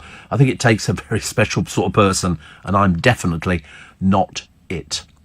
Right, so we don't have anything on this screen, but we have got the news with Simon Conway coming up because of the time. I knew I'd get it wrong. It was Andy Peters with Ed the Duck. So sorry, Andy. So sorry. And one here that says, Steve, if you love gnomes, you must go to the Gnome Reserve in Devon. Oh, don't tell me there's a theme park for gnomes. I couldn't bear it. And Simon says the pricey Bros tickets, because the cheapest is £106 something, for standing, are the new norm. Streaming has taken the main revenue from musicians. Paraphrasing Noel Gallagher, people spend £3 on a coffee that lasts 10 minutes. They don't bat an eyelid, then ask them to pay 99p for a piece of art, and they lose their mind. I know. They're all complaining about this one, though. I think they think they're being cheated. Which, to be honest with you, is way too expensive, you know, for a group that haven't been in the charts since God knows when. And they've already just done their little tour. They've already only just done that sort of gig because that was a result of the DVD which came out at the end of it, and that was a bit of a farce all the way through. But people seemed to like it, so that was okay. I forget who was doing it. I think actually it was a friend of mine who was DJing at it. They have sort of a DJ just sort of whip the crowd into a frenzy. Whoopee! Billie Piper's given birth to a baby daughter, Tallulah Piper. I quite like the name, actually. She said, I didn't know what I was missing, but it was you. That's nice, isn't it? That's very nice. I like that. And Cheryl doing a 10-year challenge snap. I think she's dragged out her sort of... she got laid into by somebody the other day. Who was laid into her? Somebody saying she's not fit to be on that dancing programme, mainly because there's not very much dancing on it. B, because she doesn't know anything about dancing. She really doesn't, whereas choreographers have said this is just ridiculous. That's why it's hemorrhaging. 700,000 members of the audience have gone already. Penny Lancaster shocks on loose women. Do you know that's all they can get now? Is sort of, there was something you missed here, so you'll have to do it on catch-up. She flashed her underwear, her nude underwear. See, I don't even know what nude underwear is. I'm that naive. It's just that it's underwear skin colour. Oh, right. Viewers asked if she'd gone commando. Perverts. Don't need to ask things like that. But, I mean, but they all do it, don't they? They'll be furious that somebody who's just on the programme every so often has got more coverage through one appearance. You know, they'll all be trying to do it now. Katya and Neil Jones put on a loved-up display. They go to Cirque du Soleil, the charity showcase. They just look a bit vacant, don't they? He appears to have turned up with what can only be described as an umbrella. Kelly Brook also went to the same charity performance by Cirque du Soleil at the Royal Albert Hall. I love it. Have you ever seen Cirque du Soleil? Totem is very good. And she was with her boyfriend, Jeremy. It looks like she's going to be very cold. There's a lot of her hanging out of that dress. Cara Toynton with her fiancé, Marius Jensen. They had a son 8 weeks ago. 8 weeks ago. And Meghan Markle, she went there wearing a Roland Mouret gown worth £3,500. But actually, that's nothing, because Kate went out wearing a £9,000 designer outfit, complete with a £24.99 H&M maternity dress, a Marni coat and Stella McCartney handbag. So Kate's ensemble came in at £8,756, whereas Meghan's £3,858. Do you think she sat there with him and gone, how is she allowed to get away with that? I can't believe it. You're Harry. You're the most popular person. Why is she allowed to get away with making me look ridiculous? OK, let's do something else. Let's set up another charity. OK, out-of-work actresses. That'll be a good one. I can go... listen, I'm going down to the National Theatre next week. I've got a job doing ice cream in the interval.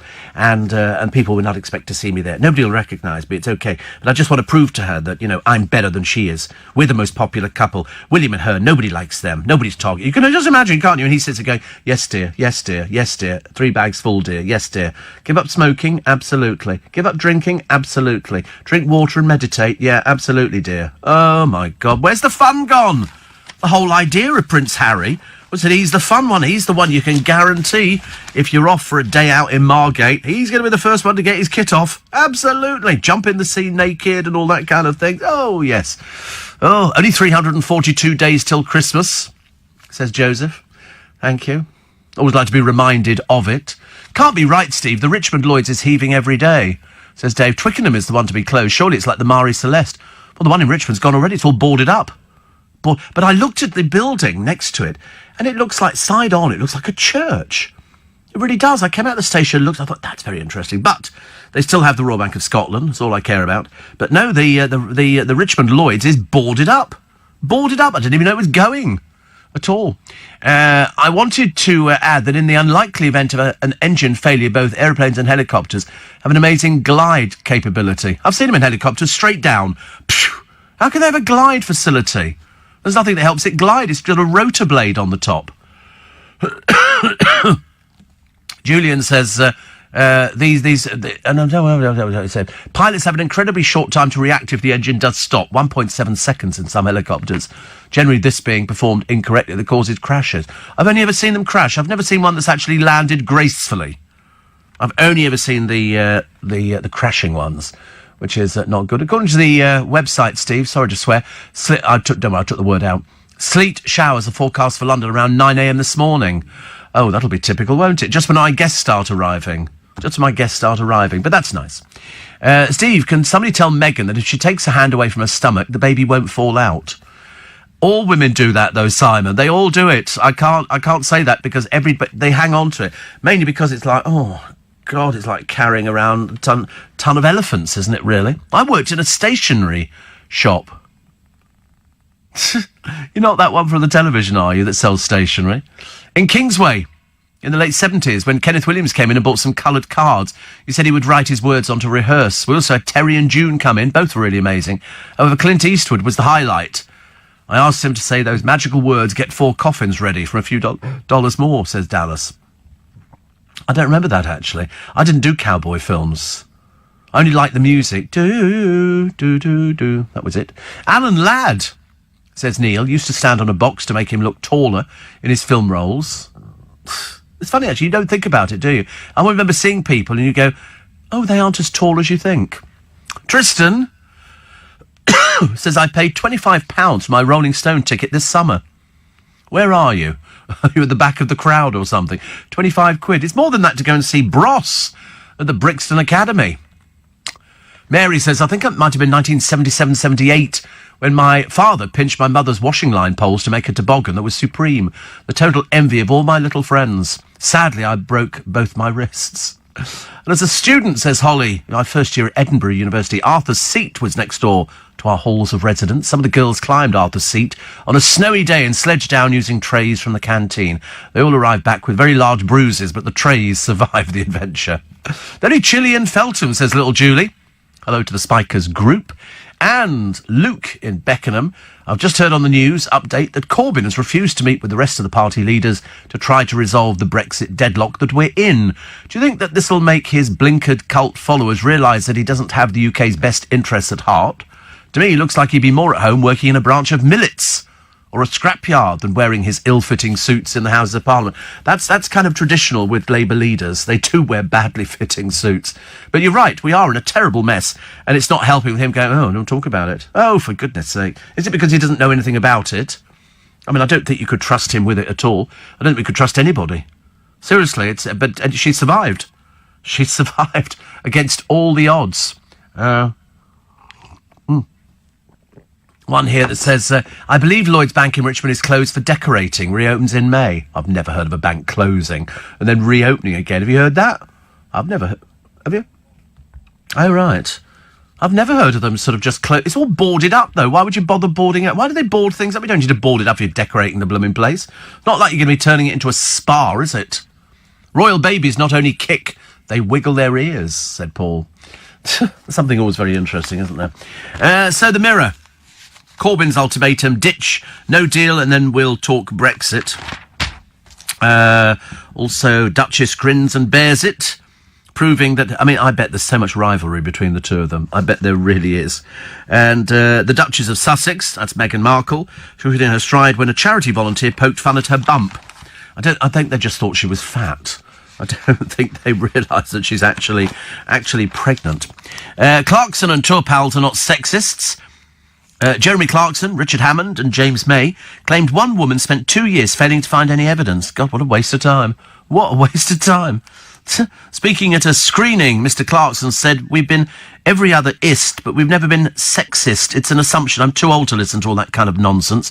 I still have the £10,000 to a charity of your choice if you find a sexist thing I've uttered on television. So this poor woman has spent 2 years, misspent youth, I suspect, trying to find something. It's just ridiculous. The cream egg story you'll find in all the papers, and if you're late to the programme this morning, you won't know that. You won't know the story of this woman. She couldn't eat anything. She's got this quite rare illness which affects her stomach, so she can't keep food down. But the good news is that she can eat creme eggs. Creme eggs. I do beg your pardon. She discovered it quite by accident. She ate one. It didn't come back up again. So she was eating, and as far as I know, still is eating 9 a day. 9 cream... I mean, you'd think... Because she went down to about 7 stone. You'd think she'd be putting on a huge amount of weight, wouldn't you? She's eating... 9... No, exactly. You don't have any teeth left because she's eating creme inside. I wonder how they make them. It's the only thing I've never seen on the telly. They have a programme... Yes, but how do they actually make the thing? Does it... See? I'm assuming...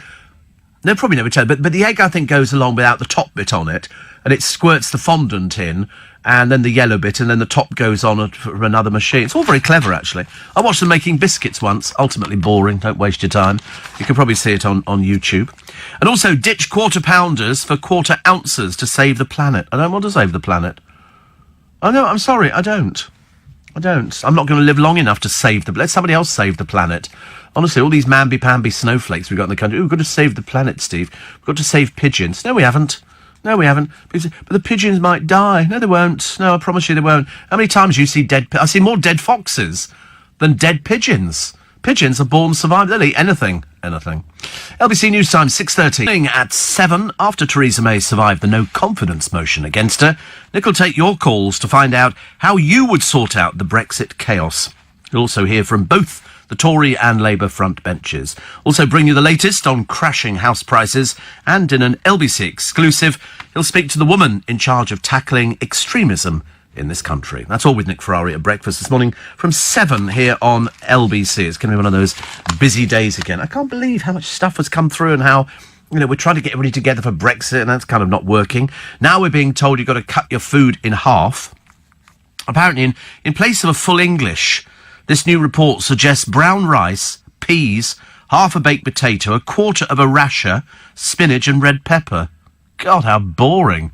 What, for breakfast? And apparently, the Eat-Lancet report rations chicken to 29 grams a day, or a nugget and a half, while the 28 grams of fish allowed equates to half a fish finger.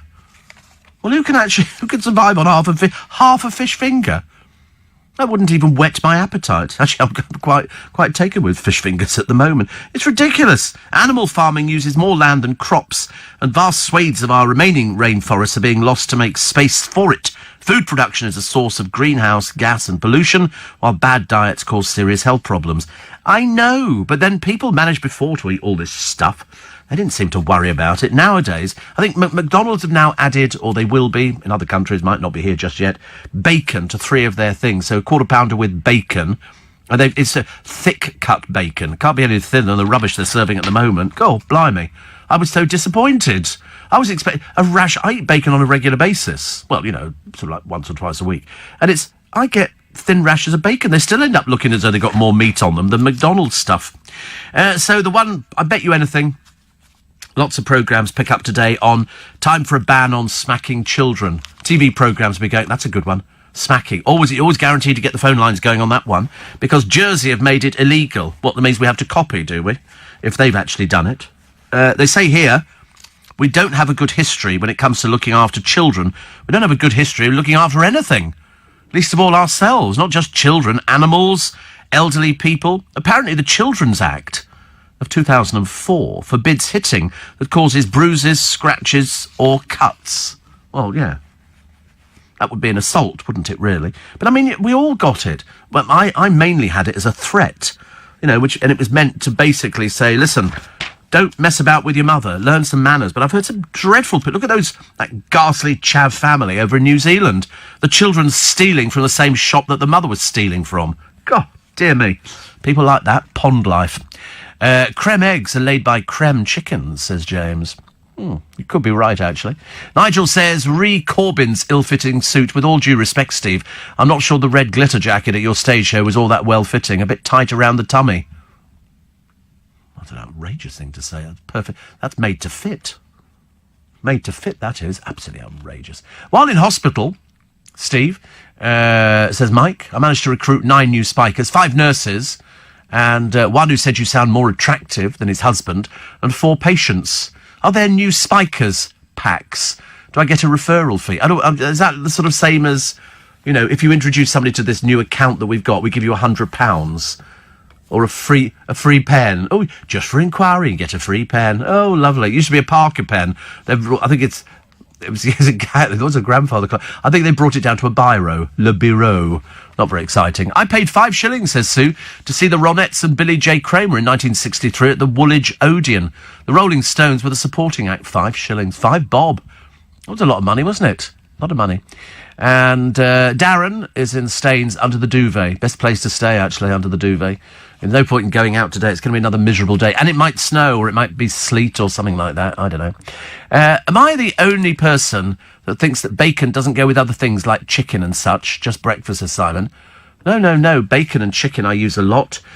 Bacon and sausages. Bacon on toast with cheese over the top of it. Bacon and chopped tomatoes, very nice, with a little dash of Worcestershire sauce, and maybe some grated cheese on top of that as well. Oh, no, you could use bacon for everything. Sorry, pesto. Oh, right, pesto. That's that green-looking gunk, isn't it? I don't think I've ever had pesto. Is it nice? I've never had it. I watched that woman cooking the other day. She's the Pioneer woman. She's like, her kids are great. She cooks up a storm. She reminds me of my mother. The judge... Oh, I've got to do this one because this is so bizarre. Right. Makers of a brownie have won a £300,000 VAT battle after a judge ruled the vegan health bar is a cake. A brownie's a cake. I always thought it was, actually.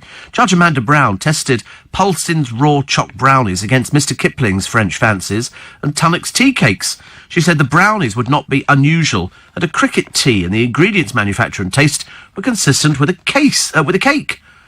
The judge rejected HMRC's claim they should be taxed as confectionery. And the Gloucester firm is now in line for a VAT rebate. Oh, they won't like that at all. They don't like that. When VAT began in 1973, cake was ruled a basic food, but confectionery was a luxury, and you paid accordingly. But so that's what it is. It's a cake. It's a cake. How lovely. I love it when you get that. Hopeful young footballers are being targeted in a job scam. Crooks pose as club representatives and offer trials for a fee, then disappear once they pocketed the cash. Middlesbrough Football Club has posted a warning saying, "We are one of a number of clubs whose name is being used in this manner and have reported this to the police and the FA, who are currently assisting in their investigations." It emphasised any communication regarding the arrangement of a trial with MFC in return for payment is fraudulent. People still fall for it. Do you know, here in Leicester Square, we used to have years and years ago, people who'd won a competition and who'd won... it was timeshare. They were selling timeshare. It was a right little con. And also the other one was women could have... And it was only women, actually. You'd won a makeover, and then they took photographs, which were extortionately expensive. But you couldn't take the photos away to show people. You had to buy it there and then. And if you didn't, then they just scrapped it. It was the talk of the newspapers at the time. And we used to see people all waiting over them. We used to feel like sort of going over and saying, you know what this is, don't you? You're going in for timeshare, you're going in for picture rip-off. The EastEnders story is running. M&S will sell loose fruit. Staff will help weigh it. Why don't they do what they do in other places, where you buy the fruit and the machine prints off a label and then you stick it on the fruit? And then they can see what it is straight away. So it'll be free of all plastic packaging. And they've got a picture here of all the fruit. Are you going to sell melon? Cut melon? What are you going to put that in? A paper bag? So ridiculous. I've never heard anything like it. It's got to go in something. And it might as well go in that. I mean, there are certainly other things that they've got which are dreadful. They were selling suckling pig the other day in Marks and Spencer's. Suckling. It was only small. This thing can't have eaten anything at all. Really, absolutely ridiculous. Victoria Beckham launching this, another dreary thing. She's obviously run out of ideas. It's a scriptwriter for her in the chair, where she sits there with so much makeup on to try and pretend it's a natural look. And she talks about anything, you know, but it's very, very dreary, not very exciting at all. She needs to concentrate on the business. She can't make an appeal to the man and woman in the street. Probably just the women in the street, I suspect. The only thing bacon should be on is the pig, says Pete. And Steve, smoked bacon and scallops, says Gary the chef. Smoked bacon and scallops. Yes, I've heard of that one. That sounds quite nice. Bacon with asparagus. Yes, you can wrap the bacon around the asparagus. Steve, says Dan. It's okay cutting the quarter pounder to save the planet. Who's going to save my stomach? By the way, pesto tastes like feet. I've never had it. I've just seen them making it. How do you know what feet taste like? Bacon, cabbage and tatties, says Gordon. Bacon, tatty and cabbage. You must be Scottish. I don't see that as being anything from downstairs. Do you have that in Scotland? Sorry, bacon, tatties and whatever it was. Do you have that in Scotland? Is that some traditional dish? Is it? It's only a straightforward yes. I'm doing the programme only till 7. We're not here till 9, thank you. It's otherwise it takes forever and a day while he sort of ponders on the question. Cheese can improve every type of food. No, not really, no. Although I've had cheese on steaks before now. That's quite... I know, it seems a bit odd, doesn't it? I'm off to see Free Solo at Picture House Central today. I love the elegance of this place, especially the roof garden in the members area. I don't even know what that is. I don't even know what Free Solo at Picture House Central is. It's a film about climbing. Oh, right. Oh, no, I wouldn't be doing that, Winnie. You know me and climbing. I get dizzy standing up, turning round 3 times. Not so good. Brummy Dave Hill surprise. An expat received a letter 435 miles away addressed to Brummy Dave on the Hill. And they found him. Brummy Dave on the Hill. What's the likelihood of that? What's the likelihood of that? Also, a tortoise gets a new yellow shell suit after a life-saving operation. I always thought tortoises were the most boring thing under the sun. They never did very much. You try and tempt them to sort of run round the garden at pace, but it never actually happened. They live for a long time. Yes, they do, actually. They do live for a very long time. But ultimately, the boring pet of all... It's like rabbits. They're very nice, but, you know, as pets, they just lollop around. They don't do anything in particular, do they? I think if you're going to have a pet, have a couple of budgies, or what else could you have? Guinea pigs? They're quite nice. Just have it sitting on your lap. Be careful, though. They give you a very nasty nip. Very nasty nip. I listen to you each night as I go to bed in Toronto. I've heard you rant about Katie Price many times, but I've no idea who she is. I found her on YouTube and after 5 minutes decided you're too soft on her. Heard that before. Americans might drop in on you when in town, but they'd also open their homes to you eagerly if you were in their town. Canadians are much more like the British. Blessings on you. She's got a guide dog, actually, called Darwin. A nice name for a guide dog. Do they sort of change their name as you get them, or can you do something differently? Also, Britain's... Oh, here we go. I'm looking at what you're supposed to be eating. The bacon is ration now, because I am partial to a Greggs bacon roll extra bacon, which comes in at £2.10, which is very nice indeed. But if you look at... who can eat half a fish finger? A banana? A quarter of chicken breast? This is what they say the amount is we're supposed to... I couldn't survive on that. Dreadful. Georgia says, as a flexitarian, I'm offended by all this meat talk in the morning. Kind of tough, I'm afraid. We don't pander for minority groups on this programme. Definitely not. What would I put in my Chateaubriand, says Stephen Formby. What, no bacon, he says. Yes, I bet you've only ever read that, haven't you? You read it on a posh programme on the television. To save on the plastic, you could take your own Tupperware to the deli counter for your weighed meat and cheese, says Michelle. Well, there's a thought. I never thought about that one. LBC News Time, 6:45 is the time. A girl of 4 goes to get on a bus with her mummy, and the bus driver, because she has a little Peppa Pig scooter, has said, "You're not bringing that on here." He said, "That's a weapon." And so her mother goes, "It's a Peppa Pig scooter." The bus driver says, "You're not coming on." It costs 15 quid. Although, to be honest with you, I don't know if 15 quid is very much.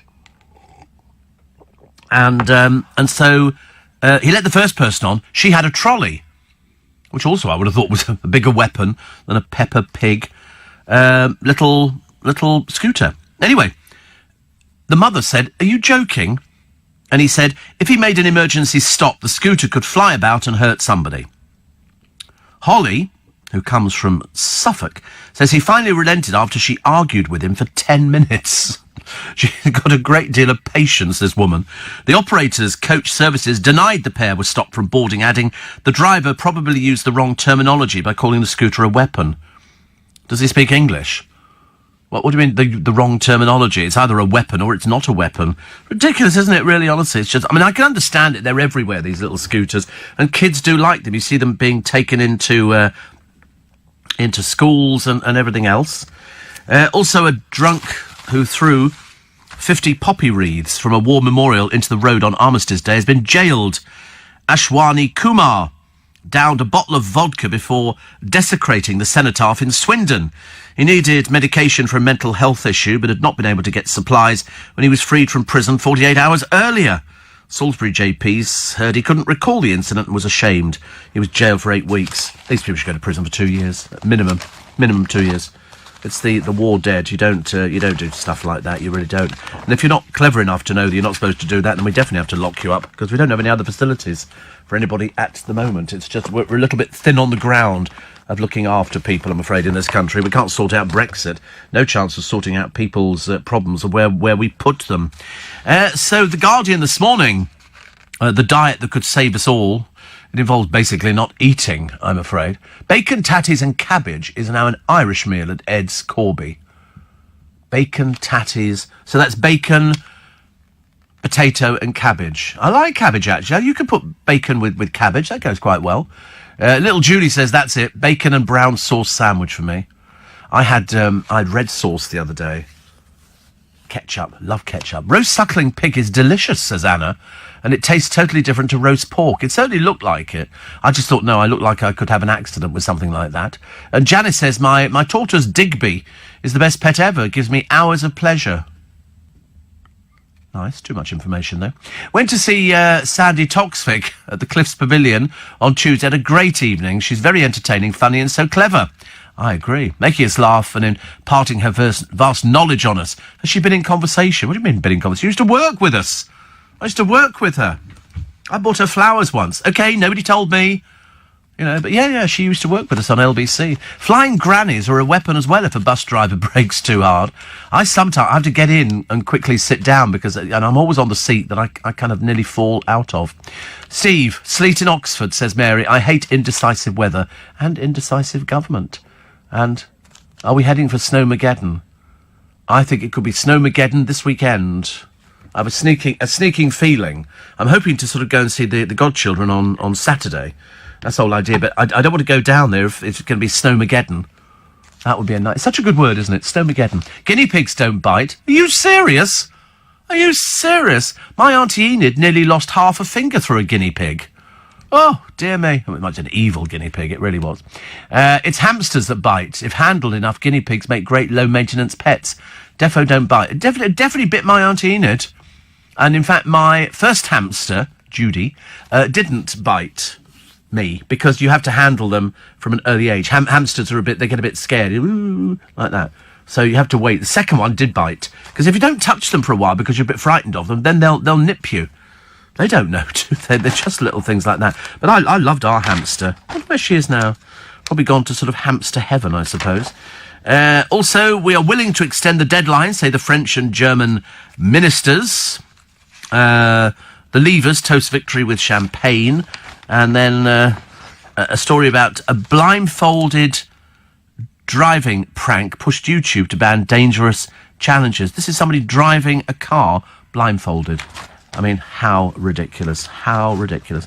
And the Shoreham air crash caused by pilot error, the court hears. That one seems ages ago, doesn't it, really? The Sun, come on over to May Place. Come on over to May Place. But Corbyn ducks number 10, Brexit invite. Perhaps he had something better to do. The Daily Telegraph. Unless the Remainers see sense and pull back from the brink, all bets are off. Hammond tells business chiefs MPs will stop no-deal Brexit. May's message to Corbyn. Door is open for talks. Also, Patisserie Valerie, the crisis, worse than they thought. Oh, dear. They lurch back towards the brink. They've identified thousands of false entries in the ledgers. Oh, my God. That doesn't look very promising, does it? So that's another one that we didn't have in our sites. It was something that came up a while ago, but it wasn't really concrete. The other one was Pizza Express. That was another one that was sort of not looking as good as it could have done. The Times, Corbyn snubs Brexit talks. Labour shun negotiation as May wins confidence vote by 19. SAS soldier raced to save Nairobi hotel terror victims. And on the front of the Eye, Ryland Clark says, I'm not actually an idiot. My favourite reality show is BBC Parliament. Yeah, well, whatever. Waste of an interview. The Daily Mirror, what a difference 10 years makes, Ruth Langsford. Well, of course, everybody's going to age in 10 years. If you don't age, there's something the matter with you. It's not normal. I put bacon in Bubble and Squeak. It's gorgeous. Yes, I've done bacon in Bubble and Squeak. Ditch no deal, and then we'll talk Brexit. Daily Express, you've lost respect of the nation, and Corbyn proves them right. Daily Star, here we are. Who dared one? SAS man hero at Hotel Siege. They've blanked his face out, so well done to him. But you'll never know who he is because they keep themselves very, very secret. The Daily Mail today, the truth about guarding Meghan. Because if they wander off, they've got a big problem. And Wrecker Corbyn slams door on Theresa. She wins confidence vote, invites Labour leader for Brexit talks at number 10, and then he just goes, slam the door, and that's it. That is it this morning. Thank you. Scottish boys had a haircut. Producer boy's going to be here late today. He's got to have one of those meetings, you know. And the computer's fixed. Yeah, what a good start to Friday. I'm feeling in a great mood. I'm going to my brother's for lunch today. Yeah, which is great. I've got petrol in the car, chocolate in the boot. What could be more perfect? What could be more perfect? The answer is I don't know, actually, what could be more perfect. Anything not to talk about Brexit. Please, God, we don't have to talk about Brexit again. But I was watching Question Time last night. I don't know how I was doing that. But I think I was sort of drifting in and out of sleep, and I had it on in the background. And I remember thinking, she doesn't shut up, Fiona, does she? She keeps interrupting. At least the last one sort of let them have their say. However, you had to keep interrupting. Why? Because we had, who's that, Diane Abbott. Are there two Diane Abbotts? My friend, who's in radio as well, said, is there the one who appears on television who talks absolute gibberish? And is there another one who talks sensible stuff when she's away from the media? I've never heard so much rubbish coming from one person. I mean, is she serious? Because she didn't know how to answer a question. She keeps sort of fumbling in the sky. She's constantly looking to the heavens for some sort of inspiration, but it didn't work for me. It didn't work for loads of people either, really. Where was the snow, says Sylv, that we were promised? I'm off out when you finish. Hope snow by then in Scarborough. I don't know where it is. Actually, somebody says I was at Bondi Junction the other day and saw a man washing the windscreen of a car at the traffic lights for money. Haven't seen that for years. It was very popular here, where toothless old hags from wherever it was would sort of, with a baby, and they'd sort of lean up against. So, I mean, I just started collecting babies. I got loads. In the course of a week, I had about 6 of them, which was fantastic. And they just passed them around, and then they do a heart on your windscreen. Do you ever get that? When you pull up a traffic light, they start doing your windscreen. There used to be one at Piccadilly Circus. And there's no tap, so you had to ask where the water came from. And also, you had to be careful, because on the Euston Road, it was gangs of thieving children who, if they saw something on your seat, one would distract you one side, the other would thieve from you, and then they'd run off, and you're stuck in traffic. So I always used to say, touch my windscreen, you're going to be touching concrete, OK? And they luckily didn't. I used to get, no, don't touch it at all. Then toothless old hags would start doing heart things. Oh, it used to drive us mad. Absolutely drive us mad. Eric says, I think Eric is one of those sad people. I get the feeling that Eric is sort of probably a sort of a pseudonym for something. He says, you keep saying there's no such thing as ghosts, but unless you have an experience, you wouldn't know. I have witnessed paranormal activity. I bet you have. A couple of bottles of Beck's, and I bet you've had quite a few paranormal activities. So it's definitely true, Eric. Mind you called Eric. So you're going to be about in the 90s, aren't you, now? And, I think you start imagining things. I think, actually, probably in your case, you've been imagining things for quite a long while. Noreen says, I hope you're feeling better. I saw my boss the other day, first time since Christmas. I can't tell you the story, but it's such a good story. Such a good story, because he looks after... Oh, it's back again. He was in... yeah, I know the one you can't see. I thought I saw him walking through the newsroom earlier. Well, I say walking, gliding. He's sort of... Because ghosts don't walk. Have you noticed that? They sort of float on like a little sort of bubble of cloud or something like that. Have they all had haircuts? Is there something to do with, let's have haircuts today? I wonder what he looks like without the beard. I think that would be sort of some sort of different look. He's not ginger. That's dark hair. That's not ginger. He's the same colour as you. We've been through this before. That hair is the same colour as yours. You think you're ginger? No, well, there you go, then. You've got to think about gingers. There's some inherent thing that's inside you, that hatred that is pouring out for Ginger Pete. He's not ginger. The beard might be, but, I mean, he might be modelling himself on Captain Pugwash, I don't know. But definitely the hair is not ginger. I don't know how you could say that's ginger. It's like you. Your hair's exactly the same colour. That's brown. It's as simple as that. Why have people got it in for ginger people on this programme? He's very rude today. You know why? Well, did you see him when he came into the newsroom earlier? I was sitting trying to ignore him, and he comes in and he goes, da like that, like he was expecting a round of applause, or sort of, welcome to the Russian Royal Ballet. I've arrived in. And then he said, oh, does anybody want a Lemsip? I mean, what a thing to offer people first thing in the morning. Me, I did feel, because my boss said to me, he said, I said, I'm great, I feel good. And in fact, because yesterday morning I felt terrible. When I first started, I didn't feel terrible. I just knew that I sounded terrible, so I had to have my cups of tea and get myself a little bit better. And then today it was much better. Then the producer sent me a thing while I was in the car. And then I developed a coughing fit, which is always such a nuisance, isn't it? When you cough. I'm trying not to cough on the programme, so I'm definitely going to try. And James says, there's only one true indicator of when snow is definitely set to arrive. Darren Adam will wear his thicker T-shirts. He does wear a lot of T-shirts. But he actually says it's not cold. But there again, he's sort of a hardy person, isn't he? He's from the Highlands. You know, Rob Roy, Scots Wahawi, Wallace Blade, and good. Any idea how the Bros Tour ticket sales are doing? I think they're on sale tomorrow.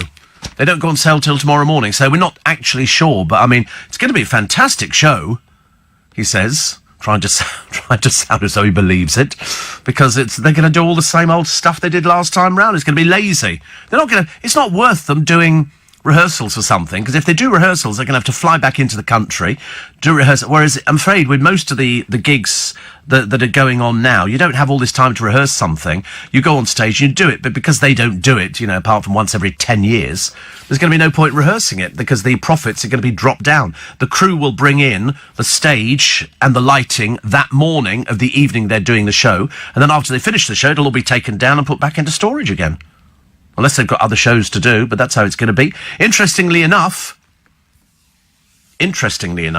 Jordan, hereinafter was known as, used to be a model, and now isn't, has had to take her cars off sale again. She was doing them through a garage. I couldn't work that bit out at all. I thought they were being sold on eBay. They are.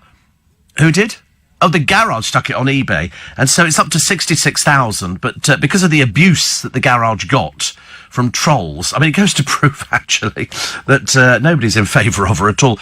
It's actually been taken off. Now, I would have thought if they'd had half a brain cell and if it was genuine, that they would have said, "I tell you what, let's sell it to the last person." It's a 17-year-old pink Suzuki Vitara, which actually, I mean, it wasn't a very good car to start with. I know, because I've driven Vitaras, and in fact, I know all about them because I've been in one as well. Well, you'd have to be if you've driven one. And they were sort of like a poor man's car. And so she had it sprayed pink, and then thinks it's worth 66,000. They're taking the mickey out of you, love. They're taking the mickey out of you. That would never sell for 66,000. So she's now put the other one on sale, then she's had to take that one off as well. The one that there was an accident in. So we'll wait and see. But the garage decided this. I mean, I don't know why anybody could have persuaded the garage that having anything to do with any of her cars would be good publicity. Because quite clearly it wasn't. It backfired spectacularly. So they've taken it off. She says she's going to sell them to friends. Why didn't she sell them to friends to start with? Because she hasn't got any friends. The sort of friends she's got, they haven't got things like that. They've got nail bars and they sell furniture. They're not going to buy some tatty old pink car. Really? Terrible, terrible. Adrian's still in hospital. Dear. You must be really contagious if they're keeping you in hospital. Around here, it's just coughs and wheezes. There used to be that line, didn't it? Coughs and sneezes spread diseases, and none more so. But then he did offer us his Lemsip this morning, which was very sweet, actually, for a price.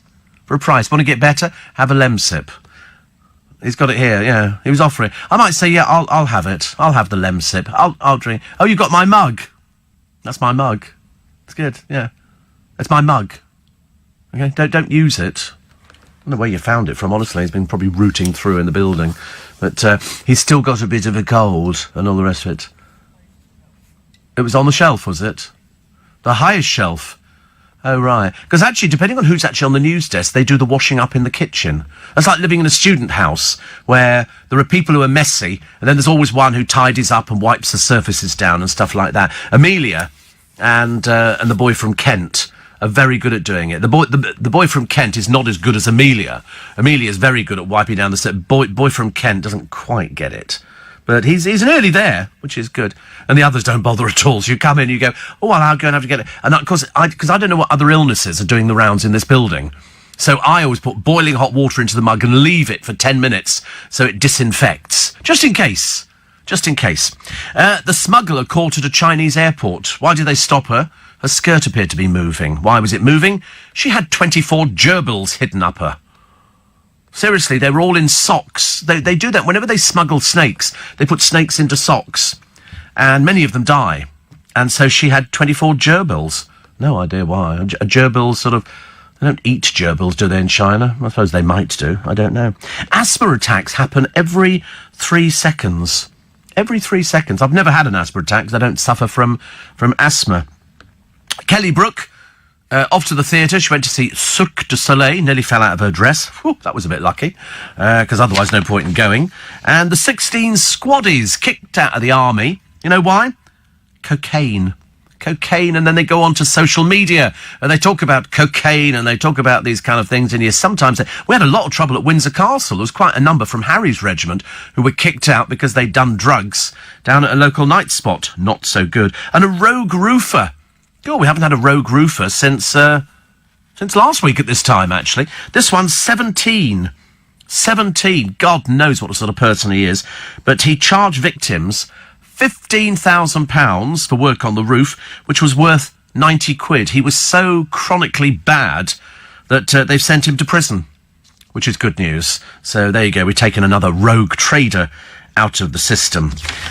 Also, do you remember that there's something about great white sharks that frighten me? If ever I go swimming in the ocean, which I don't do because I'm never sure what's underneath me. I can see what's on the top, but underneath me, and these great white sharks, they see a shadow. Their eyesight is not particularly good, so they bite, and then they work out whether it's edible. So they've eaten a lot of surfboards and stuff like that. And so this is a great white shark. When you see the size of this thing, you'll go, wow, it's so big. It's so big. It's just absolutely terrible. And there's a diver who's swimming next to it, because I don't think they can turn on a sixpence. But this one was sort of feeding on a dead shark or something. And you look at the size of these great whites and you think, we don't stand a cat in hell's chance with these things. Terrible. Ant and Dec are back together. They'll be doing the Britain's Got Talent, which is fantastic. Will we notice any difference with him? I shouldn't think so. I shouldn't think so at all. He'd be exactly the same as he was before. Because I've watched him. I've watched some of the early ones when he was supposed to be, at the height of his drinking. I didn't notice anything at all. Oh, dear me. I've just seen 4 trucks, Steve, in a service station on the M25, all parked up, but all of them had their neon lights on in the cabs. Can't imagine how they sleep with the lights on, if they are sleeping. I don't want to go there. I know what that means. I've had a back operation, says Malcolm from Chadwell Heath, and in the Nuffield. I had my operation in the Nuffield as well some years ago, but I get a lot of people from hospitals listening to this programme. I don't know why. I'm considered part of therapy. Adrian says, I got run over and having physio, learning to walk again. Well, I think you should manage that by yourself. I've just seen Trump on the television. Sound turned off, bright orange face and little white eyes. Been on the sunbed again, says Jackie. I don't know if he has, actually. I don't know if he has. Fiona Bruce is not very good on Question Time. Sound and speed goes up and down, and she often doesn't finish the end of words. No, but the funny thing is watching Diane Abbott from yesterday. You've got to watch it because she opens her mouth and talks gobbledygook. Absolutely gobbledygook. You can't ask her a straight question because I don't think she knows the answer to anything at all. How she ever got to where she is, Lord alone knows. The pricey is Jeep. Looks like she's regurgitated a pink blancmange. Can barely believe the tastelessness. Sounds like she's getting her just desserts, says Spicer. Yeah, the garage have had to taken it off sale. She won't sell it. You're not going to pay $66,000 for something worth under 600 quid. Why would you? What, because it was owned by her? Pfft, I would think that'd be a very good reason not to touch it with a barge pole. Far be it from me to tell you how to buy a second-hand car. I've never had a car in a red. I had a red car once. I had a red Rolls Royce. I hated it. I don't know why I bought it. It was one of those momentary things, because there's a piece in the paper today on the best coloured car to have. You know the best coloured car to have? Grey. What am I driving? Grey. I've had dark blue, first one. Then we went to red. Dreadful. Red fades. Red fade. I didn't like red at all. I had to start buying red teacup to put the colour back into it again. It was awful. It was just dreadful. Yeah, yours is right, because yours isn't very big. So it's okay. Mine, on a vast expanse of it, was terrible. And then I had a car once, and my driver, Alan, tea-cutted it before he came to collect me from the airport. Oh, looked awful. It just had swirls all over it, and under certain lighting, it looked even worse. Then I had sky blue, a very pretty sky blue, which I think is called Nordic blue. That was a nice colour. And then I had dark grey. Then I've had light grey. And then what was the last one I had? Oh, I had another green one, like a pistachio sort of colour. That was quite nice. But I'm quite happy being grey. I quite like grey car. And people always say to me, it's a much nicer colour. And then even my brother said, when I thought about getting a black car, and he said, no. He said, it'll show all the dirt and everything. And I thought, well, I can't be bothered to wash it every single day. So I might stick with grey. It's all going to look the same when it's covered in snow, isn't it? When it's covered in snow. A ginger half Scottish Australian would suit me fine, Steve. A ginger half Scottish Australian. Yes, well, I can't help you with that one. I can do you with sort of... Well, he isn't ginger. He isn't ginger. Or Australian. Actually, I was sitting on the bus the other day. You know when you get on the bus, you're the only one on it, and the driver pushes a thing... When you pull into the bus stop just round by Charing Cross, he goes, the driver has been asked to wait here a few minutes. So, of course, I stare out the window thinking... Because other people might be sort of going, is the bus broken down? Why are we not moving? If you don't speak English, you're going to be completely screwed on that one. And who walks past? Scottish boy.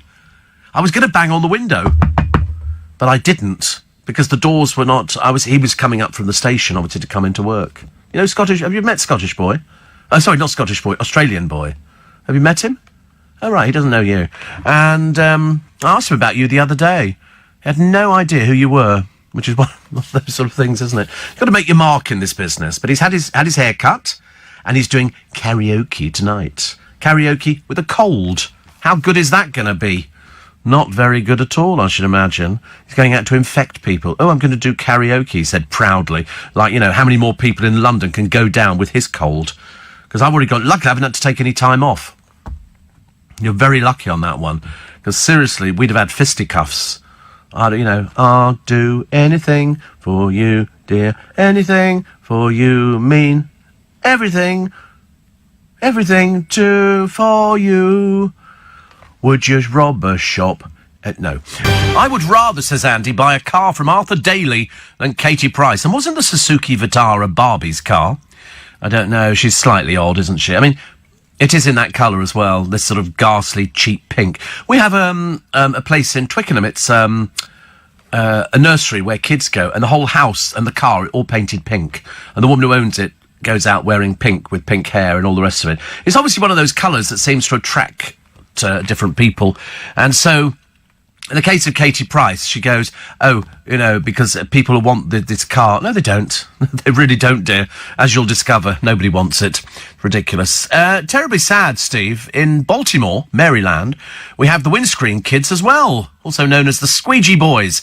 No girls, weirdly. Unfortunately, some are bad news. Drivers known to be pistol whipped and robbed. Police now monitor certain traffic stops. I know. They had it in South Africa as well, till they brought out a car which was like a flamethrower underneath it. Anybody came near the car, you pushed a button, and flames shot out the side. People went nowhere near it. No snow in St. Lucia. Listening to you from my hotel in Rodney Bay. Sadly got to bury my dad Patrick tomorrow or today, and the naughty mosquito has invaded my legs, says Mandy from Gloucester. Oh, mozzies. Mozzie bite. Calamine lotion. That's the answer, isn't it? That's the answer. Taff in Barry. That's Wales, incidentally. Taff is a Scottish name. And he says, when it snows, eventually I shall make a Katie Price snow figure of her. What shade of pink is her car? Disgusting pink. I mean, you wouldn't drive it. You know, people go, oh, look, there's a simple person driving a stupid car like that. I mean, it looks like a highlighter pen. Doesn't it, really? It's not... I mean, listen, I've seen people with blinged up cut. You get the little racing boys in London on a Saturday night and a Friday night, and footballers, they've all got these blinged up cars. Then they make programmes about sad people with no life who go round, they room, and they sort of rev it. You look at them, you think, you haven't got any money at all, have you? Your parents must be so glad to get rid of you. And they drive round with all their mates sitting there, like, because we're like wicked boys, and we're like, chatting up the girls. Look, room. Do you want to ride in my car? Go away, you soft boy. Go away. Silly little tarts, honestly. And they've got the back of the car jacked up with lights underneath it. You might as well hold a torch out the window. These people look ridiculous. We get them on a Saturday night into a Sunday morning. When I come into town to come into work, because that's what I do for a living, you always get them. And then they drive round in convoy. So you get three stupid cars with, three lots of stupid boys all leering out the windows playing their ghastly music. I mean, seriously. I've never once heard a Carpenter's track played at full volume. I'm desperate for somebody to do... They rev their engine, vroom, and I always look at them in my car thinking... God, a cheap £2,500 car, and you're revving next to me. I mean, if I revved my car, I could blow them out of the equator. But there's no point in doing it because it embarrasses them. Wayne the trolley dolly. Says, you sound much better today and the cough seems to have gone. It hasn't actually gone. Don't think it's gone. I'm coughing in the intervals, as they say. Because that's the bit you can't do, because it's a bit tickly. And when I climbed into bed last night, I'd had a hot water bottle. Something lovely about a hot water. I don't know what it is about a hot water, but you cannot have it without your socks on. And the reason is, it's so hot. It's so hot. So I took a hot water bottle to bed with me, which was lovely. Spikers worry about you, says Wayne. Thank you. Phil Vickery's chicken soup on this morning yesterday looked amazing. And just the ticket for coughs and colds. Absolutely. Oh, I know people who swear by chicken soup.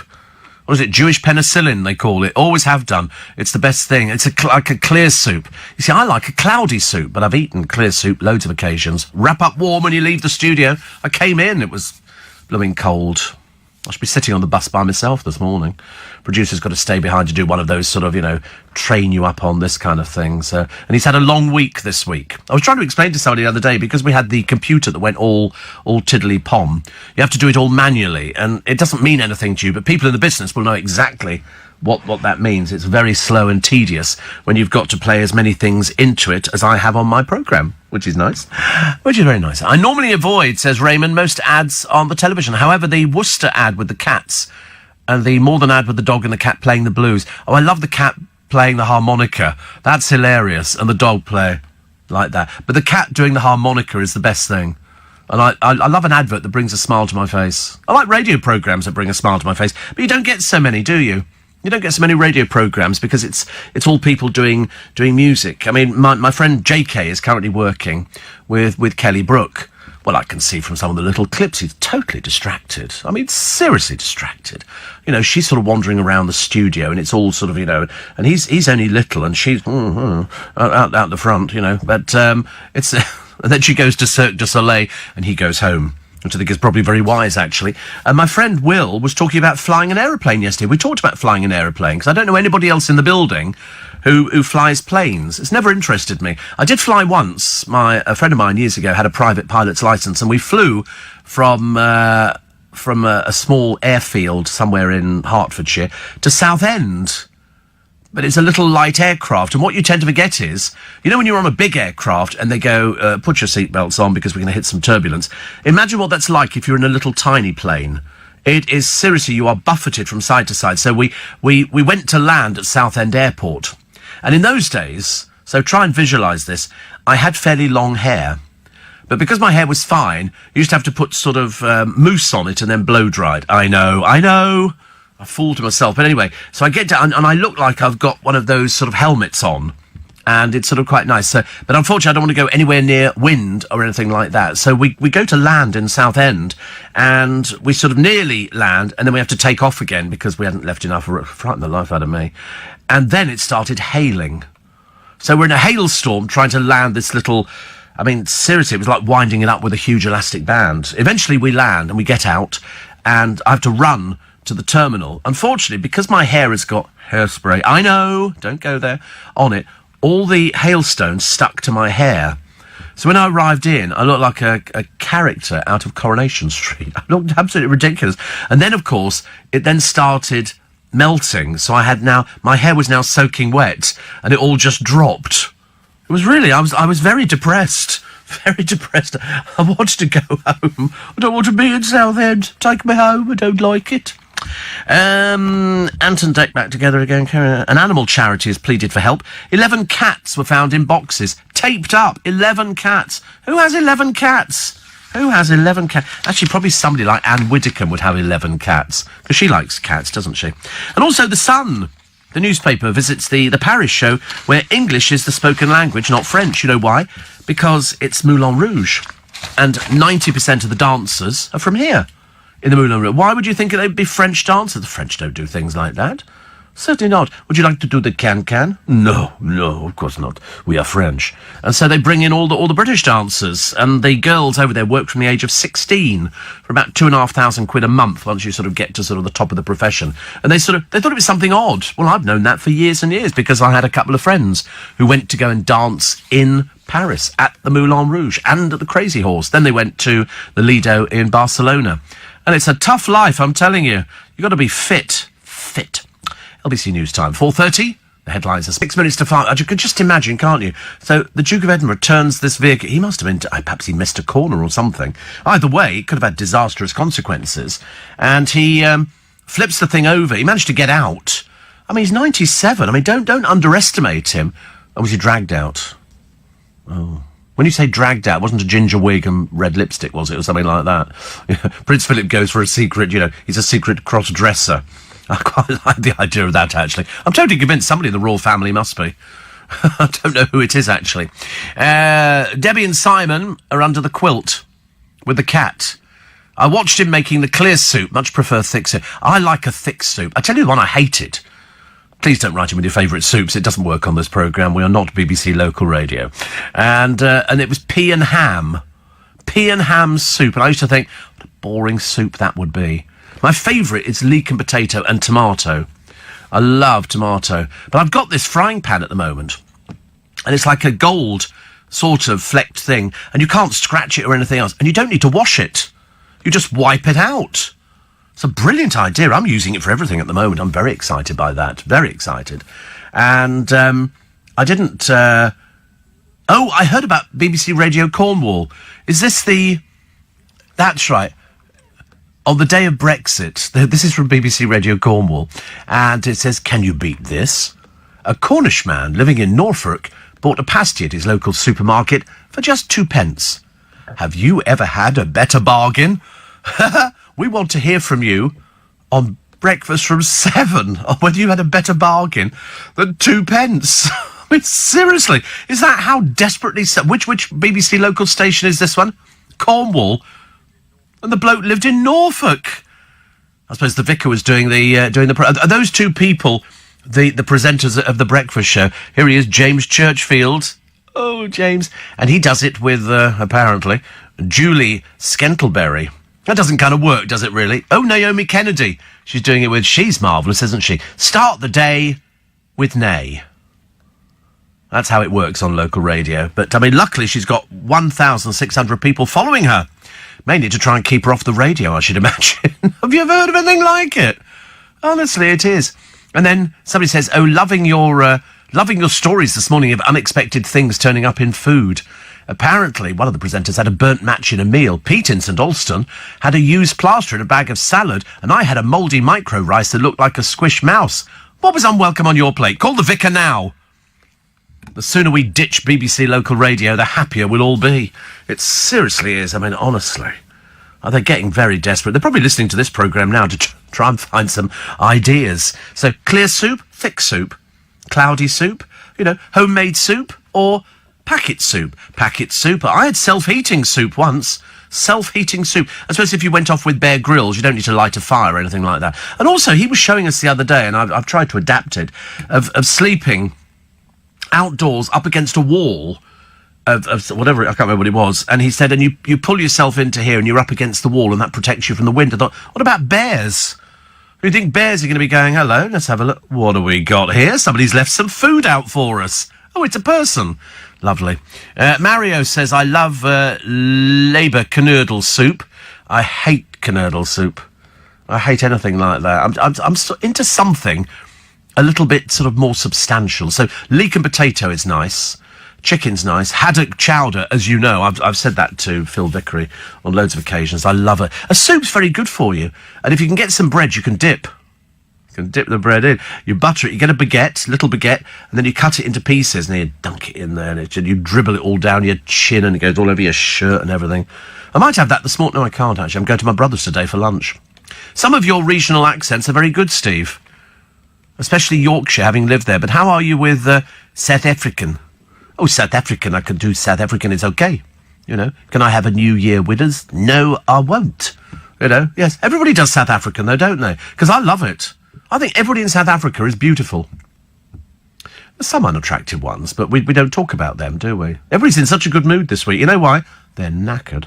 They're absolutely exhausted. It's been such a week this week. I don't think I've ever known, in all my history of radio, a week where the entire country has gone upside down. Seriously.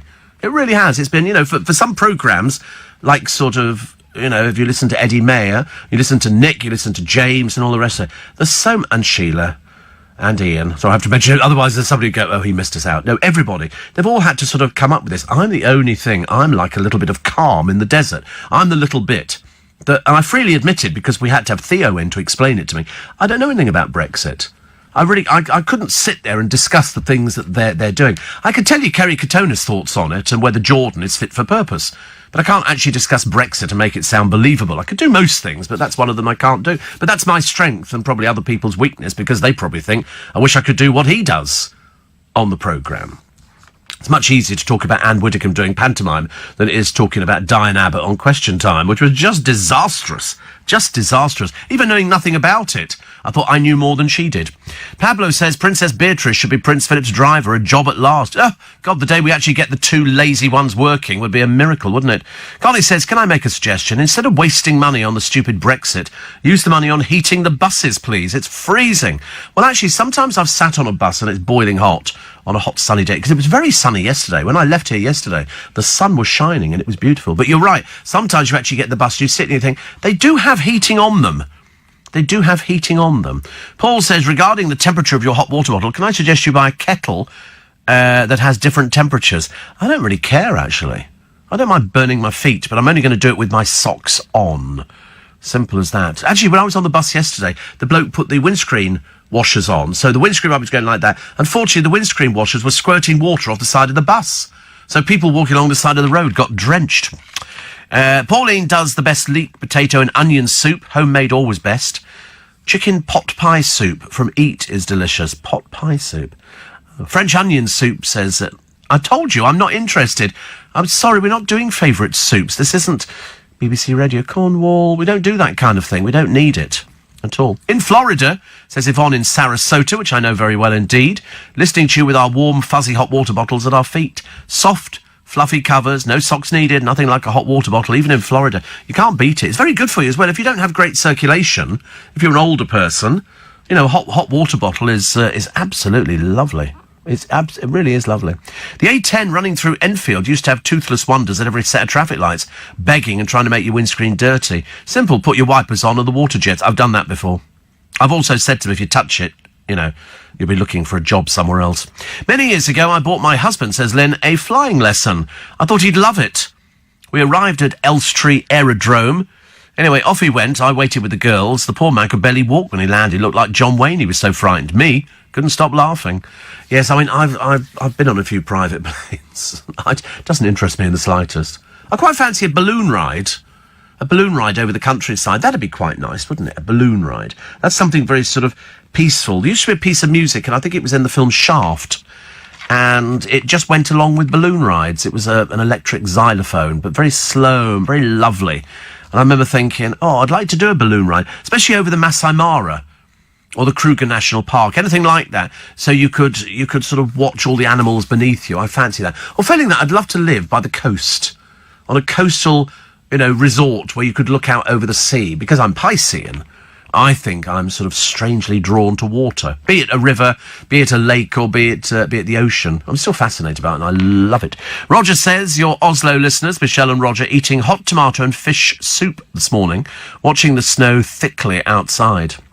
Tomato and fish. Not really into that one.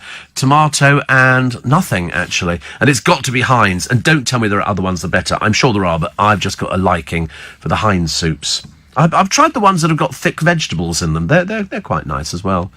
But perhaps we should eat soup in the morning. Perhaps we should make a big vat of soup. Because I think actually I bought one year for the parents of my godchildren. They wanted a soup maker.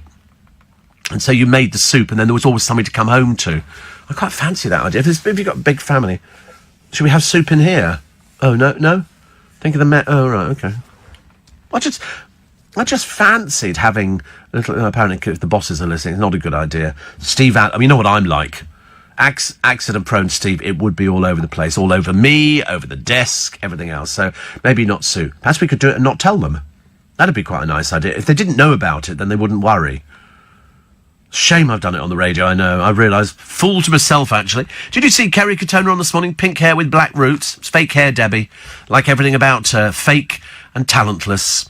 She went on there because she's been reunited with her brother or something. And I remember thinking, who cares? Seriously, couldn't care less. Quick slurp of my tea.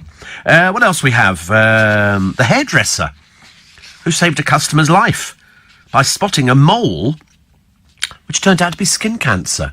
Molly, a witness of the accident, says Margaret, told The Sun that Phil said he was blinded by the sun. Well, he might have been, I don't know. I wasn't there, but he managed to flip the blooming thing over. And James says, Katie Price's car on eBay for £66,000. Your sister station, Hart, ran a value checker on We Buy Any Car. The price they got back, 440 quid. Absolutely. It's a rubbish car. It's rubbish. It doesn't carry any credibility, the fact that it was owned by her. It really doesn't.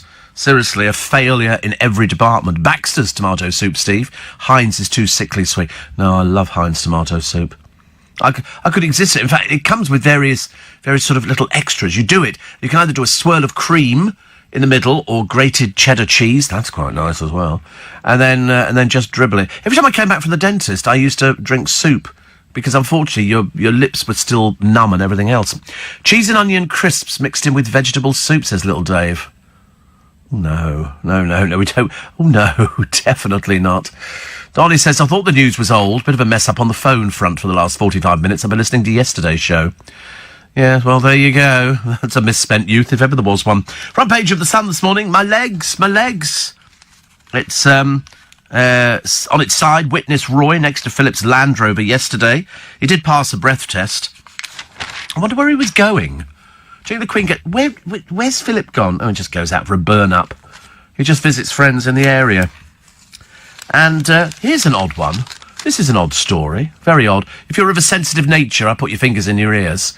And it's Jude Law has one of the smallest willies in Hollywood, according to a new X-rated database. The Cold Mountain Star finished well down the pecking order after analysis of nude scenes. I mean, now, I don't want to be rude, but I've seen Jude Law naked. And the reason I've seen him is because he was in France and he happened to come outside. He's in the middle of nowhere, but somebody had one of those big lenses on, and he was naked while he was doing some washing or something like that. Looked all right to me.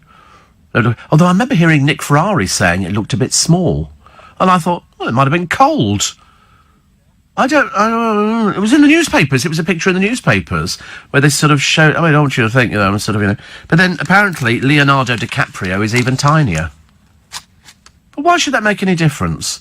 It's like you don't watch somebody on the screen to find out. But apparently they've all done nude scenes. Apparently the best ones, Michael Fassbender, Ben Affleck, Liam Neeson and Robert De Niro. But unfortunately and Colin Farrell, he's way down the list. Well, I've seen Colin Farrell. Looks all right. Honestly, what a funny story to do. Very Cold Mountain, they've said, in the pecking order. Well, I think he looks all right. We think he's charming. We think he's absolutely wonderful. He's lovely. Marks and Spencer sell a vegetable soup pack for $1.25. You just add water and seasoning. In other words, you might as well just make it yourself if you're adding seasoning and everything else. Soup being a liquid food, excellent choice for people who suffer with constipation, says Richard. Oh, lovely. And James says, I love the way you say you're not going to talk about listeners' favourite soups, and then you do anyway. I haven't mentioned it at all. What are you talking about? I've deliberately not mentioned it on the programme. Good Lord, honestly. Paula says, you said Victoria Beckham used moisturiser containing her own blood. Reminds me of that old horror film, Countess Dracula, with Ingrid Pitt. She had to bathe in the blood of a virgin. That's difficult to find, isn't it, if they were filming in Essex? To remain beautiful. Otherwise she turned into an ugly old hag again. Ray and Hayes says a balloon ride over the Red Sea and the Valley of the Kings at sunrise. Oh, that sounds nice. That sounds nice. I could do that. Here we are, Strictly Lovebirds. Joe Sugg and Diane Buswell have left co-stars sick of their non-stop. So what they've got here, the Dance Force stars, because they're on tour.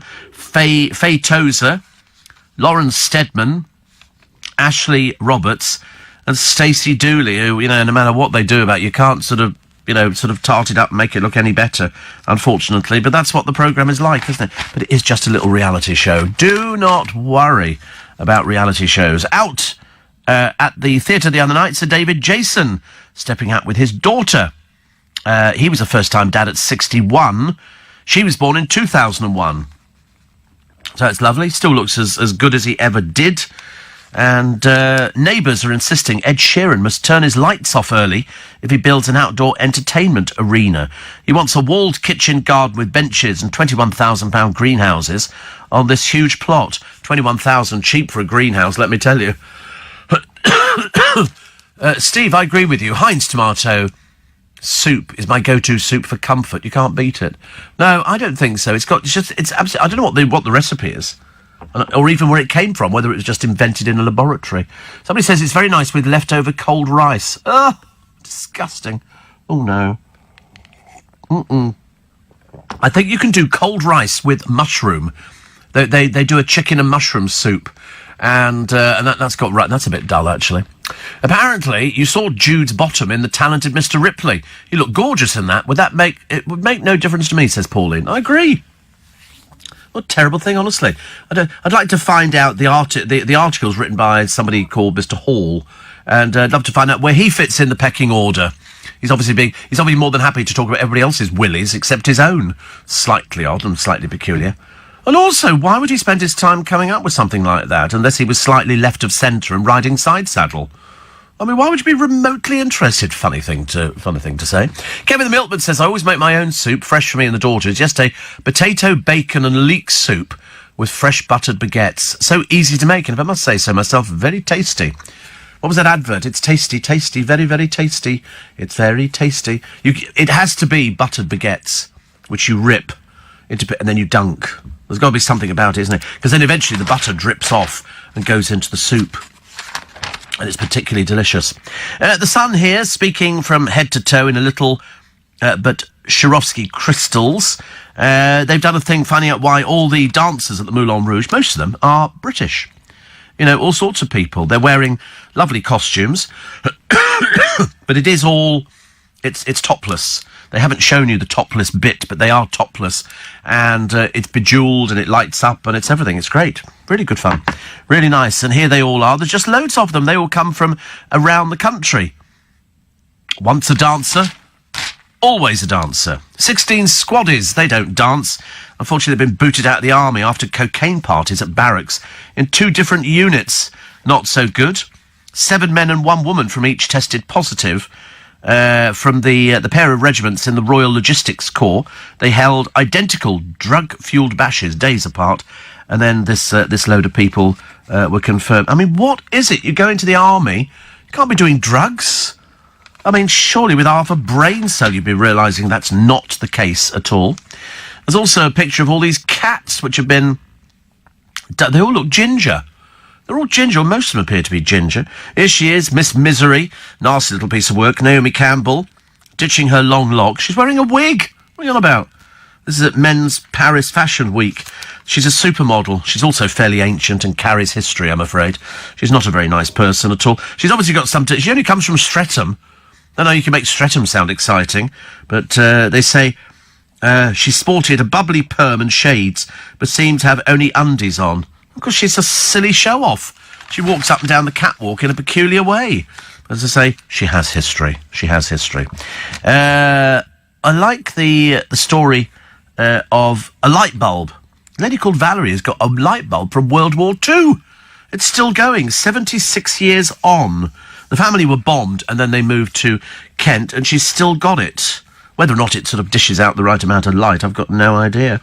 And then a British Airways jet turned back 2 hours into the flight because there was a rum-drinking Texan, spat at crew, bit a passenger and assaulted 2 others. Jeffrey Libby, 21, obviously thick as a brick, downed Bacardi after the flight hit turbulence on leaving Heathrow. It cost BA hundreds of thousands of pounds. The journalist student of Dallas admitted assault and drunkenness. 6 months jail. Good. Should have been 3 years. Should have been 3 years. Robbie Williams is insisting he's going to get another tattoo. What does he do now? Does he do anything, Robbie Williams? I'm not really sure whether he's sort of fit for purpose at the moment. I know he's arguing with his neighbour, but I don't know whether or not he does anything else. London and Manchester are named the UK's unhappiest cities. I thought we were really happy in London. We're in the capital. I always remind myself, you're in the capital. This is...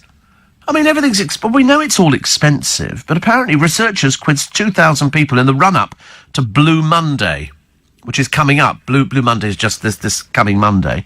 But Bristol was number 1 for fun. Bristol? Oh, no, definitely not. 7 out of 3, 7.3 out of 10, followed by Birmingham and Liverpool, tied at 7.2. I don't know why we're seen as being miserable in London. I don't see us being miserable. We're always very jolly. We're sort of fairly happy. We're in the capital. I'm always right. In fact, I reminded myself this morning, you're going to work in the capital. You're going to work right. I'm not on the outskirts. I'm not in Hackney. I'm not in Tottenham. I'm right in the middle. Right in the middle, Leicester Square. You couldn't be more central to London. You couldn't be more central to everything with, everything around the corner. Buckingham Palace down that way, the Savoy, just around here we've got Trafalgar Square, then you've got Buckingham Palace. Good God, honestly, it doesn't get any better. That's about as good as it gets, isn't it, really? Meditation's good for the menopause. Blimey, that is big. This is a picture of this blue whale. Not a blue whale, sorry, it's a white shark. They just look evil. They just look... I showed the picture of the producer. This is the biggest great white in the world, 20 foot long. 20 foot. The person diving next to it is only 5'2", and this thing dwarfs her. Absolutely dwarfs her. Last seen 2,600 miles away from Mexico, and she came up right in front of it. I mean, I think you're taking your life in your hand, aren't you, really? But anyway, it was eating a whale carcass off Hawaii. She was tagged 20 years ago, last seen, as I say, in Mexico, and she was obviously on an all-you-can-eat vacation. They're huge. Seriously, not as big as the blue whales, but I mean, I'm not going to be arguing with a white shark at all. Read the youths in the ridiculous cars. They all live at home, and the cars are to make up for little Willies. Often found in Essex and the Medway towns as well. It used to be said that, didn't it? If you've got sort of, can't think of room. I mean, they all live with their mummies and daddies because they can't afford it, and they all drive these stupid little cars. Seriously. I always love it when they overtake me. And I always think, that's about as good as it's going to be for you, I'm afraid. Steve, we have BBC Radio Scotland, which is bad enough, but they also have the smaller opt-out stations in the borders. We have BBC Tweed from Selkirk. The output is 30 minutes a day and 6 news broadcasts. That's a waste of money, but that's the BBC for you, says Evan, who's in Galashiels. Oh, I think we should close down BBC Local Radio. There's no point in having it. Ridiculous. Dallas says, read the Jude Law article. It's the pecker order, not pecking. Thank you. When I bought my house, says Jackie, the owner took all the light bulbs. Oh, I've heard of people doing that. I've heard of people taking door furniture before now. You're not supposed to, but to take light bulbs is just so pathetic. But then, generally speaking, if you need to take the light bulbs, you quite clearly need the money. Of January, so in other words, you're sort of near payday. Probably about another sort of 9 days or something like that. Next Friday, payday. Oh, it's going through fast, isn't it? Going through really fast. Steve, I found some Heinz packet soup. 1.5 pint cream of tomato, and it's lovely. Better than... See, I don't like soups you have to mix up. We used to buy condensed soup years ago. So you'd buy... It was a little can, and then you doubled it. I thought it was a bit pointless exercise, but I did have self-heating soup. Definitely. Heinz soup with lots of pepper. No. You don't need to add anything to it. They've made it. It's like buying a steak and adding something to it. Were you about to say that 3 boxes of ginger cats and 1 black cat were dumped and sealed with no air? Yes, Lou. Yes, they were. I mean, I can only assume the person who had them can't afford to feed that many cats, and so they got dumped. I mean, luckily they were found freezing cold outside. But Kevin says, totally agree with you about working in London. My round goes from Liverpool Street to Queensway through the city and the West End. No matter how many years I've been doing it, I never get bored and still see new things every day. I know. How could you never appreciate working in the greatest city in the world? I know there's New York. I know there's other places around the world. But, to be honest with you, it's London. It's London. It's got everything. It's got everything you need. Some things you don't need. But it's all there, definitely. And it's got some of the best radio stations in the entire world. And some of the best presenters. I mean, I don't hold myself up in that one, of course. Richard says Puppy is up and running. Monday's also a full moon. When do we get the red moon? Isn't there a red moon coming up? Somebody was saying to me the other day, is it blood moon? Sorry, blood moon. And I don't know whether or not we actually get a blood... Oh, God. What does she want now? What's she in for? She's showing us her lovely coat or something. What are you doing? What are you doing? Checking it. Oh, the computer's working. Yes. Don't worry. Yes, we've already sorted that out. I did it this morning. I sort of made it work. We don't know what it was, actually. Leave your hair alone. Oh, what have they done at the back? You look like Tintin. Oh, dear, it's all sticking up. That's bad, isn't it? That's bad. They haven't done it properly. They've obviously cut it at a different... You need to have it cut at the back. Didn't they cut the back bit? When you go and have a haircut... No, not that bit. I understand. Oh, that's terrible. Is that what you asked for at the back? They normally go, do you want it round or square? And you've done... odd. What was the person like who cut it? Did they look as though they knew what they were doing? Or was it just somebody there with a knife and fork? Just doing... But the back bit's sticking up. The back bit's sticking up. A friend did it. Oh, no. You mustn't let friends do your hair. I mean, spend the money. That's why I asked you how much it cost to have that cut, because seriously, I looked at it and I didn't actually think you'd spent a lot of money on it. But it's nice. The moon will turn red next week. Okay, as Britain experiences its last total lunar eclipse for 10 years. Oh, God, I better watch it. Don't want to miss out on that. Might never see it again. So it's the last chance for you in the UK to see a total lunar eclipse in its entirety until 2029. Wow, so you can expect the moon to darken slowly before turning red. Wow, I'm so excited by that. I always like that kind of thing. There'll be pictures in all the papers as well. Almost disappearing reviewers, sometimes quite bright. Gosh, so what time's that? 7:49 a.m. It'll be free, so it'll start at 4:40 a.m. Oh, right, on my shift. On my shift. So the moon starts to darken at 2:35 a.m. The full eclipse beginning at 4:40. It'll be free of the Earth show. We'll have to go and sit outside. Perhaps we should do the programme from somewhere where we can see it taking place. That's lovely, isn't it? I like things like that. We don't want to go and sit outside. It's ridiculous. Steve, of course, Brummie's happy. Daft, but happy, says Kevin from Dudley. And what do you think of the LED light bulbs they're forcing us to have indoors, says Joe. I've got loads of them. You have to leave them on. I leave light bulbs on all the time because it takes time to achieve the wattage that they say. So it's 15 watts, but it basically is going to be 60 watts or something. Proper comfort food, mashed potato with tomato soup poured over it. Oh. Don't think I've ever had that, actually. I could have to... No, just tomato soup by itself. I think, I don't want to make a big deal about it. But it's the best thing, especially with a baguette, with proper butter. None of this slimming butter or this butter's better for you because it's got, it's better for your cholesterol and stuff. I couldn't care less. I think nowadays you eat what you want to eat. If yesterday was anything to go by, apparently half a fish finger is part of your daily intake. Half a fish finger, I ask you.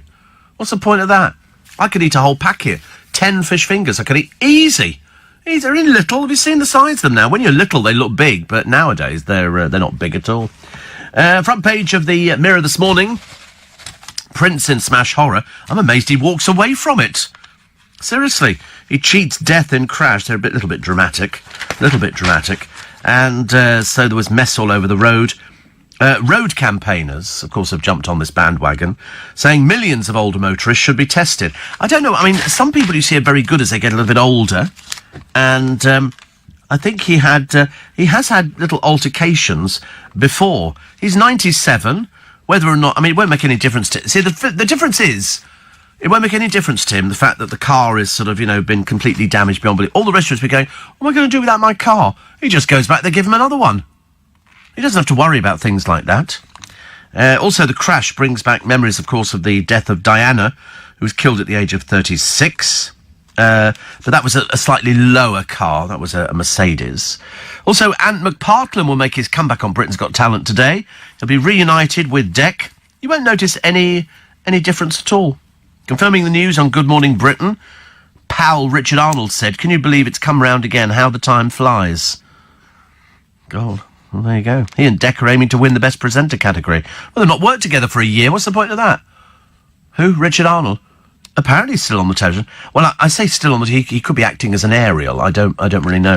I think he turns up on... is it Good Morning Britain or something? I can't remember. I know he's on something. He sits there. I wonder if he's had Botox. We always worry about that. When we see people on the television, we always look at them and go, I wonder if they've had Botox. You look at people with no wrinkles, and I'm totally convinced that they've all had Botoxed. There you go. Little Dave says, due to the cold weather, I have a split lip. Makes a change. Usually get a split lip after 10 pints on a Saturday night. God, £10. Do you know, I've never drunk a pint in my life, so of course it goes right over my head. Talking of Robbie Williams' new tattoo, I'm booked in for tomorrow to have my my new tattoo done on my chest with your name underneath. It'll be my second Steve Allen tattoo. Slightly disturbing, but, slightly disturbing. Donnie says, most of my barbers are ex-cons. All on the straight and narrow now, though. Good to help with their rehabilitation. £6.50 for a smart 2 all over. Can't say fairer than that. Yes, I mean, around our way, it varies. It's probably about £11. £11 for a normal haircut. That's why Scottish boy. I'm not saying anything about that, but he had a friend do it. So it wasn't... I mean, the back of it is really peculiar. I don't know what... I feel like sort of drawing a line. It looks like bridges. Turn around again. Turn around. Show me the back again. No, turn around completely. What's different about it? Put your head up. It's gone up, hasn't it? Is it square or round? It's neither, is it? The back bit, you've definitely got to have him doing that back bit again. The back bit is sticking up on your head. Has he just got a funny shaped head? But the back bit is sticking up. Not supposed to have that. He's got a funny shaped head. Oh, right. Oh. Have you had sort of, have you ever had all your hair shaved off for an operation or something like that? Yeah. Oh, well, that probably explains it, actually. But the top bit definitely you need to cut the top bit. He hasn't bothered cutting the top bit. It's a little sticky up bit. Looks a bit odd. That's why you keep pushing it down again. Got to worry about these things. He's blaming the headphones. When I used to have longer hair when I first started, I'd put the headphones on. When I used to take them off, I had a ridge over the top of my head. The ridge, it looked ridiculous. Why is Ant up for a TV award when he hasn't worked for a year? God knows, perhaps we reward drink drivers now. I don't know. Bill says, put a knob of butter in your baked beans when you're warming them up. It's lush. Oh, no, I don't want any more butter in them. Thank you very much indeed. I always put grated cheese. Grated cheese in baked beans. I always think that's quite nice. In fact, I had that yesterday. Bacon, grated cheese, mushrooms, and baked beans, which was quite nice. It was like eating a soup. Do you fry or grill your fish fingers? Well, actually, I would probably fry, but only a little oil, nothing particularly too exciting. Why didn't we hear about the other driver involved in Philip's accident? Are they okay, says Christine. Yes, they are. They're fine. They were actually taken to hospital. Little Dave says Leonardo DiCaprio might have had a big appendage at one time, but unfortunately spent too much time in the water filming Titanic. Never quite recovered, did he? No, I think he actually ended up taking his clothes off in some film, and it was anyway. Aldi have launched something that's of interest to us today. It's the lowest calorie Prosecco ever to be sold. It's quite good. It's $8.99 a bottle. It looks nice. 20 calories less per glass than most rival brands. So you have to pay for it. Julie Ashfield, managing director of buying at Aldi, says lower calorie drinks are becoming increasingly popular. I might try that, actually. I quite like the idea of being able to drink it without it because it's full of sugar. The other ones are full of sugar, and I don't really want to do that at all. It's very interesting. I can't do that one. I so want to do this story in the paper, and I can't do it. I can't do it. And if I told you what it was, you would understand why I would want to do it. But I can't do it. So it is a trial continues, yes. But it's such an interesting concept. It's a very interesting concept on this one. Also, a lot of pictures of people. It must be taken last year. The Beast from North East, because apparently the snow's going to come down. I don't want it to come down this morning, because I've got to drive down the motorway. I shall pootle down. I'm always quite good, actually. Have a sandwich on the seat, bottle of water. The latest thing I've got is cold coffee in a little sort of... I quite like that as well, actually. So I shall have some cold coffee and go down. What we're doing for lunch, I've got no idea. Nasty cough, Steve. Take some honey and lemon, says Geraldine. Oh, I always get this time of year. This is the first one I've had. I normally get it every year. So my boss saw me yesterday. He's looking very good, actually. He went away for Christmas. He had a nice time. Apparently... says Richard, after doing the breath test, Prince Philip wished the policeman well in his new career. You can imagine. They have to do it, though. If ever there's an accident, the first thing they actually do is breathalyse somebody just in case. But I don't think Prince Philip would be drinking and then getting in the car. I really don't. The trouble is, if he wants to do that, if he does want to drink, there must be loads of chauffeurs lying around. Sandringham, excuse me. his bodyguard was in the car with him. I think Philip talks to him. I think he talks to him and had sort of say, oh, yes. The bodyguard must have been a bit frightened. Slow down, slow down, slow down! Off we go again. There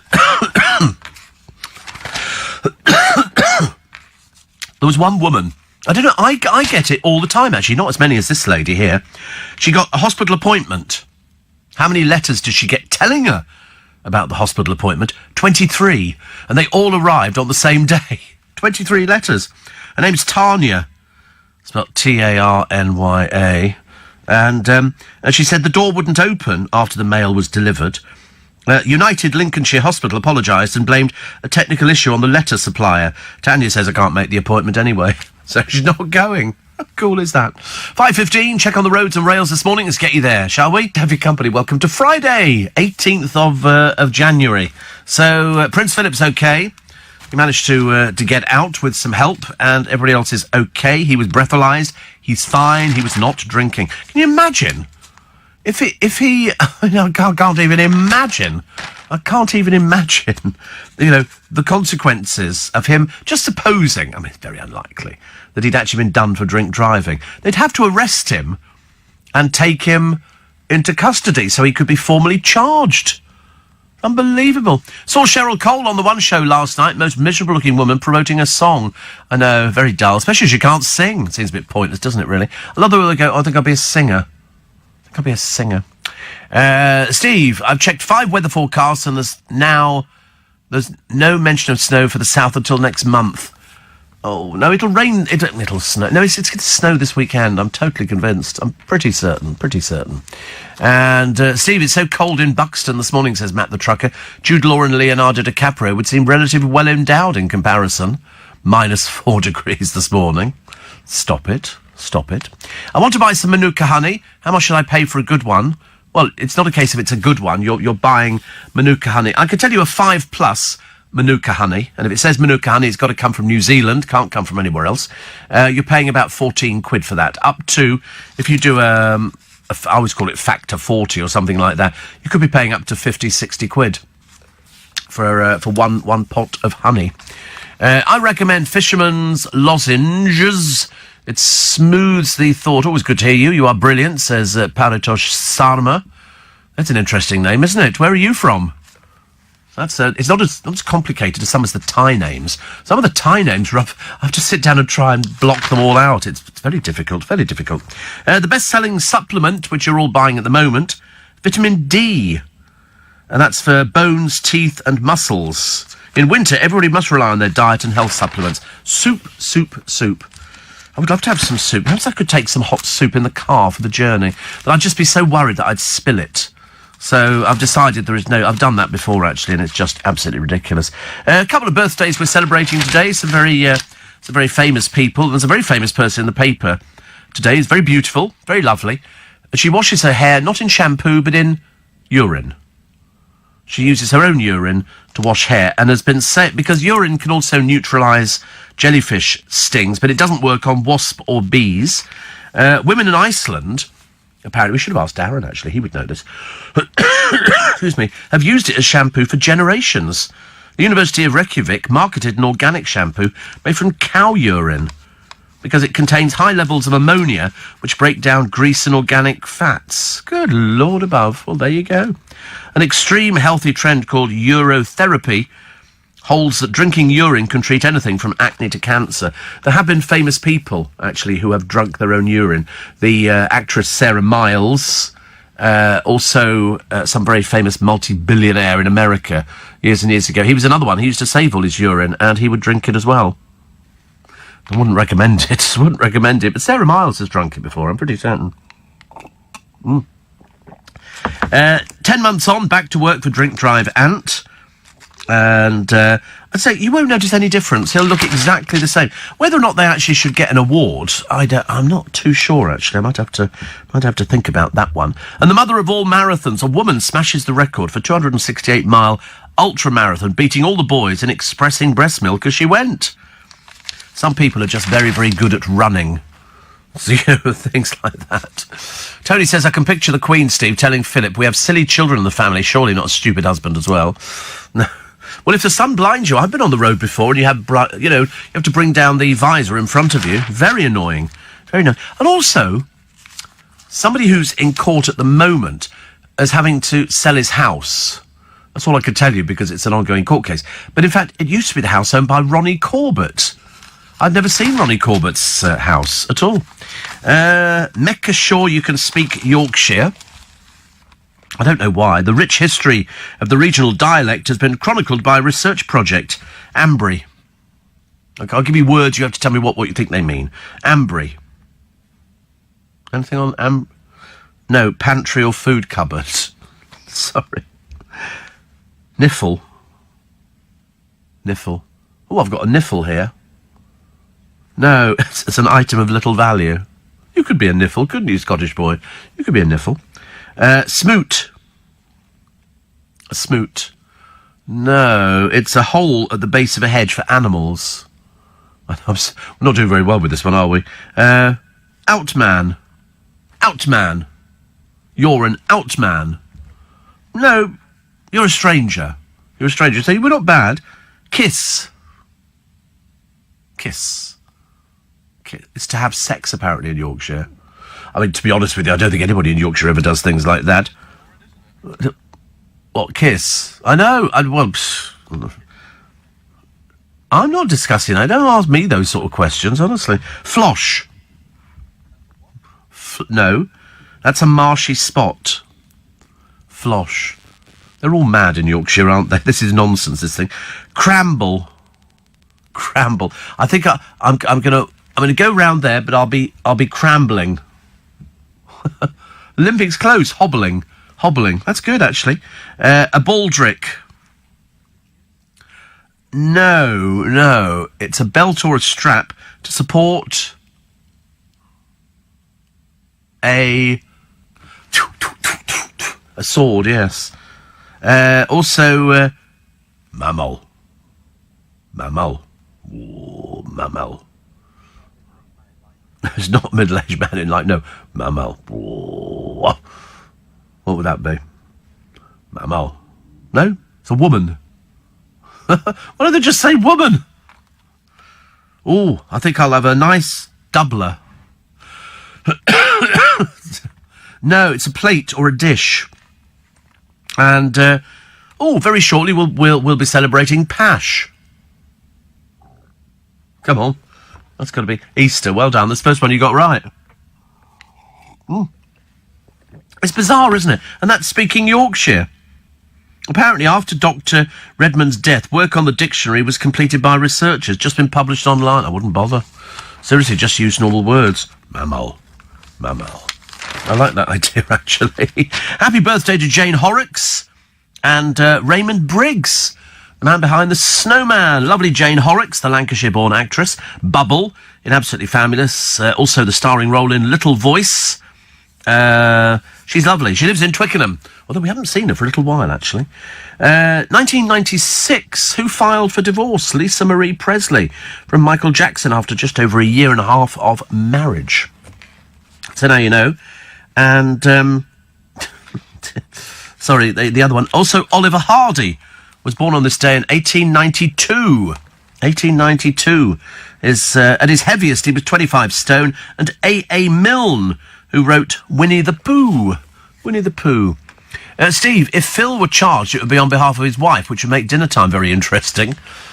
Geraldine says, urine hot or cold? I don't think it really makes any difference, to be honest with you.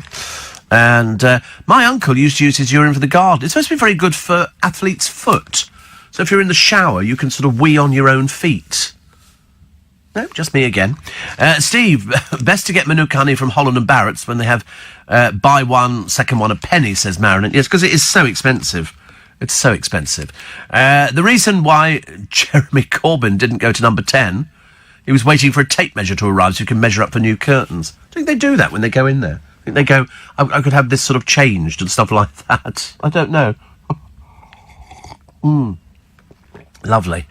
Oh, I see that Michael loves me doing the slurping. It's not unprofessional at all. Why would it be unprofessional? Yeah. Have you ever seen people drinking and testing wine? They go like that, and then they spit it out. At least I'm swallowing. Be grateful. Be grateful. Fine dining, expensive foods, a fool and his money are soon parted. The Emperor's new clothes, says Paul. What was that to do with?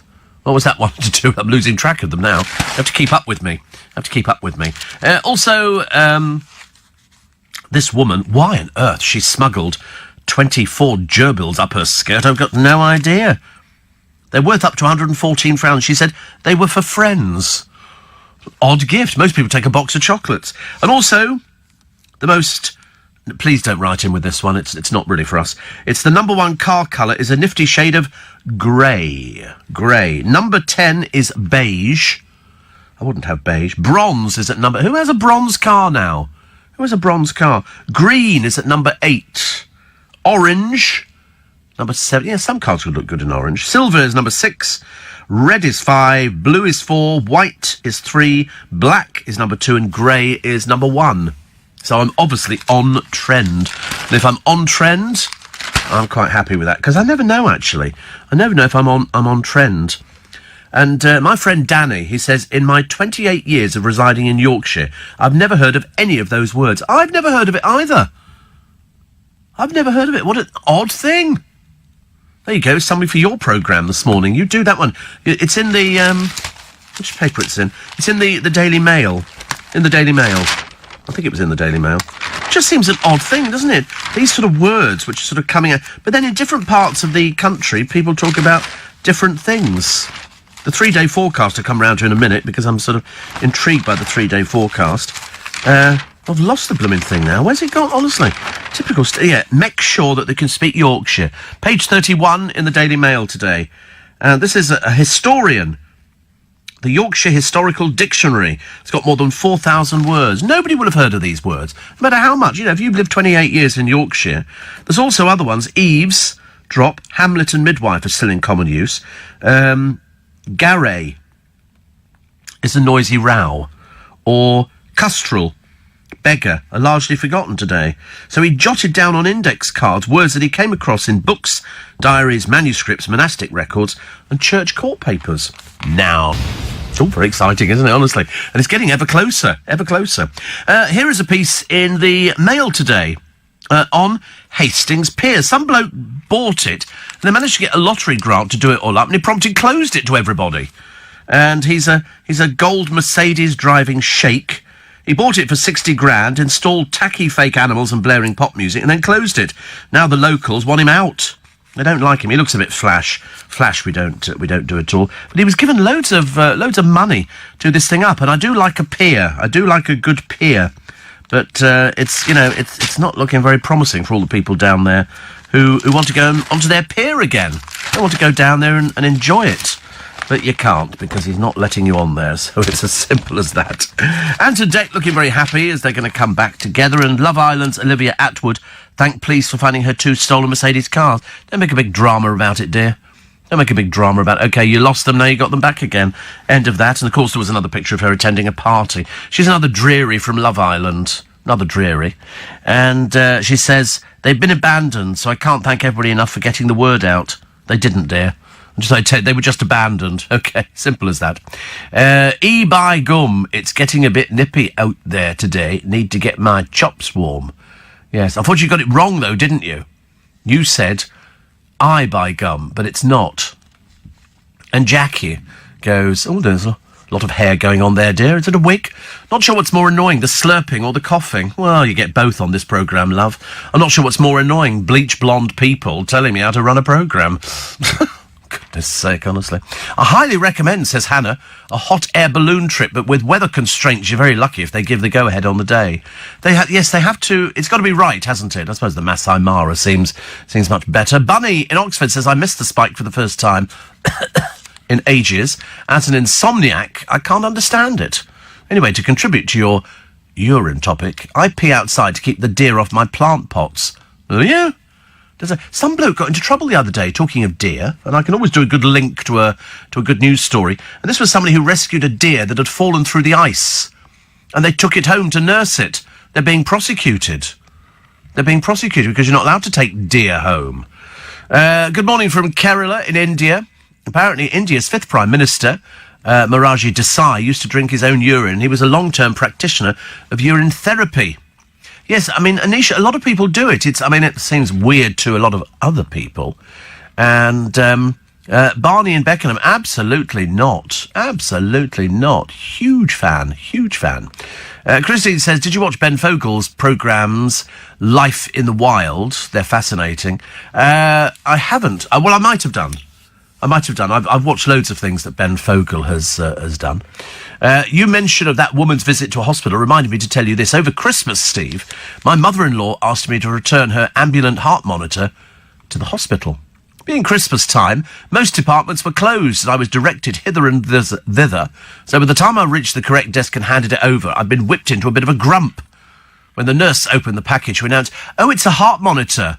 To which I replied, "Yes, and I could save the NHS tons of money by pointing out mother-in-laws don't have hearts." Do you know people pinch from hospitals? Walking sticks. Wheelchairs. Very popular. Very popular. I was watching somebody the other day bouncing out of a car at Costco, parking in the disabled bays. They weren't disabled at all, unless they've got some sort of hidden ability that I'm not aware of. Roxanne Pallett returns to telly next week. It was filmed long before. Nasty piece of work. You remember, she was caught on camera, and she got a public backlash in which, at that point, her pantomime was cancelled, her radio was cancelled, everything. And so she's taking a jog around with George Sampson in Celebrity Coach Trip. But as I say, perhaps George Sampson, who's all over the internet. I had no idea, actually.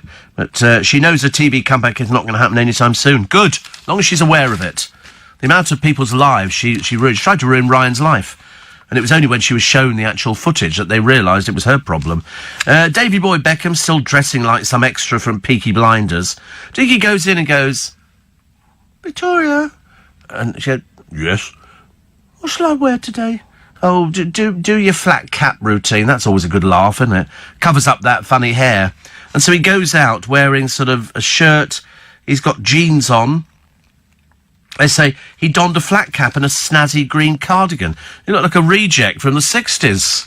Seriously. He sent fans into overdrive after uploading photos from the location in Stockport where he hung out because he's apparently got an extra part in Peaky Blinders. He'll be as wooden as anything. He always is in everything he does. But Cillian Murphy, who plays Tommy Shelby, was there as well. So because Dave's always worn these sort of hats, he obviously thinks he understands what... Do you think he knows what Peaky Blinders is? That they were called Peaky Blinders because they had razor blades sewn into the hat and they could blind you. Perhaps he doesn't know that, but someone should explain to him. The Stars set to party all night. The Strictly Stars getting wild at crazy parties. They're not stars. They're just amateur people who don't have any other work and they're doing it for a fee. They're not stars. God, dear, honestly, why do we sort of, insist on sort of hyping people up into something that they're not? Hit animation Family Guy is to ditch gay jokes because they are no longer socially acceptable. Didn't know they did gay jokes. Didn't know they did them at all. But apparently the politically incorrect Toons move follows the Me Too movement against sexual harassment. Executive producer Alex Sulkin says, if you look at a show from 2005 or 2006 and put it side by side with a show from 2018 or 19, they're going to have a few differences. So they've decided to do away with sort of the sexual references. But there's nothing the matter with a bit of double entendre, is there? I don't know, is that offensive to people still? Hit Me Baby One More Time. McFly wants Swedish hitmaker Max Martin to work on their comeback. I always liked McFly and Busted and then McBusted. I liked all of them. I thought they were absolutely great. And who we got here? The world's greatest twerkers joined Cardi B and City Girls in their music videos. I've seen twerk. It's where you stick your bum out and you wiggle your bottom. Doesn't quite work for men, but I'm sure men can do it. Men can do it as well. The animal charity who pleaded for help after 11 cats were dumped in sealed boxes. Somebody was after a dog the other day. They had a lovely dog, and it might have been Stuart Manning. I can't remember. But and they said, oh, this particular dog is looking for a home. And he was adorable, absolutely adorable. And unfortunately, by the time, I think it was Stuart, I'm pretty certain, had actually got there, he'd already been rehomed, as I can imagine everybody wanted him. Another dreary picture of Little Miss Show-Off, no talent, Christine McGuinness. She beamed as she left the gym. Yeah, lovely. Goodbye. Oh, as soon as she disappears, the better. And Oh, I can't do that. Oh, no, it's not in court, actually, at the moment. No, I can't do it, because it's kind of heading that way. But here's an odd one. This is a very strange one, because I don't know anything about this particular person. He's an England Football World Cup star, Ruben Loftus-Cheek. That's his name. And he's quite big. He's set to become, they say, the first openly gay Premier League footballer. The Chelsea ace made the move after gossip that he'd come out to his Blues teammates, but revealed he would support and respect any player who wanted to make the move.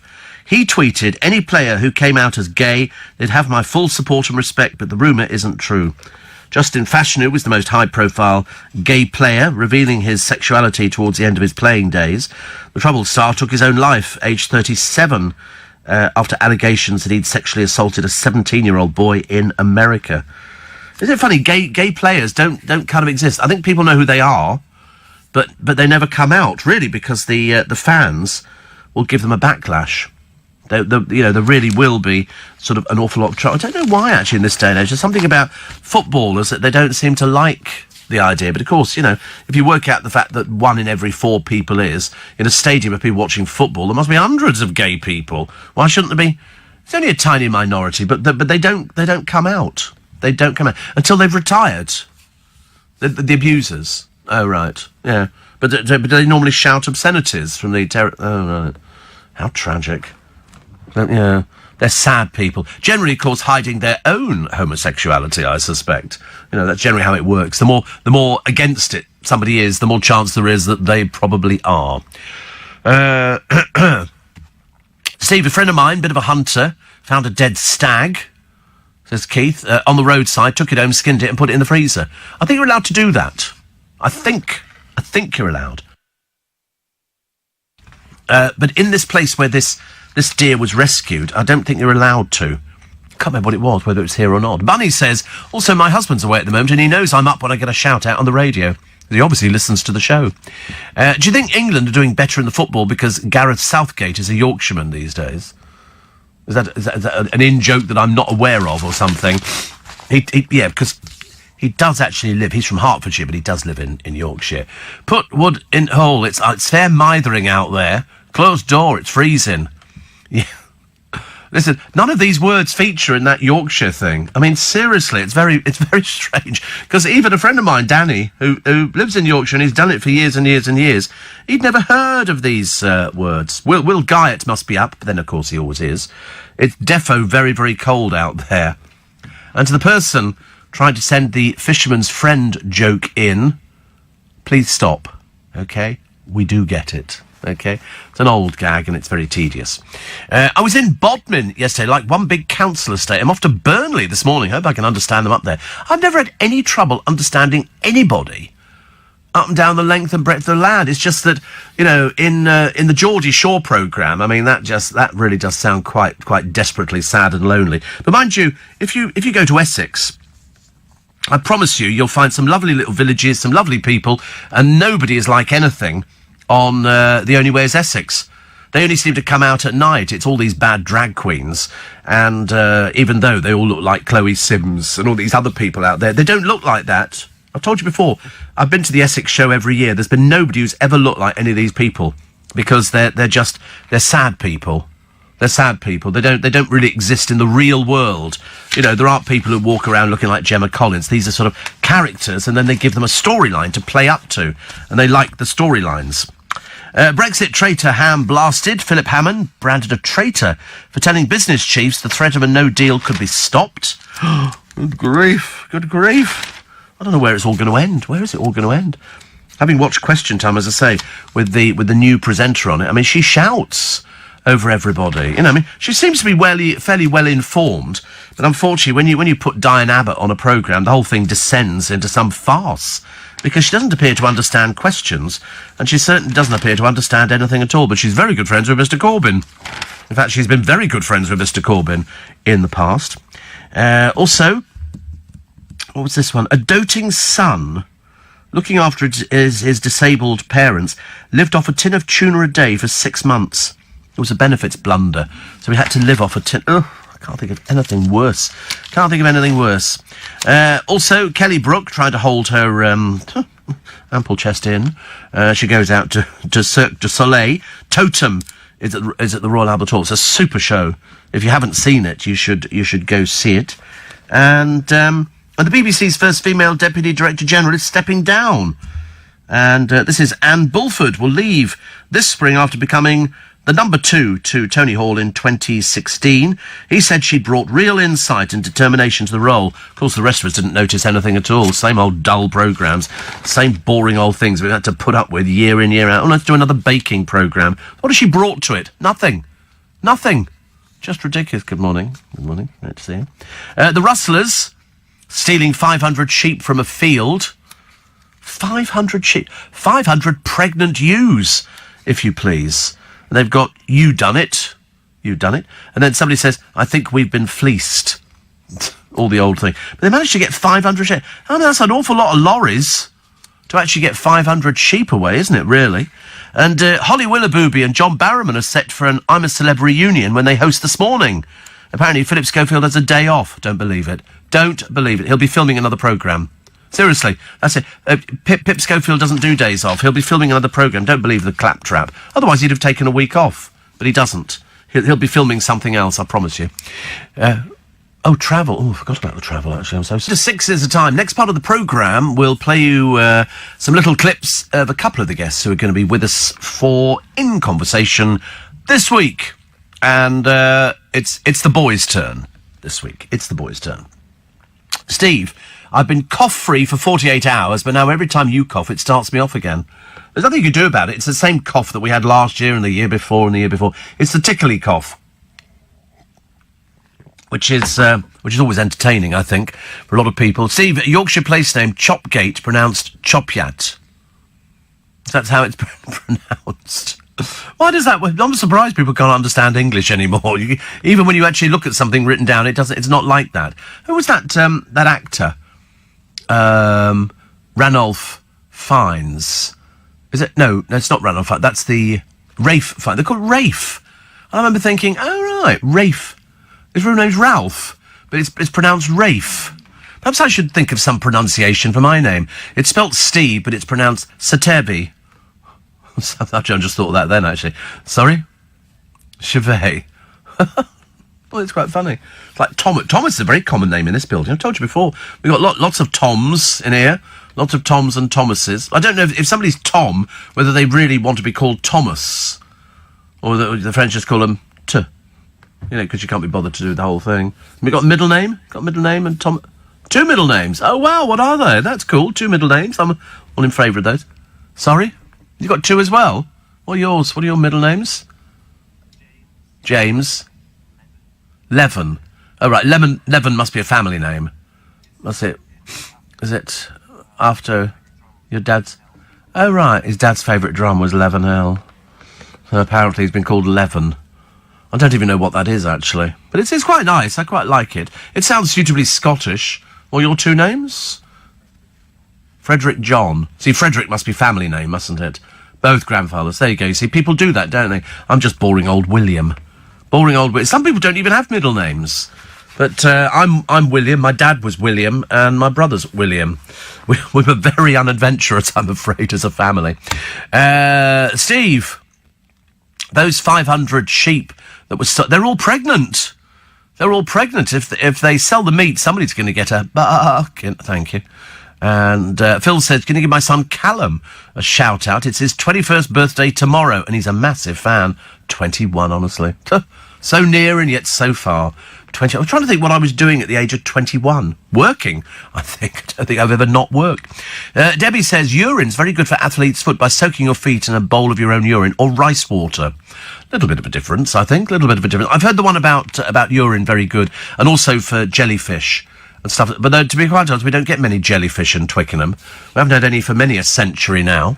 And so the 500 sheep is a lot of pregnant sheep. And some of them could die. But, of course, if you've nicked them or rustled them, you're going to be selling them. And they'll sell them at market. They'll have a slaughterhouse set up. But they probably don't realise that they're all pregnant. They're worth like £60,000, so you can understand why people thieve, can't you? Strippers. Haven't seen a good stripper for ages. I used to work with strippers years and years ago. It was one part of my life that I was very good at. Dale used to work with strippers as well. We both used to work with strippers. But they foiled an attempt by women's rights campaigners to shut their lap dancing club by insisting they're feminists.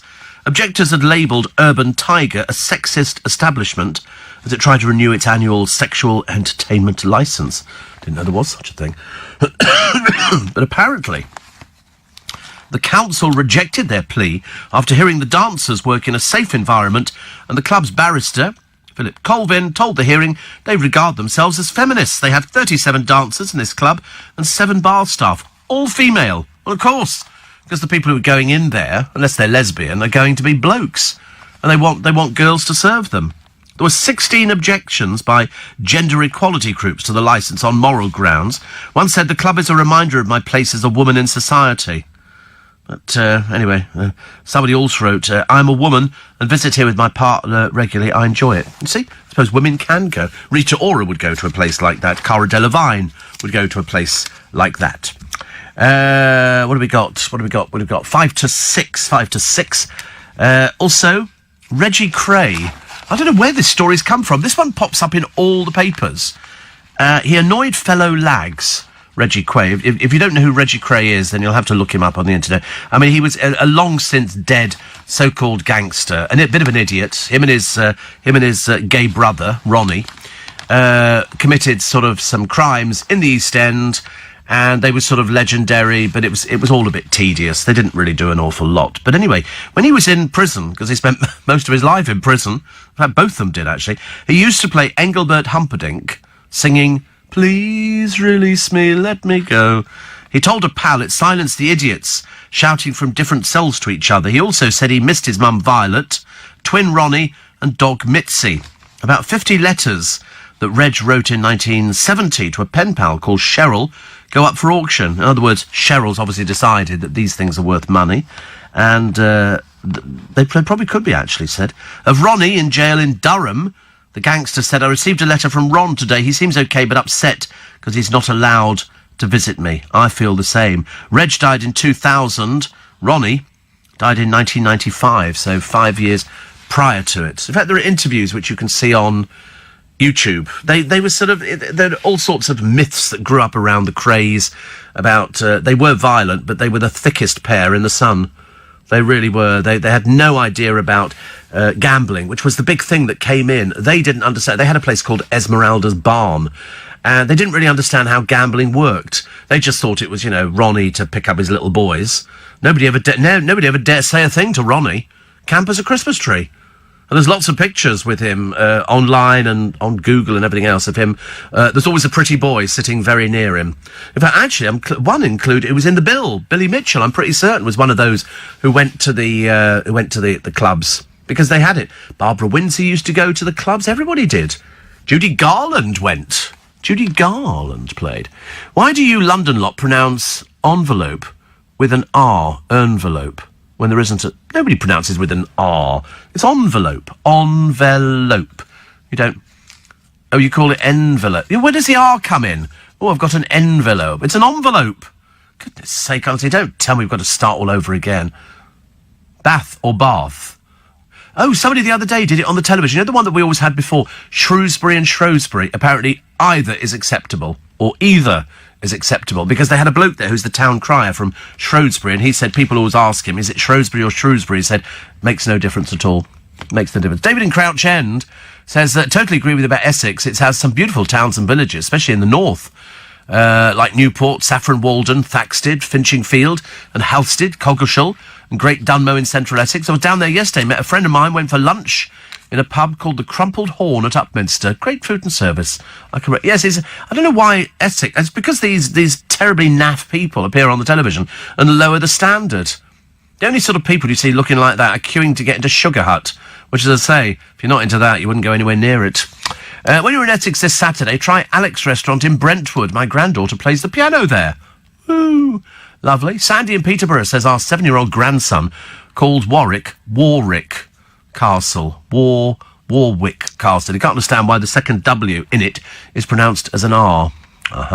We had a neighbour who was called Coburn, but pronounced it as in the port. Well, it's Cockburn, but it's pronounced Coburn. Exactly. And lots of Alexa spikers. Hello, Alexa. Play LBC. Thank you. 84850 steve@lbc.co.uk. Right, we'll take a short break for the news. Sorry? Yes, hey Siri, play LBC. It always gets people get very upset. Oh, it's come up on my phone. It's 'cause my phone's now started. Hey Siri, play LBC. People get very upset. I want that to come up on... Oh, it's unbelievable. It's so fast. I've turned it off now. Don't want the phone answering me again. Ant and Dec back together. How did Prince Philip walk away? 97-year-old Prince Philip's miracle escape from the Sandringham crash. I mean, seriously, he's 97. Is there now a call that you should have another test? You know, you should do an eyesight test. Should you have a test to make sure that you're all right on the roads? Because, I mean, some people have... Good news. Come on, get yourself together. There's a sale on. Victoria Beckham has got a sale on. 80% reductions at her outlet fashion store after her brand loses 10 million. Not surprised she's got to try and diverse now. She can't do clothes. His brand lost a lot of money as well. So, interesting. Dead or not dead? Yes. Still going? Good Lord above. So anyway, Victoria Beckham's got a sale on, but the trouble is nobody's buying her stuff. If she's lost 10 million, I don't know. And when does she get the chance to design all this stuff, or does somebody else design it for? I don't know how it works. But neither her nor Dave. It's going a bit crumbly, isn't it? I don't like the sound of this at all. Ralph Richardson was also Rafe. It's quite posh, like St. John for St. John. Yes, it was Norman St. John Stevens, do you remember? And Chumley for Cholmondeley.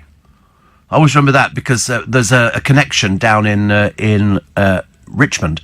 I've never heard those Yorkshire words, says Mel, and I'm a Yorkshire man, Yorkshire born, Yorkshire bred, strong in arm and thick in head. Wymondham, Wymondham in Yorkshire, pronounced Wyndham. I'm not surprised nobody can learn anything. You can't pronounce anything. It's ridiculous. There's also Trottiscliffe in Kent. Trosley. Really? That's just ridiculous, honestly. Just ridiculous. Let's hope the great British public finally removed the GC from the ice skating this weekend. Totally needs to go now, says Sue. Weekend viewing is rubbish. Yes, I mean, she can't skate. It was so funny because Karen Brady... Was it Karen Brady? Was sort of saying, oh, she's done really well. I thought she can't skate. You might as well just push her on from the side. It's ridiculous. And Mulguy. That's the Scottish one, though, for those people up there. Did you know that one? Did you know how it was pronounced? Oh, right. Don't believe you knew that at all, actually. You're very proud of that one. Aberdeen. Pronounced Aberdeen. It's not very exciting, is it? Sorry? Mulgo's near Glasgow. I know Glasgow very well. I used to go to Glasgow quite a lot. You know, just telling you that. I used to go to Toll Cross. Yeah, so... I've been up there, mate. I've talked to Scottish people. We found ourselves the first night. I told you, we stayed up there in a hotel. And we went down to go and have something to eat, or go and find something to eat. And the bar was full of women. Nobody told me it was a hooker's hotel. Seriously. We're standing at the bar and there's all these women wandering. I think, what on earth is going on here? And somebody said, they're all hookers. Did you not know? Oh, of course I didn't know. Heavens above. There should be a mandatory retest every 5 years, says Johnny. There are so many bad drives around, taking risks, driving carelessly. A retest would refocus people's skills and refresh them on the highway code. Oh, you could be right, actually, but I just don't know whether or not you can do that, because some people would be quite insulted. Quite insulted.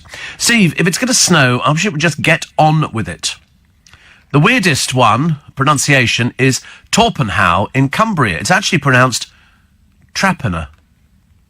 How does that work? What is the matter with these people? Thank you, Rebecca, very much indeed. And let's hope... Oh, so we've already decided that. I've been gagging to share this one, Steve, with you for ages, as I think you may appreciate it. 93-year-old Nipper Reid, the man who nicked the craze, lives a few doors away from me. However, I'd never had the opportunity to talk to him until last week when I met him in the street and asked him if he'd be kind enough to sign a copy of his book for me. He ended up with my son and I going round his house at the weekend, where he and his wife Pat made us very welcome. So I had my own in-conversation with this intriguing pair. Also, quite apart from his amazing police career, he's also very prolific in the boxing world. So there you go, Nipper Reid. is still there at 93. There's an interesting person. A very interesting person. Gary says, do you sing in your car? Yes. I do. I shouldn't really admit that, actually. I really shouldn't. So somebody else sings in their car. Guess who this is? Whatever you want me to is all right with me. 'Cause you make me feel. Who do you think that is? Come on, you should get it straight away. Used to be married to the woman who can't flog her cars. Yes. Peter Andre. It's quite ghastly, really, isn't it? But there again, I know people who like him. And that was an old... You see, all these people are doing now is singing standards. That's Al Green's Let's Stay Together. But luckily, there are tickets available for Peter Andre on tour. And somebody wrote to him saying, Peter Andre, your voice is amazing. I could hear you sing all day. You're a sick person. We don't want to hear him sing all day. Why do we want to hear him sing all day? Honestly, listen, Peter Andre will never get back in the charts again. It will never, ever happen. Is this the tour bus? Is this the tour bus? They're all singing. Oh, it's in a minicab. Oh, how ghastly. Poor minicab driver. OK, Peter Andre's going to film himself singing in here. It's lovely. I'm so in love with you. Can you imagine getting a minicab? You go, who am I picking up? Not Peter Andre. You God, he's going to sing. They must have taken a CD with them to plug in, mustn't they? The driver looks really bored. The driver looks... He looks like he wants to do a Prince Philip. Make me feel so brand new. Oh, God, nothing worse, is there? Nothing worse. Thank you, enough already. That's Peter Andre. So, but I do sing in the car, but I don't sing like that. That's showy offy singing. I just sing, you know, Good King Wenceslas last looked out on the feast of me. Jason is in Horsham, loving the show, been listening for 2 years. Is your style of show unique, or are you aware of any other stations with similar shows? I don't think so. I don't think there'll be any other show. I've always said, though, I'm more than happy to have imitators, but to be honest with you, most stations don't have what we have because they're music-based, so you couldn't do a similar sort of thing. You probably might get it on a breakfast show, but it would never be exactly the same as this because I'm what's commonly known as standalone light end. Thank you. Mackay in Scotland is pronounced Mackay. Says, I don't know. I mean, how do you do... It's like us learning German. It must be really complicated.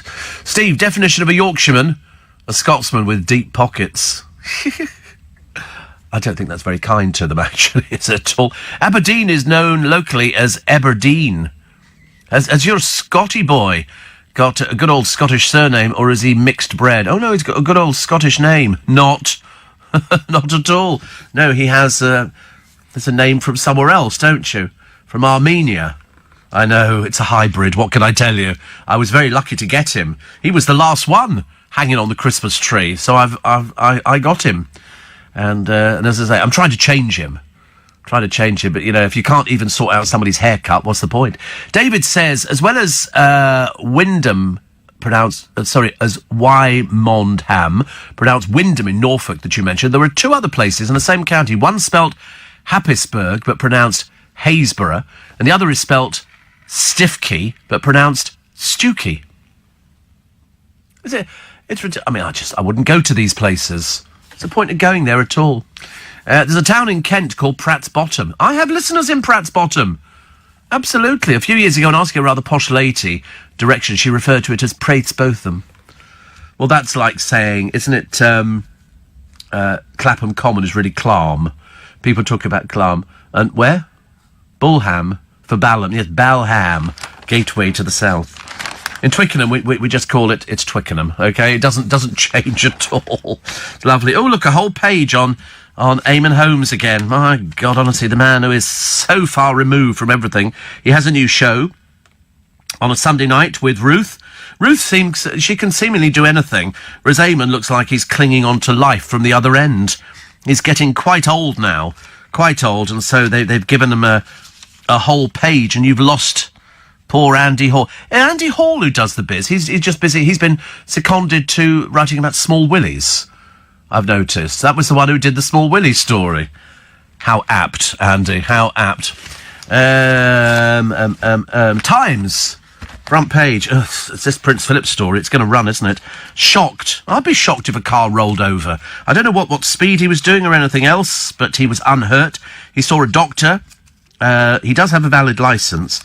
Because if the Queen rolls a car, does she have a licence? I can't remember if she's learnt to drive. I know she did ambulances during the war. And yes, I'm not sure if she needs a licence. I can't remember that. But it doesn't matter, does it, really? But we like her. Also, Steven Spielberg is doing a remake of West Side Story. And true to character, a 17-year-old girl of Colombian descent will star. 17, honestly. It's so young, isn't it, really, nowadays? So young. Also, what was this one here? Oh, the pothole. Poor old cyclists. Honestly, if you cycle through London and you've got potholes all over the place, you must take your life in your hands. Must be looking at the size of this shark, this great white, and this woman filming it. It's huge. I mean, it's absolutely enormous. It really frightens the life out of me. If this thing turns round, you know, you could do all sorts of things. There's a millionaire super tout and the wife of a ticket fraudster are among the professional ticket sellers using Viagogo to sell tickets to music and sports fans. Not so good, is it? And the Queen, apparently, we have checked on this, doesn't need a licence or a number plate on any car she is driving within the UK. That only applies to her, though, not to any other member of the royal family. Unless it's Prince Andrew, who just doesn't open gates, he just rams into them. You know, a little bit of a petulant youth there. Not that he's ever contributed very much to the royal family. What was the other one? Oh, yes, we've got an artificial meteor shower. And I have a feeling that this is a Japanese company who is sort of bringing on a meteor shower. Lovely. And women dining at one of Manhattan's most popular Italian restaurants are no longer allowed to sit alone at the bar as part of a crackdown on hookers. In a posh place. Clementine Crawford, a partner at a British marketing agency, says she was told of the policy at Nello on Madison Avenue by an embarrassed waiter when she was going to take her regular space at the bar. No, people who sit at bars, hookers. Good grief. Right, take a short break, shall we? 6:15, the LBC News with the headlines this morning. It's amazing how many different words. Somebody says Beaconsfield, it's pronounced Beaconsfield. Yes, I mean, I know it's written Beaconsfield, but it's always been pronounced Beaconsfield. That's how you pronounce it. Newton Abbot is pronounced locally as Nabbot. That's just an abbreviation, isn't it? It's not, and Nick Abbott as well. Yeah, Nick Nabbot. There you go. Near to Brentwood is a village called Bulpen, pronounced Bulvern, says Mark. When I trained at Coots 30 years ago, I remember being taught that the family name Featherstone Goff is pronounced Fanshawe. That's even more bizarre. And I can't do, Simon, the Landfair... Go. It's too complicated, but here is somebody saying it for you who can do it so much better than I can. See, it makes no difference. Whichever way you say it, it sounds exactly the same. And so you want to hear it one more time? You'll never do it. It's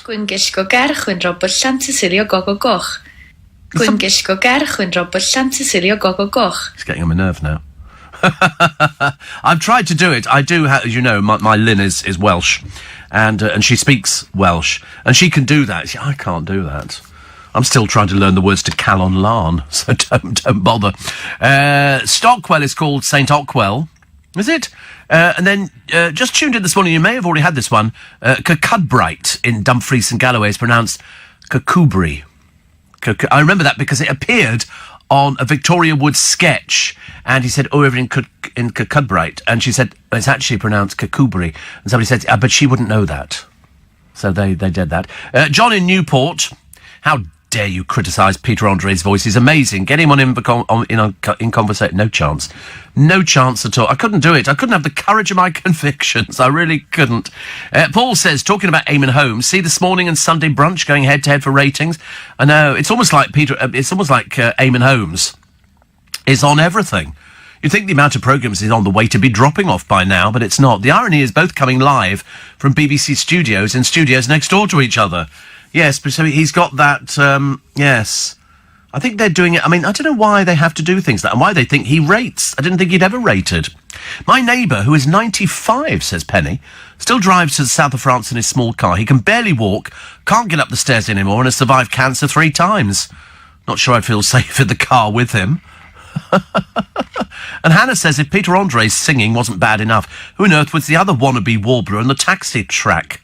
Was cringing listening to her not-so-heavenly harmonies. I'm assuming she's one of his backing singers. I can't think of anybody. But they must have taken a tape on. Wendy somebody. But they must have taken a tape on or something like that. What about Southwark Bridge? As a Scotsman, I found that very confusing because it's spelt Southwark. And yeah, I remember hearing somebody years ago on another radio station, amateur time, doing the travel, and he couldn't pronounce various places off the motorways here. And I remember listening to him thinking, really, don't even bother. Phil says, have you ever visited the beautiful little town of Jaywick? No, I haven't, but it sounds nice. Can you not buy sunglasses in Scotland, or is that just an old wives' tale? No, you can get sunglasses. Don't be temperamental. He was asking a genuine question. Oh, he's gone all funny now. He's asking a genuine question that you might not be able to buy sunglasses, you know, in Scotland because you don't have any little rays of sunshine. But as you know, Jesus wants you for a sunbeam. And that's what we like about you. There you go. There's a town near Birmingham called... Yes, is the James really? How amazing. You see, unless I check it out, I don't know. Is it Ray? Oh, right. It's called Bell End. But that could be... That's where the bells were at the end of it. Somebody tried to change the name recently. The locals got very upset. I've got a book somewhere at home in my distant recesses, and it's got lots of peculiar names of towns and villages. I mean, mainly villages, which are quite funny. Steve, Staithes near Whitby is called Steers by the locals, says Peter. Prass Sands near Penzance, pronounced Pray Sands. Do you know, honestly, I thought my command of the English language was fairly good. Apparently not. Apparently not. So, initially I thought it was a Scottish boy singing the rendition. I should have known better. It wasn't a rendition of a Spice Girls melody or Miley Cyrus's Nothing Breaks Like a Heart. And warm hugs from Trottiscliffe in Kent, pronounced Truescliffe. Truescliffe. I'm sure some of these are made up. I'm sure you're all just winding me up, and I'm sort of sitting here happily falling in for it. Also the surname Cockburn, pronounced Coburn, says Alan in Fife. What a waste of a C and a K. I agree. But that's the way it is. And near us, we have a place called Gifford Town, which is pronounced Gifferton. Not sure why they just didn't call it Gifferton in the first place. I know, I agree with you. And Marylebone is pronounced Marylebone. Yes. So it's not... I've heard people call it Marylebone. Seriously, we're going to Marylebone, and that's... It's Holborn. Actually, it's Holborn, yes. I mean... No, well, they should believe you. But the trouble is, you know, you don't really have a very convincing sort of face, do you? So you say it and they go, you're an idiot, go away. And Holborn, the Holborn Empire, Holborn train station. We used to be near there. I used to use a bookshop near there as well. Philip Schofield is on everything, says Dean. He does seem to be. That's why, because he's off today, I bet he's filming something. You can guarantee it will be. He won't take a day off. He just doesn't. Prince Andrew doesn't need to drive. He just charters a helicopter. Self-heating soup, what's the point of that? Not self-eating soup, self-heating soup. And what you did is you pulled the ring pull and it activated chemicals in the outer bit of the soup can and heat it up. Never as hot as you really want soup. And Mickey says, I'll give £500 of my hard-earned wages to a charity if you do an In Conversation with Peter Andre. Keep your money, love. Keep your money. You're much safer with it. Go and spend it on something interesting. Peter Andre sounds like he's been breathing helium, a bit like Matt Goss. Tickets for that go on sale tomorrow, incidentally. Don't let it be said that I don't promote them. But I think the seat prices are way too high. Way too high. £106 is the cheapest to go and see Bros. They've got to do it because it's only a tiddly place. The Dagenham roofers say my uncle is 91, crashed his car into a wall, he stopped driving. Yes. A friend of mine swears blind that I fell asleep at traffic lights once.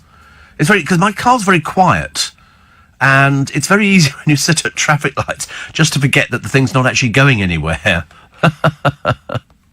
You called me a Yorkshireman earlier. I'd like to correct you. I'm a proper Yorkshire lady, also known as a Yorkshire Rose, says Mel.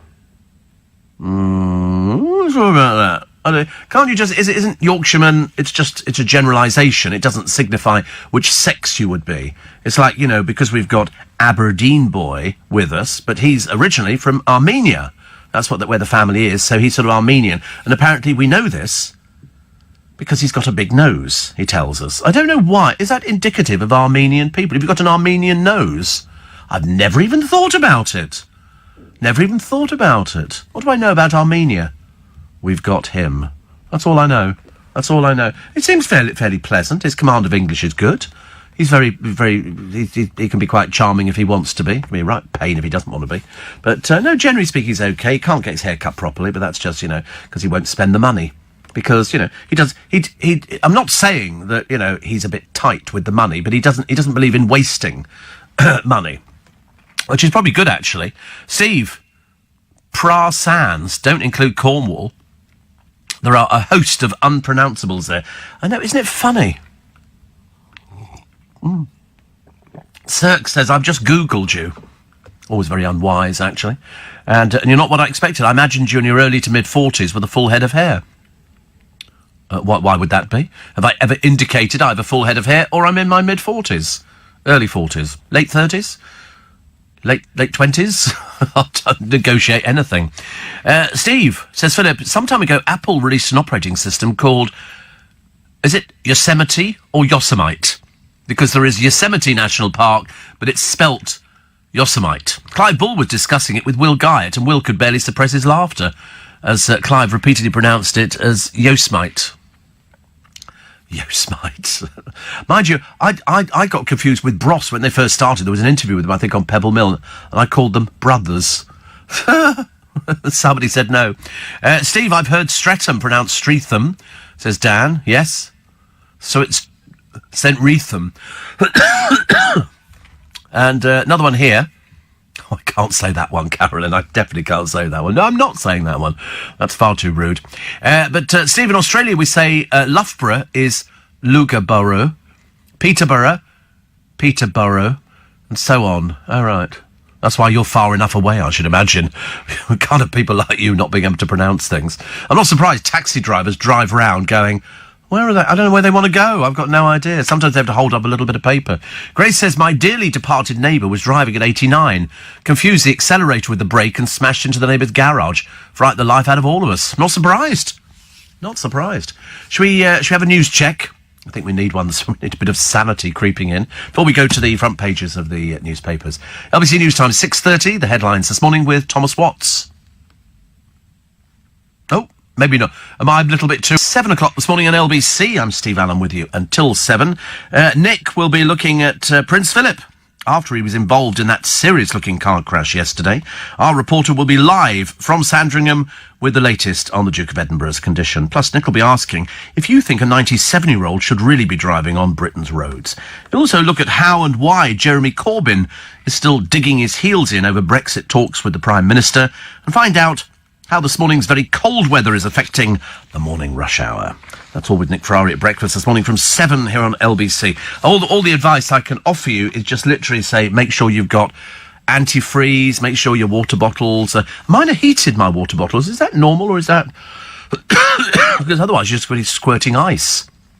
So I think they perhaps it's the heat of the engine. I don't know. But I'm sure it's got a little sort of heater in there. We have Rotham in Kent, says Stephen Maidstone, pronounced Rootham. Yes, my pronouncing bugbear is Plasto. Every travel reporter, apart from Joanne, obviously pronounces it Plaistow. It's Plasto, says Kevin the Milkman. How are things in Leicester Square? Yes, it's not the first time I've heard that one either. Elaine says the same. Did I miss you saying the pronunciation of Leicester Square? What about Worcestershire? It's the same, isn't it? Worcestershire. Worcester. I live in... Yeah. Somebody says, I live in Ewell, but people who don't know pronounce it Ewell. Ewell. They really... Is the sportswear company Adidas pronounced Adidas or Adidas? We think it might be Adidas. We're not sure, actually. We think it might be Adidas. Whether that helps you, I don't know. My husband's grandmother, says Gabby, is now 99. Oh, I love those ice creams, those flakes until you can make them last ages. She was forced to give up driving by the family after exclaiming, why have you stopped? The reply, it's a red light, Mum. She then said, oh, you can see that. Didn't they do a programme on the television with a lot of elderly people, seeing how they were coping with sort of driving, and some of them kangarooed along the road? Cliff in Amersham says, is it a coincidence that Studland Bay in Poole was also a nudist beach? Was it? I don't know. My sat-nav says... Lewis Ham, For Lewisham. Yes, actually, we had a thing on a sat nav, and it did come up with bad pronunciation, and it is pronunciation as opposed to pronunciation, if we're going to be pedantic about it. Fiona says Folkington Manor in Sussex is pronounced Foington. It sounds even more bizarre, doesn't it, by the minute?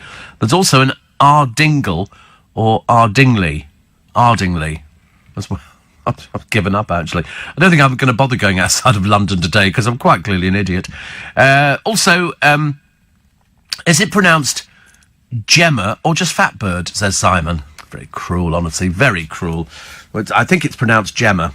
And then you tack on the Fatbird at the end of it. Because we'll have more shenanigans going on this week on the programme. As indeed we do, actually. Steve, I pronounced Hounslow as Dump. Yeah, I think most people do, actually. Hounslow. Yeah, the other one is Leominster. It's spelt Leominster, but it's pronounced Leominster, is it? Where's that? Why have I heard of that? Shropshire. There's so many places I really don't want to go to. I've decided I'm terrible at these things. But thank you for those. I'm sure we'll have a few more before the end of the programme. Herefordshire. Same sort of place. I love that. I pronounce Hounslow as Dump. Sometimes you can find a load of other places. Beecham Place. Yes, I mean, I used to pronounce it Beauchamp. I used to think it was Beauchamp because it was Beauchamp, as in the French. So I thought Beauchamp Place. And somebody said, no, it's Beecham Place. You went, well, why is it not spelt Beecham Place? It's Adidas. No, we don't think it is. We think it's Adidas. We think it's... Is Southall pronounced Southall or Southall? No, it's Southall. I know because I used to live very near it. I still call Nestle, says Jim. And then Jane says it's definitely spliff and not sploff. It's spluff. What are you on about? It's spluff. I smoked my spluff. That's what people are asking for. Small people tuning in from another... You know, if they were listening in on this programme on another planet, they're going, don't bother listening to him anymore. He's got no idea. The ghastly but enterprising Kardashian family, says Jennifer, has Armenian roots. There you go. Robert Kardashian's great-grandparents were immigrants from Armenia. Robert, their departed dad, not the son. It's pronounced Adidas, not Adidas. And it's after Adolf Dassler, who founded the company, says Amy. What's that got to do with it? Adolf? It doesn't even sound like anything at all. Oh, so the ad bit comes from... Well, you could still do Adidas, couldn't you, as well? His brother created Puma. Oh, right. Oh, well, live and learn. I didn't know that. It doesn't matter, does it? I'm not supposed to know things like that. You'll be arguing about this one all throughout the day. It used to be Nestle's Milky Bar. Now it's Nestle Milky Bar. Why has that changed? It used to be Uranus. Then all of a sudden they changed that one because people suddenly thought of the implications. People would say, Uranus, would go, that's like it was something terribly funny. Children telling jokes about it. 20 to 7. And back in the 70s, says Mick, I had an American friend working in London who took a taxi to see the Tutankhamun exhibition, ended up at Tutankhamun. That used to be the beep, beep, beep, beep. Why? Because he toots and then comes in. Okay, that was another sort of gag doing. And there was a great one to do with Sloane Square, and I can't remember what it was. It was very funny. Somebody will probably tell me about that. Sounds like you're doing a local radio-style pronunciation, text and phone-in, says Ben in Guildford, but I'm still loving the show. Oh, we do also. Listen, you can't ever say this show is predictable. Some shows are very predictable. We're not. And it's Adidas, not Adidas. It says it stands for All Day I Dream About... Thank you. Can it really be that? It can't be that, can it? I don't know. I think you're all making things up now, just to wind me. I should get myself into trouble. So it's saying it's Adidas. Front page of the Daily Star, why we should all live our lives like Winnie the Pooh. What, sit in the 100-acre wood and eat honey. Prince in car horror. Dell, don't be fools. This is to do with the block of flats, Nelson Mandela House, coming down. It's going to be yuppie housing. Anything, listen, they'll build on a postage stamp, even in London, even where you are in the country. No romps for Hitler, because apparently Eva Braun, pronounced Eva Braun, couldn't. She had an illness which meant that she couldn't have... apparently. I learnt that this morning. I never knew that before today. Telly favourites Ant and Dec are back working together. I still think they look young, yet they're over 40s now, aren't they? They look very good for the over 40s. Very good. Roxanne... Oh, no, I don't want to do anything on Roxanne Pallet. And rock star Brian May has told Bohemian Rhapsody's critics, "We told you so," after its earnings hit 500 million. Wow. 500 million. Also... Oh, it's David Beckham showing off again. I'm so can't the Beckham family just stay in for a year and do us all a favour? Here's Kelly Brook. Looks like she's just about managing to hold it all together in her little black dress because she went to see Cirque du Soleil at the Royal Albert Hall. Also, excuse me, if you're a winner like Winnie the Pooh, nobody could be... And I say the most important thing is, even if we're apart, I'll always be with you. Winnie the Pooh used to come up with some great sayings, actually, and you kind of bought into it as a child. You bought into Winnie... And I think I've got a Winnie the Pooh stife. I think I have. I can't remember, actually. The snow alerts. I don't know what it's like in your neck of the woods, but nothing down here at the moment. But still cold. Still very cold. Also, I say Barclays and not Barclays. Nick Ferrari pronounces the clay. Odd, says Debbie Lee in Chertsey. Really? You think... Barclays... And you pronounce it as Barclays? Oh, I don't know, which is W-E-S. Oh, you've confused us now, Debbie. Goodness sake, honestly. Barclays or Barclays? Well, it's spelt Barclays. How do you pronounce Lloyd's? Lloyd's. Well, why has it got double L? Why, if you have a double L, doesn't that mean something else? Lloyd. Yeah, as in... All the Welsh things always sounded a bit like that, didn't they, really? Charlotte says, sign in Suffolk for the Ugly Women's Society. The village is pronounced Ugly. Ugly. The Ugly Women's Society. Ugly. I've never heard of that one at all. Never heard of that one. So there's no gay jokes in the family cartoon Family Guy, which is good. I mean, to be honest with you, it did go out with the arc. I mean, I think we've moved on a little bit, haven't we? The Duke of Hazzard, how he flips this car over, I've got no idea. Buckingham Palace says the senior royal who turns 98 in June was seen by doctors as a precautionary measure, but was okay. Well, obviously not. I mean, there must be some reason why this thing flipped over. I mean, do they generally flip over? I mean, unless you sort of skid on something and he leans to one side. I mean, I don't know, how fast was it? We need to know all these things, don't we? How fast was he going? How fast was he not going? Why did it... Oh, more on Christine McGuinness. Dreadful little show-off. Dreadful. Oh, look, she's just walked out of a building. Amazing, amazing. And Ruben Loftus-Cheek is having to deny the fact that he's gay, even though there are all sorts of reports... on the internet that he'd come out to his teammates. I don't think footballers do that. I mean, no matter how confident you feel. If you're retiring, then you can come out. But unfortunately, the fans would give you such a tongue lashing. I know because they're simpletons. I understand that bit. But, so he said, I'm not gay, but I support any player who is. And for that, people have said he must be gay. Now, I don't know if he's gay or if he's not gay. I don't think it made any difference in this day and age, but I can well imagine if you're a footballer, if you were a swimmer, like Tom Daley, nobody gives us stuff about Tom Daley or anything like that, or any runners, or, pentathlon, and all these... Nobody cares. Nobody cares. I'm glad, Steve, I don't live somewhere with a silly name. That's Gary in Penistone. Pronounced Peniston, is it? Oh, right, okay, it's pronounced Peniston. Sounds the same kind of thing, Gary, to me. It's Spliff, says Ollie. No, it's not. Where do people get this from? Listen to Easy Skanking by Bob Marley. Listen to what? Easy Skanking. There's a line, excuse me while I light my sploff. I mean, really? Where'd you get this stuff from? Easy Skanking by Bob... I never thought I'd be saying at 14 minutes to 7. Anybody into Easy Skanking today by Bob Marley?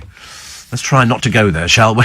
Because we've got the news forgotten. We've been so excited with doing all these name changes throughout the country. I forgot about my guest for In Conversation, which is physically impossible to do on this programme. So my first guest for In Conversation tomorrow morning between 6 and 7 is an actor and a director. You'll know him best as EastEnders' Dennis Rickman and as the star of Hotel Babylon and Sky's Mount Pleasant. However, his true love is theatre. He starred in a revival of Guys and Dolls. He also got a Laurence Olivier Award for Shrek the Musical and Mamma Mia. It's Nigel Harman.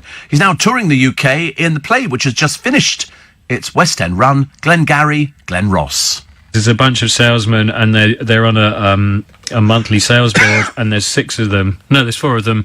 2 of them get fired, and 2 of them get kept. So the tension to sell this land and the lengths that they will go to in order to survive in a world where, you know, we live in a boom or bust society. And at this point, in Chicago in 1983, it was just about to bust. Yeah. There was economic crisis. You know, it's not too dissimilar to what's happening, and these guys are ruthless, charming and ruthless. And in the heart of it is a bit of a whodunit, because there's an event that happens and then the police turn up and you have to work out of the 4 who's responsible for this action.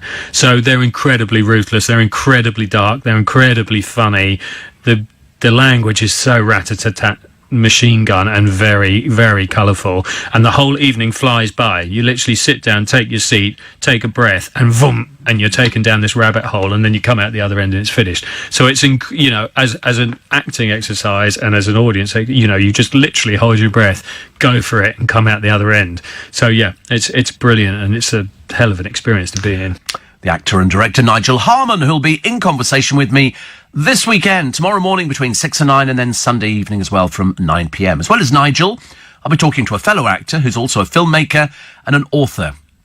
If you've seen the BBC drama series Merlin, you'll have seen him playing Sir Gawain. He's also played T.C. Callahan in The Night Shift, and now he's the star of the new Netflix series Night Flyers, which is available from the beginning of February. It's Owen Macken. Before that, he was a model, a career which included being the face of the fashion brand Abercrombie & Fitch. I enjoyed it because I had a good time. I met some really interesting friends, and I still am friends with quite a few of them. And I got to travel a lot. But modelling is a very difficult industry. It's like everything. You have to work really hard at it. It doesn't really just, if someone does like one of your photos once, then that doesn't matter again, and it's all about the next one, and it keeps going. And there's a lot of pressure and a lot of kind of, I don't want to talk negatively about it, because I had a wonderful time doing it, but there's an awful lot of pressure, and I don't think, we talked about how it relates to filmmaking earlier, but the difference, modelling, it ends up becoming very much about just how you look all the time, which is kind of not really what you want to be thinking about when you're either an actor or when you're trying to make films, you know. So on the one hand, I think it's helpful because you get used to the idea of having a presence and being in front of camera. On the other hand, it actually becomes so much about, there's so much self-awareness about how you're meant to be, how you're meant to look all the time. It becomes quite exhausting. And I know a lot of people don't enjoy it. So really, and there's a huge amount of, difficulties with that constant. You mentioned how people have sunken cheekbones and don't smoke and this and that. Yeah, there's a lot of pressure with that. And I have friends who've had very negative experiences in modelling and very positive experiences in modelling. It really does depend on, I think, like anything, how far you're willing to go with something, how you approach it. Such an interesting conversation with both of them, actually. That's model turned actor Owen Macken, who's in conversation with me this weekend, along with fellow actor Nigel Harman. You can hear me talking to the guys tomorrow from 6. After the best of Steve Allen, and on Sunday evening from 9. Or if you can't join me this weekend, you can listen to the whole thing for free by downloading the LBC app from the App Store on your iPhone or from Google Play on your Android device. Device? Where'd that come from? Devoice? I did that last week. I can't say the word device. And tapping on, perhaps there's a place called Devoice. You know, as in, well, anyway. And tapping on Catch Up. So that'll be tomorrow. We've got the best of Steve Allen, which is a cracking one this week. Very, very good one. It's very nice indeed. So, front page, it's Prince Philip. He sort of takes away, because everybody this week, I promise you, not just here, but I should imagine every television station, everybody else has been going, oh, what a week this week has been. What a week. Who'd have thought in your lifetime? All this stuff going on inside the government, the lies and the flim-flamming, and oh dear, it just goes on, and we still can't get Corbyn to talk about it. So the Daily Mail have gone for Prince Philip, 97. He's breathalyzed. Are you allowed to breathalyze Prince? I'm assuming you must be. If he's on the main road, he can. Can you imagine if it had turned out that he had been over the limit? That would have been That would have set a new precedent. I don't know. I mean, I shouldn't imagine the Queen. She probably has a peppermint or something like that. She doesn't have a driving licence, so and also doesn't have a car number plate. So she was driving a vehicle. You wouldn't know which one, would you? So what do they do? Take the number plates off the cars? How exciting. Daily Mirror, Prince in smash horror. Philip, 97, cheats death. A little bit dramatic here. Cheats death in crash. I mean, to be honest with you, being 97, turning a car over, I would think either it would be an icy road that would turn a car over, because unless you were going particularly fast, I don't know what he's like as a driver. I've got no doubt that'll emerge over the next few days, won't it? The Guardian this morning. Corbyn faces threat of revolt if he seeks new referendum. It's all going a bit pear-shaped for Mr Corbyn, isn't it? Arctic arrival snow brings an end to mild January. Where? Apparently Newcastle. Also, minorities in the UK face shocking jobs bias. Lots of discrimination, they say, against black Britons and those of South Asian origin, particularly Pakistanis, unchanged almost over 50 years. The Telegraph, Duke's miracle escape. I mean, all they do is pull the thing. I mean, I don't know whether he can drive it off again or they just took him back to hospital. Somebody else will come and sort it out. The next time he'll see it, it'll have a respray and look very nice indeed. Holocaust survivors to speak out one last time.